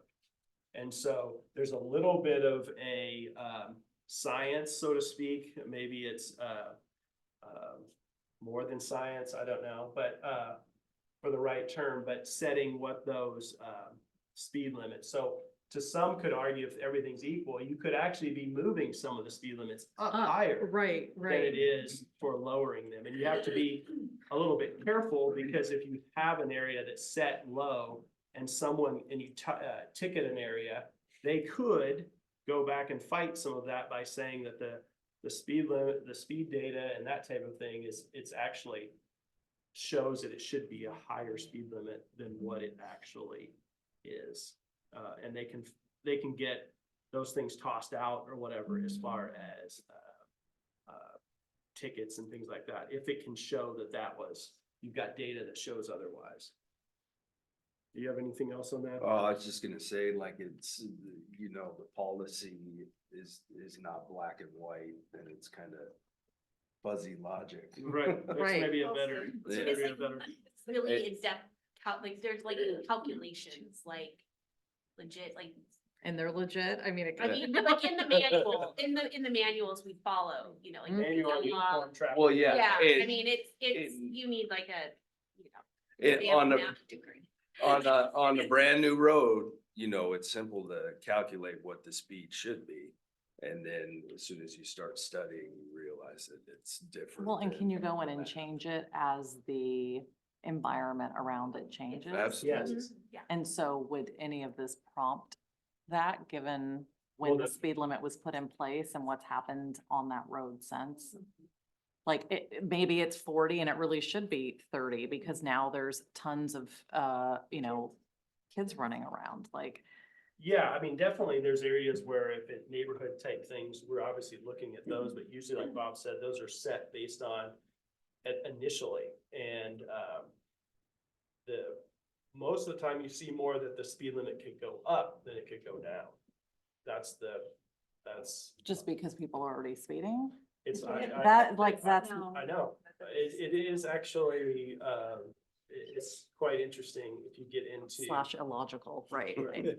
Well, Kent Gangley went from 55 back in the 80s down to, what is it, 35 now? Probably because of all the development, right? Yeah. Like, it Right. makes sense. Right. There was design no of the one on it roadway. before, yeah. The design change, right, exactly. The design changed as far as that. And so, and the use of it, how many, it's a perfect example of how many people are then turning into the roadway, things like that, the amount of, so you're looking at all of that, the more urban aspect of it, then you're gonna drop those speed limits, which is what's happening on Kent Kangley and stuff too, as our roads go out and development goes out and we widen it back, WashDOT, we'll ask them usually, and they will, allow that to be reduced as far as, speed. I mean, we don't typically go around increasing, speed limits, but we have to be a little bit careful of like arbitrarily doing anything is the careful part of that. There's a lot more to that. If, I mean, I can definitely provide, if there's interest, I can definitely provide a lot more on 85th percentile. I can, but it's. Well, for Sounds instance, if riveting. your 85th percentile was quite high and you set the posted speed, it could completely disagree with the geometrics that like AASHTO and MET. Right, I'm thinking Timberlane, yeah, it should stay at 30. There's a school, there are, thousands of homes, there's bus stops. I mean, it's And there was, crummy sidewalks. like- and that's. But we just call that design speed, if I want to just bring that down from the engineering world. To your point though, right, like what was this designed at the time to accommodate based on what we knew when that road. Right, and went, that Right. road is getting used a lot more than originally anticipated Right. due to the growth of the downtown. Right, core. so then they Yeah. can change the classification of that road potentially, because we work within those classifications. But then to go back to modify that, you're kind of going from that rural to urban, or rural to suburban to urban. And to go back and to modify that often includes improvements To to the those roadway, to yeah. change or to modify that. Because, and I don't wanna give the impression you Yeah. go and increasing speed limits and it keeps increasing, that's not what I'm trying to say, but if you just looked at what the speeds are based on that. But like Bob was saying, the design, so if you even have like, based on speed, there's like what they call clear zones and stuff where you can't have obstructions, based on how that was designed.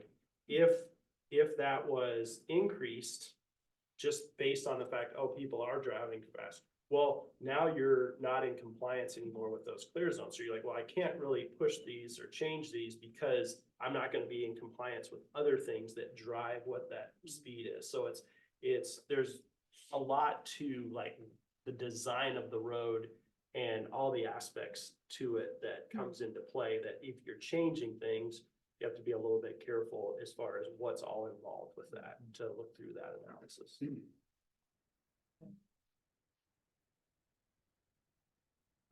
Differing traffic calming methods. You have enforcement, obviously, radar feedback signage. Those are the, I'll show a little bit more of those as I get through and just kind of run through these a little bit, just give you an idea that there's a lot of them. Radar trailer, a neighborhood campaign, kind of education type thing, channelization and striping, traffic circles, roundabouts, raised crosswalks, speed bumps, speed humps, signing, raised intersections, median planters, landscaping, curb bulbs, chicanes, turn restrictions, burn-offs, a living street. All of those can be traffic calming methods. And like I said, many, many more.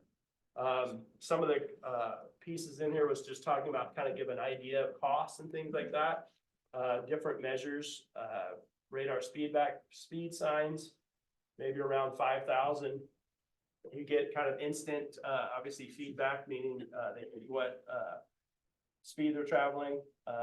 No emergency response impact, meaning some of the things we talk about is response times for like speed bumps and things like that can be moved. They can be portable. Some of the cons with that is power to those, whether they're like directly tied in or whether it's solar.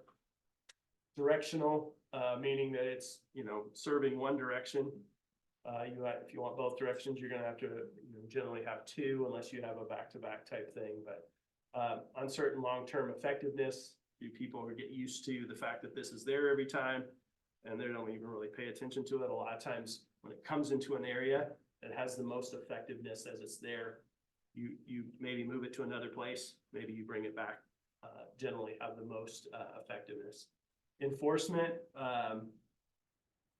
again, it's can be very expensive. It's good temporary as far as public relations, and the simple fact that, hey, look, we've got police there, trying to slow things down. But again, it can be quite expensive. It's not a permanent solution. Obviously, there's limited resources, and it's obviously an expensive long-term solution. Neighborhood campaign, that can be, not very expensive. It just depends on how much you do, but that means like sending out, it could be like mailers. It could be like even some have little signs they set out or whatever, that type of thing. But you can be getting into, I might have to talk with Selena about signing ordinances and stuff like that. But anyway, it does raises awareness. It can explain, what's nice about it, you can explain a specific location, like, hey, there's a concern from this street to this street in this area, that type of thing. You can get very specific when you talk about that. It's not very expensive. Uncertain long-term effectiveness, again, you're talking about how many people are reading that, paying attention to it, and being willing to think. A lot of times it's not me kind of thing, when people are like, oh, I'm not the one speeding. And that's the reason why sometimes it's good about radar feedback, because a lot of times people go, oh, I guess it was me, a little, or I'm contributing, right? So The cons is obviously we would need to come up with some sort of, brochures and that type of thing. Again, like I said, uncertain long-term effectiveness. Speed bumps, 5,000, roughly. Again, a lot of these are just kind of ballpark, relatively inexpensive, commonly requested. It is effective in speed reduction. I will say that usually you need multiple of these in order to be effective for an area. If it's isolated, a lot of times they slow down for that and then speed right back up out of it. So usually it takes a series of them. You'll usually see that in an area that has multiple ones. There is some of the cons. There is some concern about emergency response delay. I know that there was the citizen that came and talked about, they reached out to fire. I did as well reach out to fire a couple weeks ago. I have not gotten a official response from them yet, but I'm trying to get more information on how they feel about that. My understanding from in the past is that although it might be not an issue to have a speed bump at a location in general as far as affecting everything, but if you have like a series of these, once you do that, and you have them in a lot of places, then you can then start effectively having some slowdowns as far as emergency response. There is increase in noise. Generally have been complaints about that. Where to put them? NIMBY, not in my backyard, is usually people will want them, but once we start laying down where to actually put them, they're like, well, I don't want it there, so to speak. So those can be challenging. And like I said already, it usually requires multiple. A good example of the neighborhood campaign is speeding complaints at Lake at Winterwood. And so it's locked in there and isolated, so they're residents that are speeding to their homes. So you don't have like a lot of pass-through traffic and stuff like that. Yep. Speed tables, kind of just kind of can be used more on higher speed uses, a little bit more expensive, a little bit more asphalt or whatever that it's made out of. Less impact for larger vehicles, just because of the slowness of it, because a lot of larger vehicles like garbage and it can have an effect on them as well, just the suspension and things like that. It is again effective in speed reduction. We already talked to it. It's basically has the same cons. When you get into bigger ones in this, some of the drainage and stuff can be, you just have to be thinking about that in all situations, but sometimes when it's bigger, you might have to figure out how you're gonna deal with that drainage. Traffic circles, I think we technically have one 200th or whatever, 199 200th over there. A little bit more expensive. Again, depends on, how it's built. Does have some enhanced safety in that regards of slowing. There can be, again, depending on how it's made, large vehicle navigation challenges.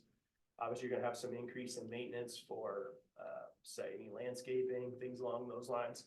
And you can get people like turning, beforehand, before the traffic circle in that regards. Medians, again, these are kind of just progressively a little bit more in each sense. Kind of the same thing as traffic circles. They're just a nicer area, aesthetically pleasing, can be landscaped, that type of thing. It just narrows those travel lanes. So again, kind of goes back to, if you're narrowing the visual and things along those lines, it tends to slow people down going through that. That can even be in areas of, and it kind of comes to these bulb outs, but even narrowing roads with allowing parking on the streets and striping for parking can actually slow traffic down as well. Bulb outs, you're usually are kind of like at intersections or, you know, it could be mid blocks and stuff like that, but you're just kind of reducing the distance between the curbs. Again, that's kind of given a visual narrowing, slowing. You can, you know, some benefits of protecting on-street parking, that type of thing.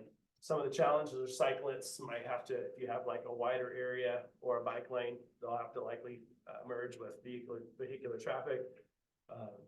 And, you know, in some of the cases, you may eliminate parking by putting those in, and then likely have to modify drainage.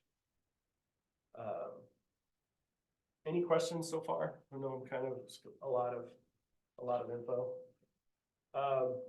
So I wanted to kind of talk a little bit about traffic calming process as an example. This is just kind of showing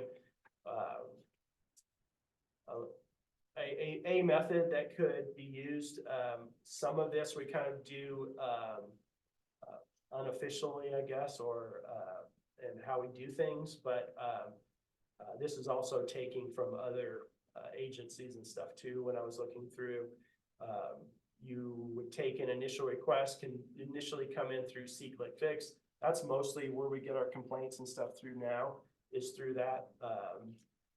You could then, if you establish a traffic calming process, you could follow up or have it out there that, hey, we have this traffic calming request form and a petition or asking for this, which is usually like, we have our neighbors in the area are for this. They have like Puyallup, City of Puyallup has one where here's the location we're asking for, and here's our neighbors, and we've already signed on it that we're interested in it. And that's kind of that petition form. Then it would come in, we would evaluate that request. We would gather speed data.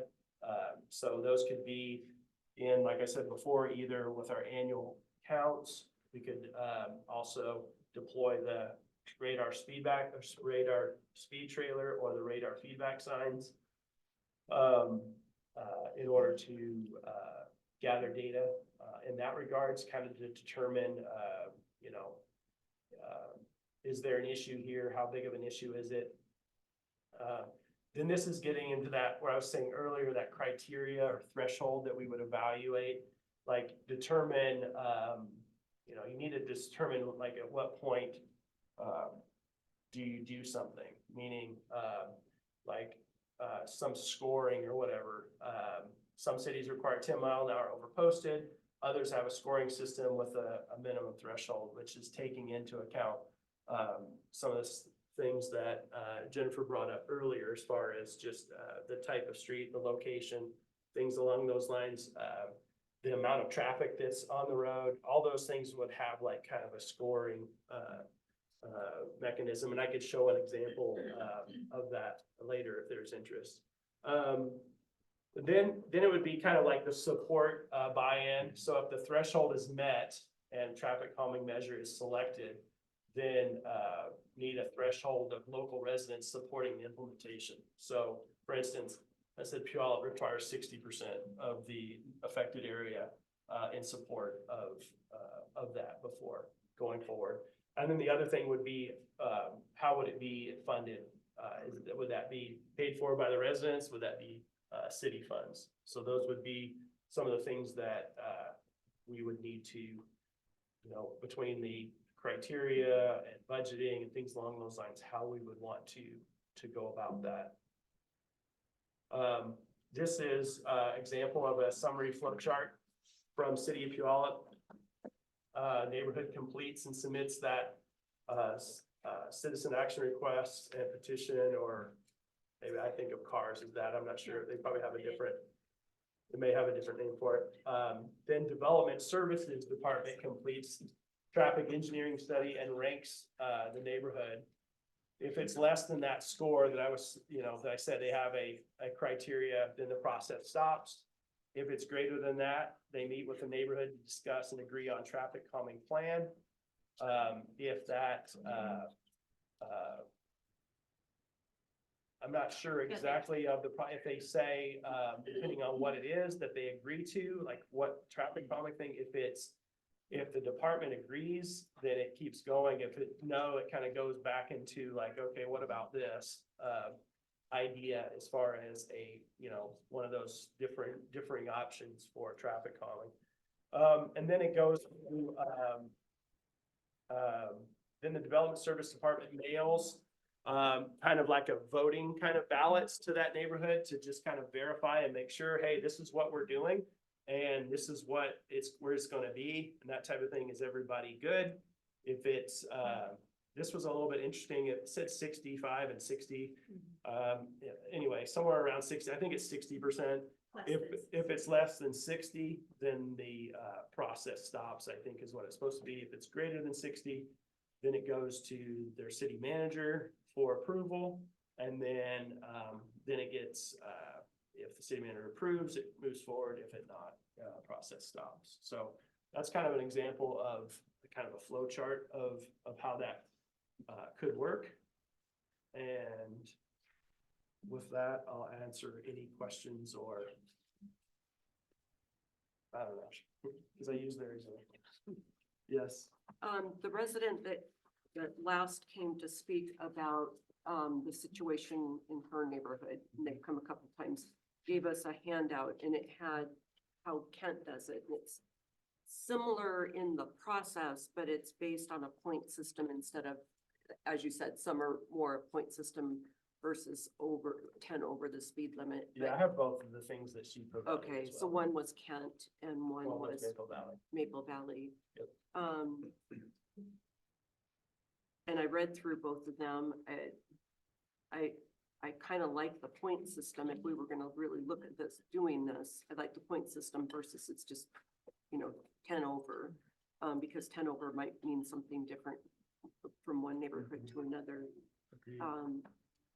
So those were just comments, really not questions. Maple Valley's looks a lot more simple than Kent. But I think it's also based on a point system. Yeah, I'll say also for like Puyallup, they had like speed was 0 to 60 on points, like 85th percentile speed, 5 points assigned for every 1 mile per hour over speed limit. So if it was 30 and it was 35, was the 85th percentile, you would get 25 points for that.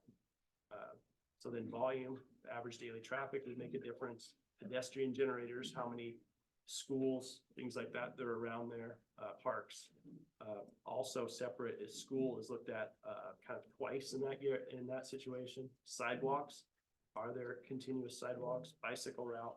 So again, those are kind of similar to some of those other ones too, but there are some ranking and scoring that you can do as far as setting criteria with those. So I have a funny anecdote about the 10 over. I-90 set at 70 miles per hour. And the troopers will always tell you 78 and you're great, 79 and you're mine. I've heard Good to that. Sounds like, Yeah. Cruise controls? I don't have to do that through Black Diamond. Yeah, no. Some of the things I would just say in general about this is, like I said, a lot of these pieces we do unofficially, or we're looking at it, we're evaluating it. Like I said, I think with the new speed trailer and stuff like that, that will be helpful for us in getting data to see about issues, because we, like I said, there's a lot of times phase 1 and phase 2. I think is it Kent that has phase 1 and phase 2, where phase 1 will be like additional striping or signing in a location would be the first thing, like doing something like that and then evaluating that for a period of time. And then if that doesn't, then you go to kind of phase 2 if it meets like some criteria, right? I think that there are some of those things that can be done. I think some of the pieces, I guess one of the biggest things I think coming out of this is a little bit is roundabouts, really. I think really the question is, is the council okay? And I know I'm sure it's like, well, there's probably some depends on that as far as emergency services and stuff like that. But allowing roundabouts to be implemented. Obviously, in the past, it hasn't been, and we've tried to do other things to help with that, with speeding, but again, you know, it really kind of comes down to policy of letting roundabouts, or excuse me, speed bumps to come in. Did I say roundabouts before? Yeah. I thought you were meant, traffic circles. I wasn't, sorry, I meant speed bumps is what I meant to say. So whether those would be, you know, allowed or policy in that regard. Like I said, I was trying to get a little bit more information from Puget Sound Fire as far as their, you know, thoughts on that. If there's some criteria, or if you do this, or, you know, that's what I'm trying to get from them, to get more information. Obviously, I can provide more of that to council, but I think those would be some of the pieces of going forward. The policy in the past, like I said, has been, you know, no roundabout. Oh my gosh. No speed bump. I want roundabout. I want round. Yes. So, Can I just jump in?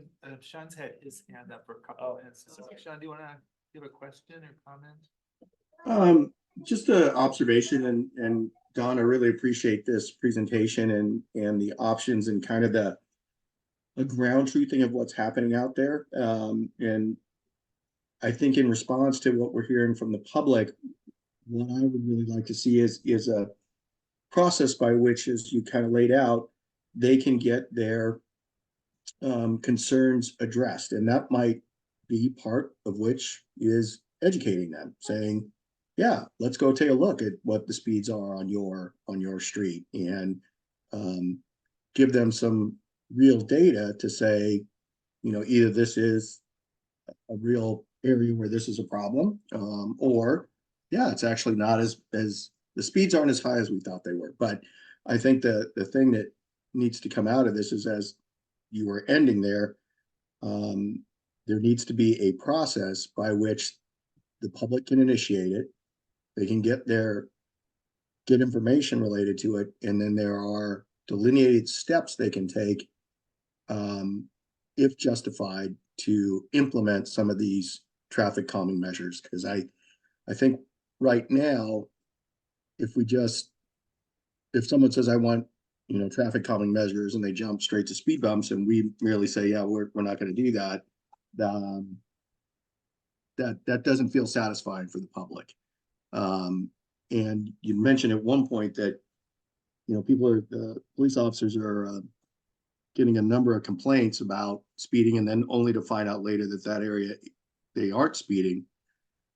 We're using our resources already to address this. So I think if we develop a process where it's more predictable, and we've dedicated resources to it, I think it'll help alleviate and answer some of the concerns out there among the public. So I want to see more on what that process would look like, but I'm in support of that. So thank you. Thank you, Sean. And Beth, you have a.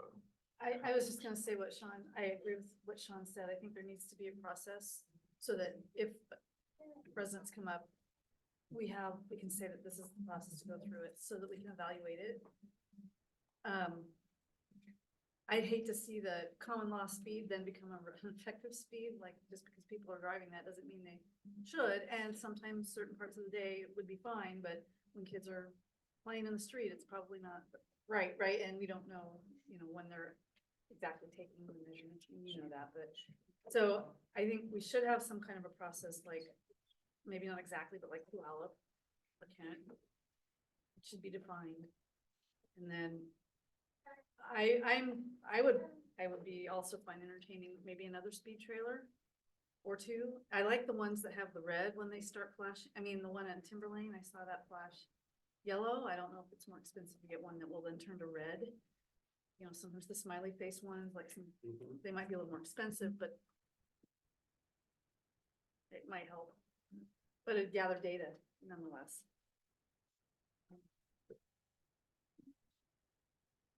Right.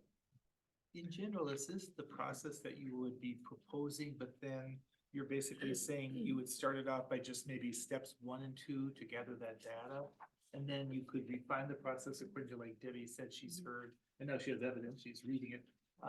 from Maple Valley and from Kent, so you wouldn't necessarily say, "Well, this is the exact process. There might be a difference of going 10 miles above speed limit versus points. But at least this would be kind of a general outline that people could start talking about. Yeah, Steps 1 and 2 seem to be the things you yeah, commit to. if the council wants a, formal process, obviously we'd go back and develop that, and then we would kind of say, here's our thoughts as far as ranking, as far as criteria or something like that. Show kind of more the details in between, like the, step 3 and 4, whatever, all those pieces, we could vet that out as far as what that is, and at least establish kind of what the scoring and the ranking criteria are for sure. Then I think it would just be the other pieces I see coming out of that would be the speed bumps, and then who would be paying for that? Like, would there be a budget? I mean, some cities have an annual traffic calming budget that would go towards that. So those would be the kind of things that I'm not saying that necessarily I'll leave that to Regan and stuff too, but I don't know that needs to be like right now established. Obviously it would be helpful as we develop the criteria of the direction of where that's going, but those are kind of what I see as being some of the decision points. So I think I've heard Beth and Sean say they were interested in a more formal process, and I don't know what the rest of you are thinking, so I should turn to all of you for a moment too. I agree Yeah. completely. Yep. And I really like, to Sean's point, ensuring that there's that communication back to the resident. So yeah, if someone complains, I love the traffic trailer, put it out there. Did we do that for the person that came and complained? The council? I wasn't aware of the complaint. I think I missed it. So, 2 times they've come. okay. So if we haven't done that, I would think we have done that one. request that we do that. I just don't know the address. On Southeast 262nd. It was, Yeah. it was several meetings ago, right? When was that? Was it? Back in November, I believe. November? Okay. It was, I think I'll you were. look. But I'm pretty sure. Yeah, we did. so I It's on the think way to Maple. that's helpful to do the trailer and then confirm, because right now we're having this discussion, not solely based on that repeated complaint, but is that specific one valid? And maybe we could have already nipped it in the bud and not had her even come back a second time. And here is, yeah, so the process would alleviate even that potential, right? And I might also add too, I know some of these roads that we're talking about, like 200, likely, there's a hill. So people are probably gonna be going much faster downhill than, and some of them are significant, even the one at Timberlane going down by the Oh, for clubhouse, right? sure, yeah. And that's where the trailer is, because that's what people need to see. But if they're seeing people go down the hill really fast, but people going up the hill are going the speed limit, like how does that, that might be a piece to it, depending on the terrain. Yeah, we have directional speed. For instance, like 164th, the higher speeds coming down the hill Mhm. rather than. Should be the same thing. Yeah, just really quick. I do like, obviously, assistance and processes is amazing, and that would be wonderful for residents, for something to be able to hold us accountable to. I do like the idea of striping before speed bumps, for sure. It's cost effective, I think it's effective enough, but to have that as part of the process, instead of cutting out of all the junction two sometimes. Yeah, And I I think we know can definitely have different tiers, or those are some things we can look at. The last option that was 5,000 to 15,000 each, what was that, the bulbs? Oh. There we go. Yeah, they're just, even if you're not speeding, they're just so easy to get around. And I don't know, I personally don't, but I'm sure they do the job. Well, it would be good to have some data, if you have it, that shows striping is Right. 5% effective or 100% effective. Well, I Well, think, get the like I data. said, you can do what they're doing a lot of times is you implement that and you still, after a period of time, take data again, see if it's effective, right? So that's would be your basis of making those, not just be like, oh, it looks, but we would want to have like factual. It would have been fun to have that trailer before we did Timberlane. just, you know, to see that, because we did all of that on that road. Well, we have actually data Oh, did before. you? Uh-huh. Oh, Yeah, we had it for years before. We've been monitoring it. Is it improving? It hasn't changed a whole lot. yet. Okay. Well, then that was very fun. Never mind. No, I know, we were a little bit disappointed, but we're waiting like Yeah. for more data again, but we're like, we're hopeful, but. Well, people are cutting through because they're in a hurry. That's part of it too. They're Yeah. bisecting, right? City. Well, yeah, everybody's trying to avoid the Jenkins Creek project. Yeah. That's fair. Oh, everyone's been avoiding that congestion point since before that. I was avoiding it in high school. Hey, so nice. I'm just gonna say. And I they don't- never drove down there before. They don't pay attention to those flashing lights at Cedar Valley either. They just flow right through them. Yep. The crosswalk flashing. Yep. Mm-hmm. Yeah, kids will be walking, they come flying through. So Don, do you have enough direction? It seems like one of the things I'm hearing is like designing the formal process, but a lot of it is contingent on what data shows before you can figure out what the solutions are. But as Jennifer said, as long as you're, and Sean too, as long as you're being responsive to the public, and you might do something like, you know, get some of those, what are they called, again, speed trailers out there as data points too. Yeah, I think that's fine. I think one of the things as we're putting the process together, and we bring that to council, I think ultimately, like I said, it would be, once we start, some of them we could get to a point where, you know, we've evaluated a number of things and we have some pretty easy things that are not very expensive to implement. But then we might be getting to some things where it's gonna be more, and then we're gonna just have to make a decision, or, you know, that might be some of the things we bring back to council and say, hey, here's this, and this is likely what it's going to cost. And so how do we want to go about that? And that could be something that is, again, could be at the residence, or it could be for that specific. And if, to add on top of that, if we're wanting to survey the community to see if that we have that 60% support, that's gonna be pretty costly too, because it's mailing out to every household, it's telling all that. There's a lot. And to getting it, yeah. that back, yeah. Because we may hear from one person that they want speed bumps in their community, but the other 100 people may not want them. And Well, that so, 60% threshold is up to us, correct? It's No, up to the yeah. community. No, I mean, who came up with that 60%? Yeah, we can decide. That's what I'm Yeah, saying. yeah. That's the number we come up with. So how painful we want to make it for ourselves on us. Well, It's we're gonna, also- I'm not saying we're a dictatorship, but you No, understand no, what I'm no, saying. what I'm saying is we're going to have to do the work, whether the threshold is 20% or 90%. Or We still have to zero. do the survey, right, to survey the community, or unless it's zero. If one person requests it and we go forward with it, then we'll get a ton of pushback. But and- part of our process is determining how valid that complaint Yeah. is. If only one person complained about that entire timber lane stretch, that does not remove the building. Right. At all. Yeah, like Adam's point before, somebody complaining, but it turned out the speed was less than the speed limit, or it might be a sound, so I think your point, I thought I had heard that before, but I didn't say very well, but yeah, first getting the validity was probably part of it. And it would be, that would be the first thing to do, right, is the validity of it. And then if council wanted, we could survey or skip that step entirely.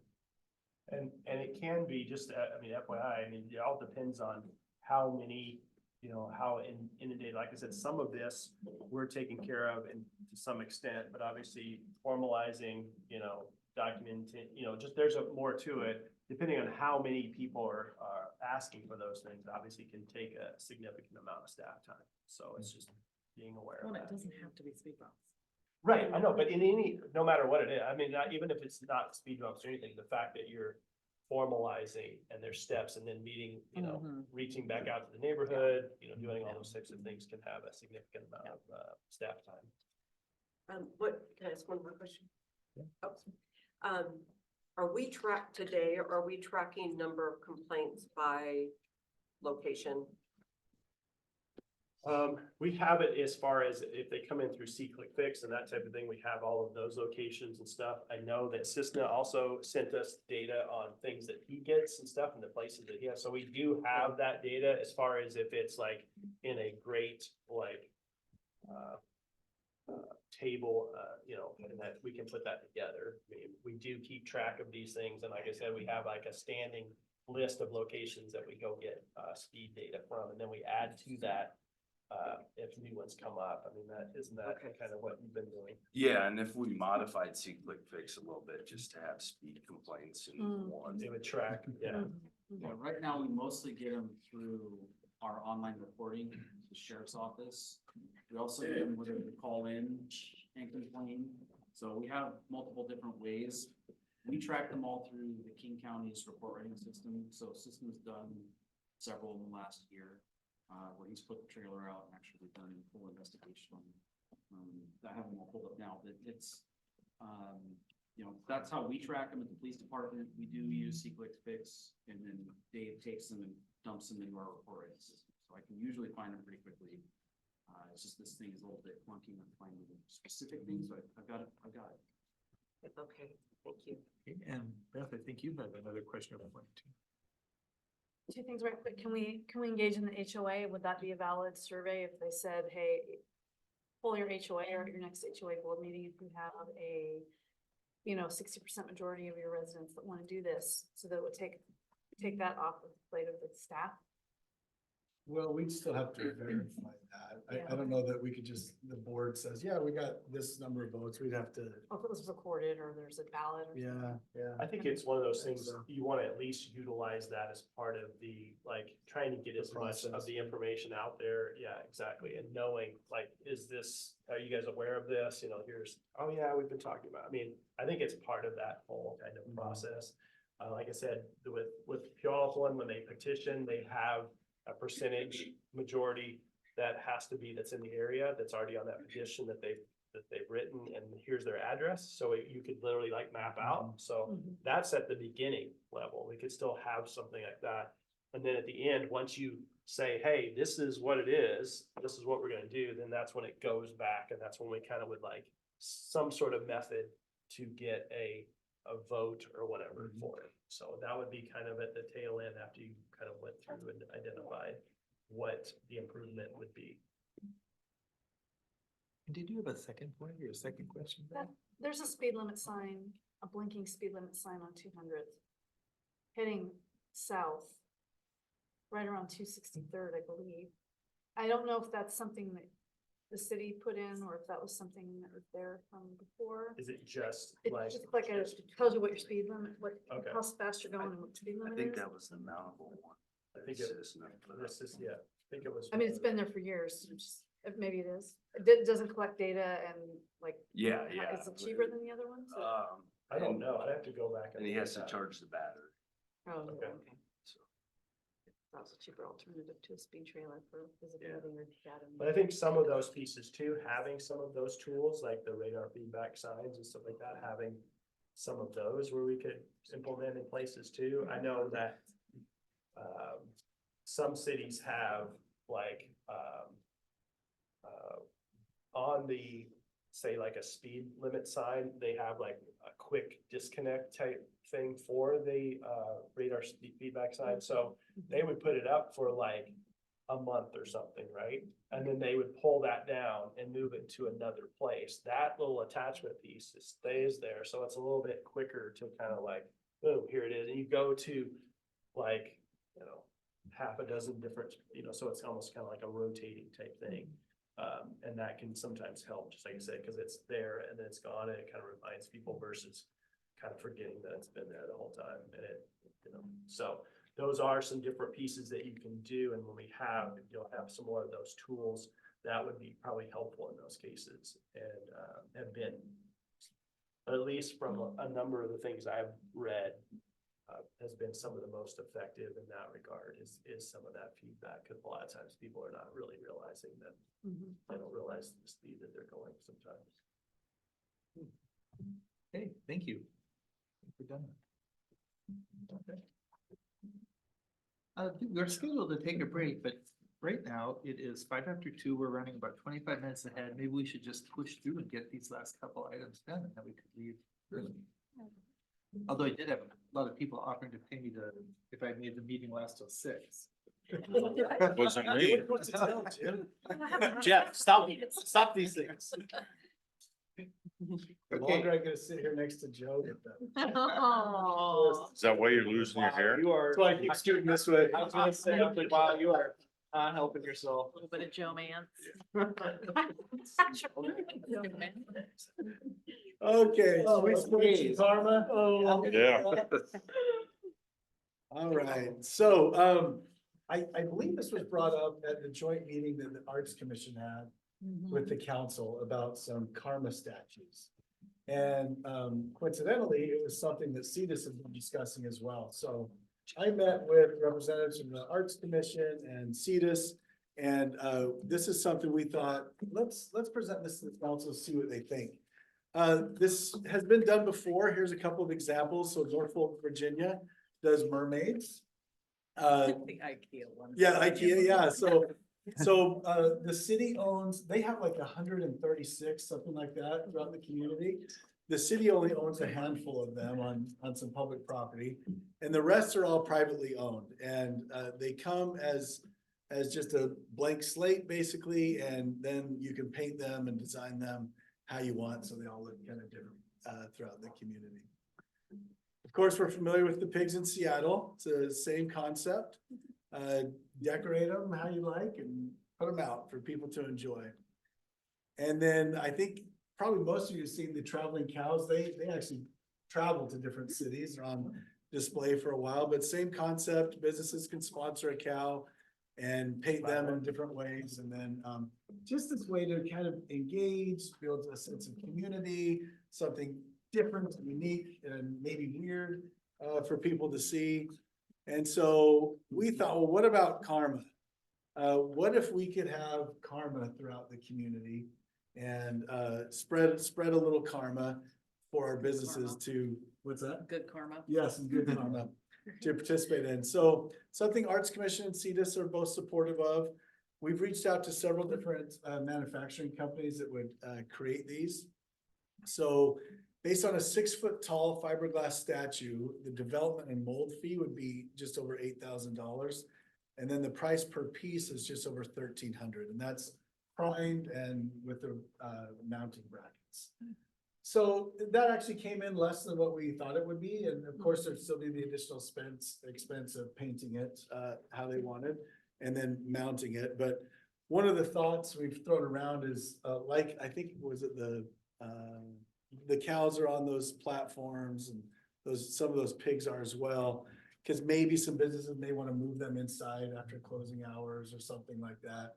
So that they're mounted that way. I talked a little bit about with Dawn, because there's a couple of issues we'll have to, I think I'm getting ahead of myself, but I'll get that on the next slide. So anyway, we did look, there are a couple of local manufacturers, but we haven't been able to hear back from them yet. This Icon Poly is in the Midwest, and so there's some shipping expense there. The thought is if the city paid that development mold fee, and I think we would want to put a couple of statues on some of our property as well, then the businesses would just pay that $1,300. A couple of the business owners on CEDAS already said, sign me up, I'll take one or two. If that's any indication, hopefully it'd be a popular thing throughout the community. I think Carlo may have mentioned it might be nice if we offered different size statues. That maybe, we would have to pay 2 different mold fees, but it could give some additional options for businesses that maybe don't want a 6-foot one. Maybe they just want it in. They can't afford it, or. Yeah. Or yeah, they're, right. they don't have their own property. Yeah, They rent. so there might be some options Is there. the 6-foot literally like karma as we know it, that suit, and would it be like almost? That's close like to- measurement Yeah, wise, that's close, pretty yeah. identical? Yeah. So a standing, Yeah. chameleon. Well, Yeah. yeah, we also have a sitting one, the sitting version, but most people know it as a standing version. Yeah. Okay. I like having the same size, but maybe 2 postures. That would provide variety, but still provide. That's cool. I Some guess. both the sitting and the same. Yeah. A thinking one. Oh. What's that? Yeah, the thing The for big the animal. karma. So a couple of concerns, what if a business is all excited about it and then they're not, right? And so they're not properly maintained. What do we do in that situation? You know, what does that look like? Do we need some code that might address that? Obviously, there's more opportunity for vandalism if these are sitting outside. We've seen that, unfortunately. However, one of the things we see too is graffiti artists usually don't graffiti over other art. And so if these are artistically inclined and painted that way, hopefully it would prevent that. Has Seahorse ever been vandalized? No, I don't think so. The skate park has though, hasn't it? What's that? The skate park? Has that been vandalized since we Not so painted much it? on the mural, I don't. Yeah, I don't think on the No, mural, but no. like on the ramp. On the ramps, paints and okay. stuff, yeah. On the wall, on the ramps, yeah. Yeah. But no. So benefits, it was relatively low cost for a program like this. There'd be some nice community branding and engagement. And then obviously the commission involvement, commissions could do some things with the painting and the artistic elements of it. And then CEDAS with some thoughts we've thrown around are scavenger hunts and different kind of contests. We create a find karma, spreading karma hashtag or something that people could tag it with and things like that. So those are kind of, that's really kind of the idea. It's hasn't been fully baked, but I wanted to get it to you and see your thoughts. There's obviously a couple of concerns we'll have to deal with these on sidewalks and road right. We can't be blocking pedestrian access and things. So we'd have to work around that, but I think that's doable. So any thoughts, concerns, questions? Love it. I love it. I want one in my yard. I want 8 foot.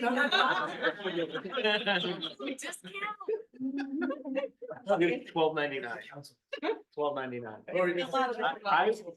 I wanna see these like 2 to 3 foot tall karmas hiding in the trees of the roundabouts. So something we've actually thought, if I can address this real quick, is actually doing some pretty small karmas like this and having them at different locations and we can move them.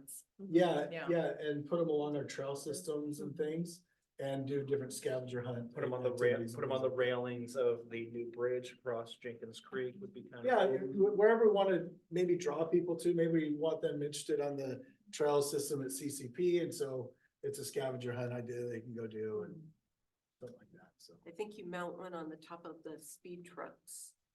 So it's Karma's watching. The speech, Karma's watching. Actually, that's a great idea. Karma's watching. Yeah, those googly eyes. Listen, Karma's eyes, they watch. Yeah, there you go. That was the first one at Town Center. Yeah. So- So Beth, you Well, have how heavy are they? Like, could somebody mount it up on top of like a roof? Yeah. Like they're not, or in a.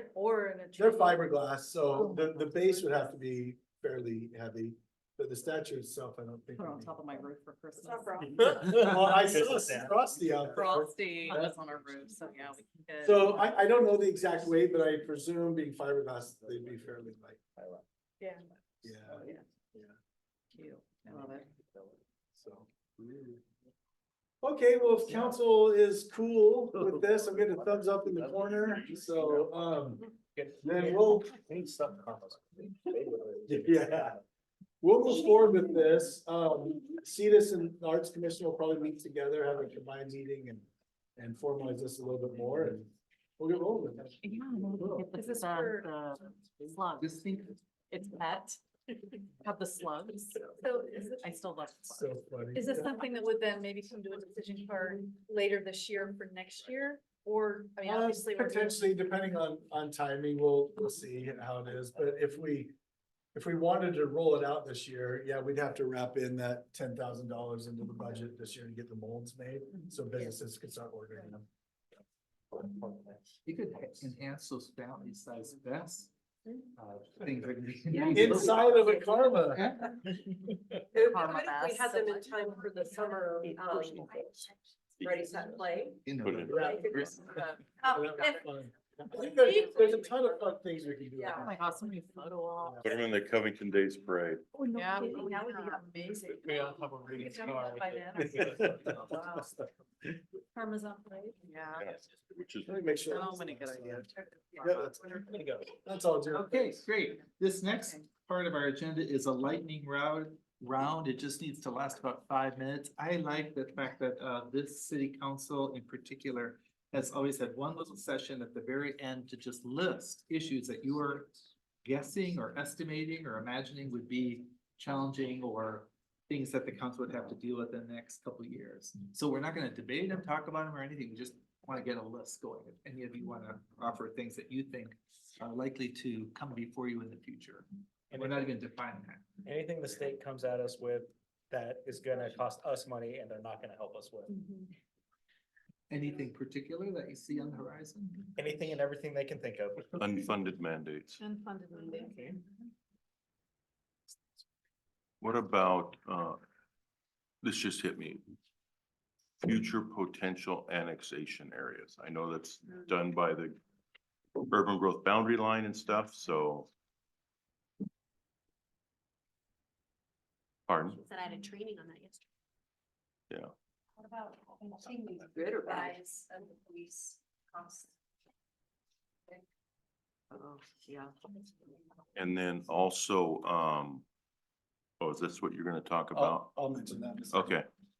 I'll be quiet. Unless you had something with it. No, you I go think right it's all ahead. added.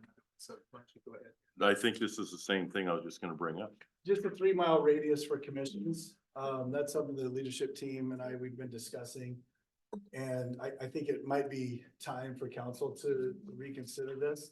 You can see, the Covington city boundary there, and then that 3 mile dotted, radius around. So you can see we take in a big chunk of Black Diamond, all of Maple Valley, big chunk of Kent, of Auburn.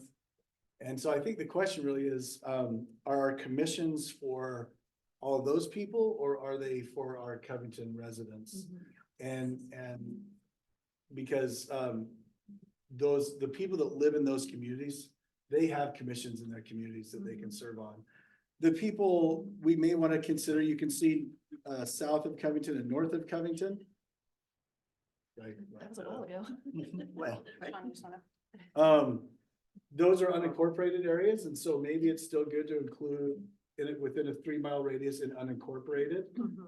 Something to talk about. I think there's some exceptions like with Cetus, right? We want our business owners on that. So if they do business here, then that's sufficient. But anyway, this is just something I wanted to kind of see if there's an appetite It for does seem this. like a larger radius when you see it Yeah, in a picture like this, I Because mean, it's- going I would- through past Maple 3 miles. Valley. right.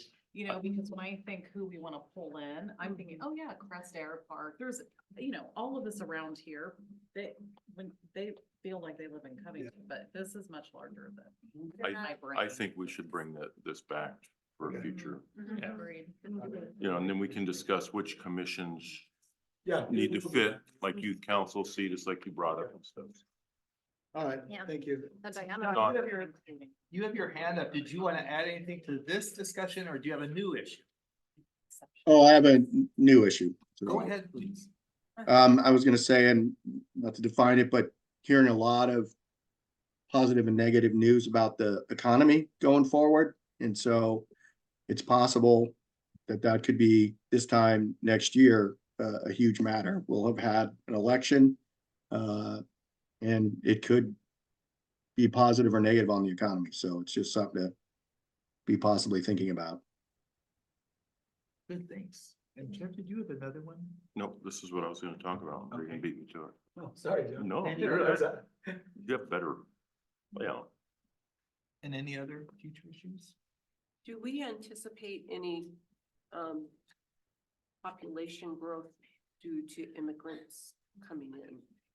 And I ask this because I think just in general, as I'm out and about in the community, I don't see a lot of, and I'll just say the Ukrainian neighbors that are moving in. I don't see them out and about. But the food bank, throughput has increased. I think it was 45% last year. The majority of which are Ukrainian immigrants. So I know our population just increased. We have the new numbers, like a little over 21,000. So that's up from last year. Or from last census. Okay, No, last year. from 5 out of 1,000. So I don't know. I don't know if we can expect that growth or not, or it's just happening and we don't expect it. We've seen that, I'd say in the, sorry, Christina, you go ahead. The program that the government has extended to these people are, they have offered, these people have been extended to a certain year, but they're not for forever. So it was for a year or 2 years, and I think they may have extended the additional year, but it's been like 2 years, over almost 2 years more now. So I don't think you'll see more new ones coming in. Okay. There are a lot that have gone back home. A lot. That they can't, they left for, I mean, to save their life, but it wasn't because they wanted to come to America. Right. So a lot have come back, have gone back, especially. Yeah, I do see them. Sure. I do see them, Yeah. probably, maybe more than others, but I don't anticipate the numbers going up. Okay, well, that's good insight. As far as population is concerned, though, Right. yes, we do anticipate that, and I'd say we have a pretty steady inflow of between 300 and 1,000 each year of population. Yeah, we just had a trend for the planning commission go last Thursday for land use, and we average about a 2% growth year over year. Okay. So going off what you just brought up and what Sean talking about the storehouse, the food insecurity, is that, I mean, I know that the storehouse is independent of the city, but is this something that we need to look at for the future about how are we gonna continue to maintain and help our residents in the area? Well, and we did hear from Human Services, like, hey, you know, if you wanna increase our budget, and then so I think if, when we're talking about the budget, if we could be really, bring that up, get it in Yeah. our faces, and Yeah. yes, we need more money for this, instead of us, just, cause we didn't even talk about it this past couple of Yep. months, it was like, whoop, it went right through whatever dollar amount is always, right? So I think we need to Yeah. take a hard look at that, because places like Storehouse would need our support. Well, all of human services will, and I think if we had data that told us our population is expected to go up by 2%. Of that 2%, how many of them fall into that lower income bracket? I have all that. Okay, Yeah, we'll talk about that okay, I mean, it's probably not forecasting future, but I can give you your snapshot today, and then we can look at those trends. okay. You know, as far as just the Covington population and the King County population, what percentages fall within those current brackets? Yeah, we'll talk Okay. about that at the joint session. So that would be really good for us to know when we have to vote on how much to increase the human services budget for next year, right? Okay. For sure. I like this discussion about wanting to increase budgets for certain people, but we have our future issue, as Sean said, the economy. Depending on which newspaper you read, and I think I just aged myself, which website you look at, what economists you talk to, the economy is either gonna be really great in 12 months, or it's gonna be 2008 again. So it's gonna be one of those two. There's no in between. So we need to be making sure we're checking on what things are costing. And it could be, instead of increasing everyone's budget, we're cutting everyone's budget. So I think we need to be looking at making sure we're keeping those options. And as much as we don't want to cut budgets, that may be what we have to do instead of increasing budgets. So I think our future issues are keeping an eye on that and making sure that we're making right choices and seeing where we can pull money from, put money to, and what we're using our savings for.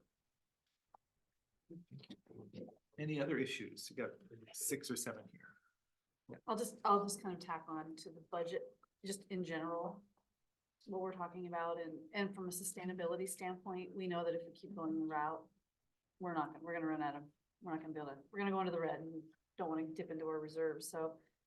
And that's not any indication of like, that's what's going on at all levels of government, on everybody's households, like, that's just a thing, right? So kind of getting back to what Joe said, whilst we want to provide everything, we might not be able to, and we're gonna have to have a plan B if things go sideways. We want to be able to, like, is it food? We need to have a general fund balance. Yeah, Right. and maybe things might have to get cut temporarily if we do hit a recession. I mean, we did that one. so we did that. Yeah, if you recall, this last budget session was a pretty lean budget that we presented intentionally, forecasting exactly what we're talking about. And we expect that to be next year as well.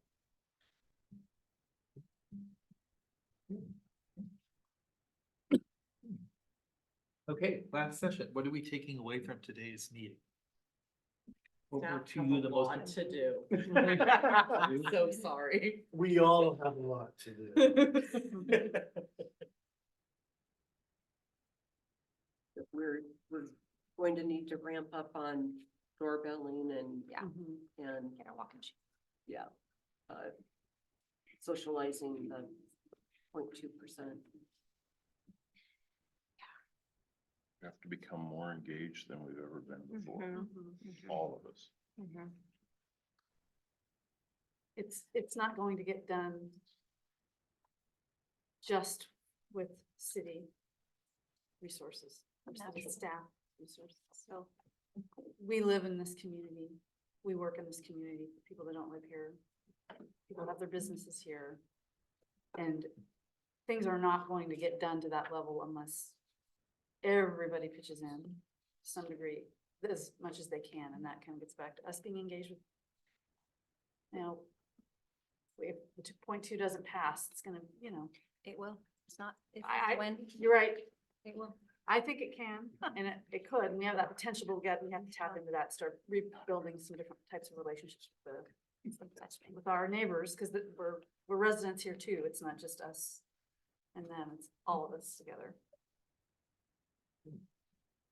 Any other takeaways from anybody? I was just gonna tack on to what Beth was saying. So one of my planning director things that we went to recently talked about how they're seeing this kind of national trend of that, you know, remember, again, I'm dating myself, that think locally, act globally. And do you guys remember that saying? Oh, think locally, act locally. Yeah, like think globally, act locally. Thank you. I said it backwards. And the trend right now is they're seeing more involvement at local levels than they've seen before. Like just recently, and that there is a concern for that national level, you know, people getting involved in that way because they're starting to realize it's local. So they literally had some trends that they were showing us just across various cities around the country where councils are seeing an increase, people attending, the topics. It's been really interesting. So I think you're kind of, to piggyback that, which is fine. Casey? I appreciate the thoughtful discussion on when we talk about revenues. I'm always a little bit like, you know, I feel a little bad always being like, I gotta raise this, let's raise that, let's do all these things. I appreciate the thoughtful discussion. Makes my job easier. Our staff is so awesome that she's like, I'm sorry to present this to you. Wow, we all need it. Yeah, I gotta do it. like, it's so serious. That's the reality of it, right? It's pragmatic. It's not. Yeah, for sure. Anybody else? Okay, looks like we're adjourned. All right, Been early today. So an hour early. Thanks, everyone. this would have been a good one for a tiebreaker. Oh, yeah, that's a good idea. Which one? Good job, sir. Let's just call this.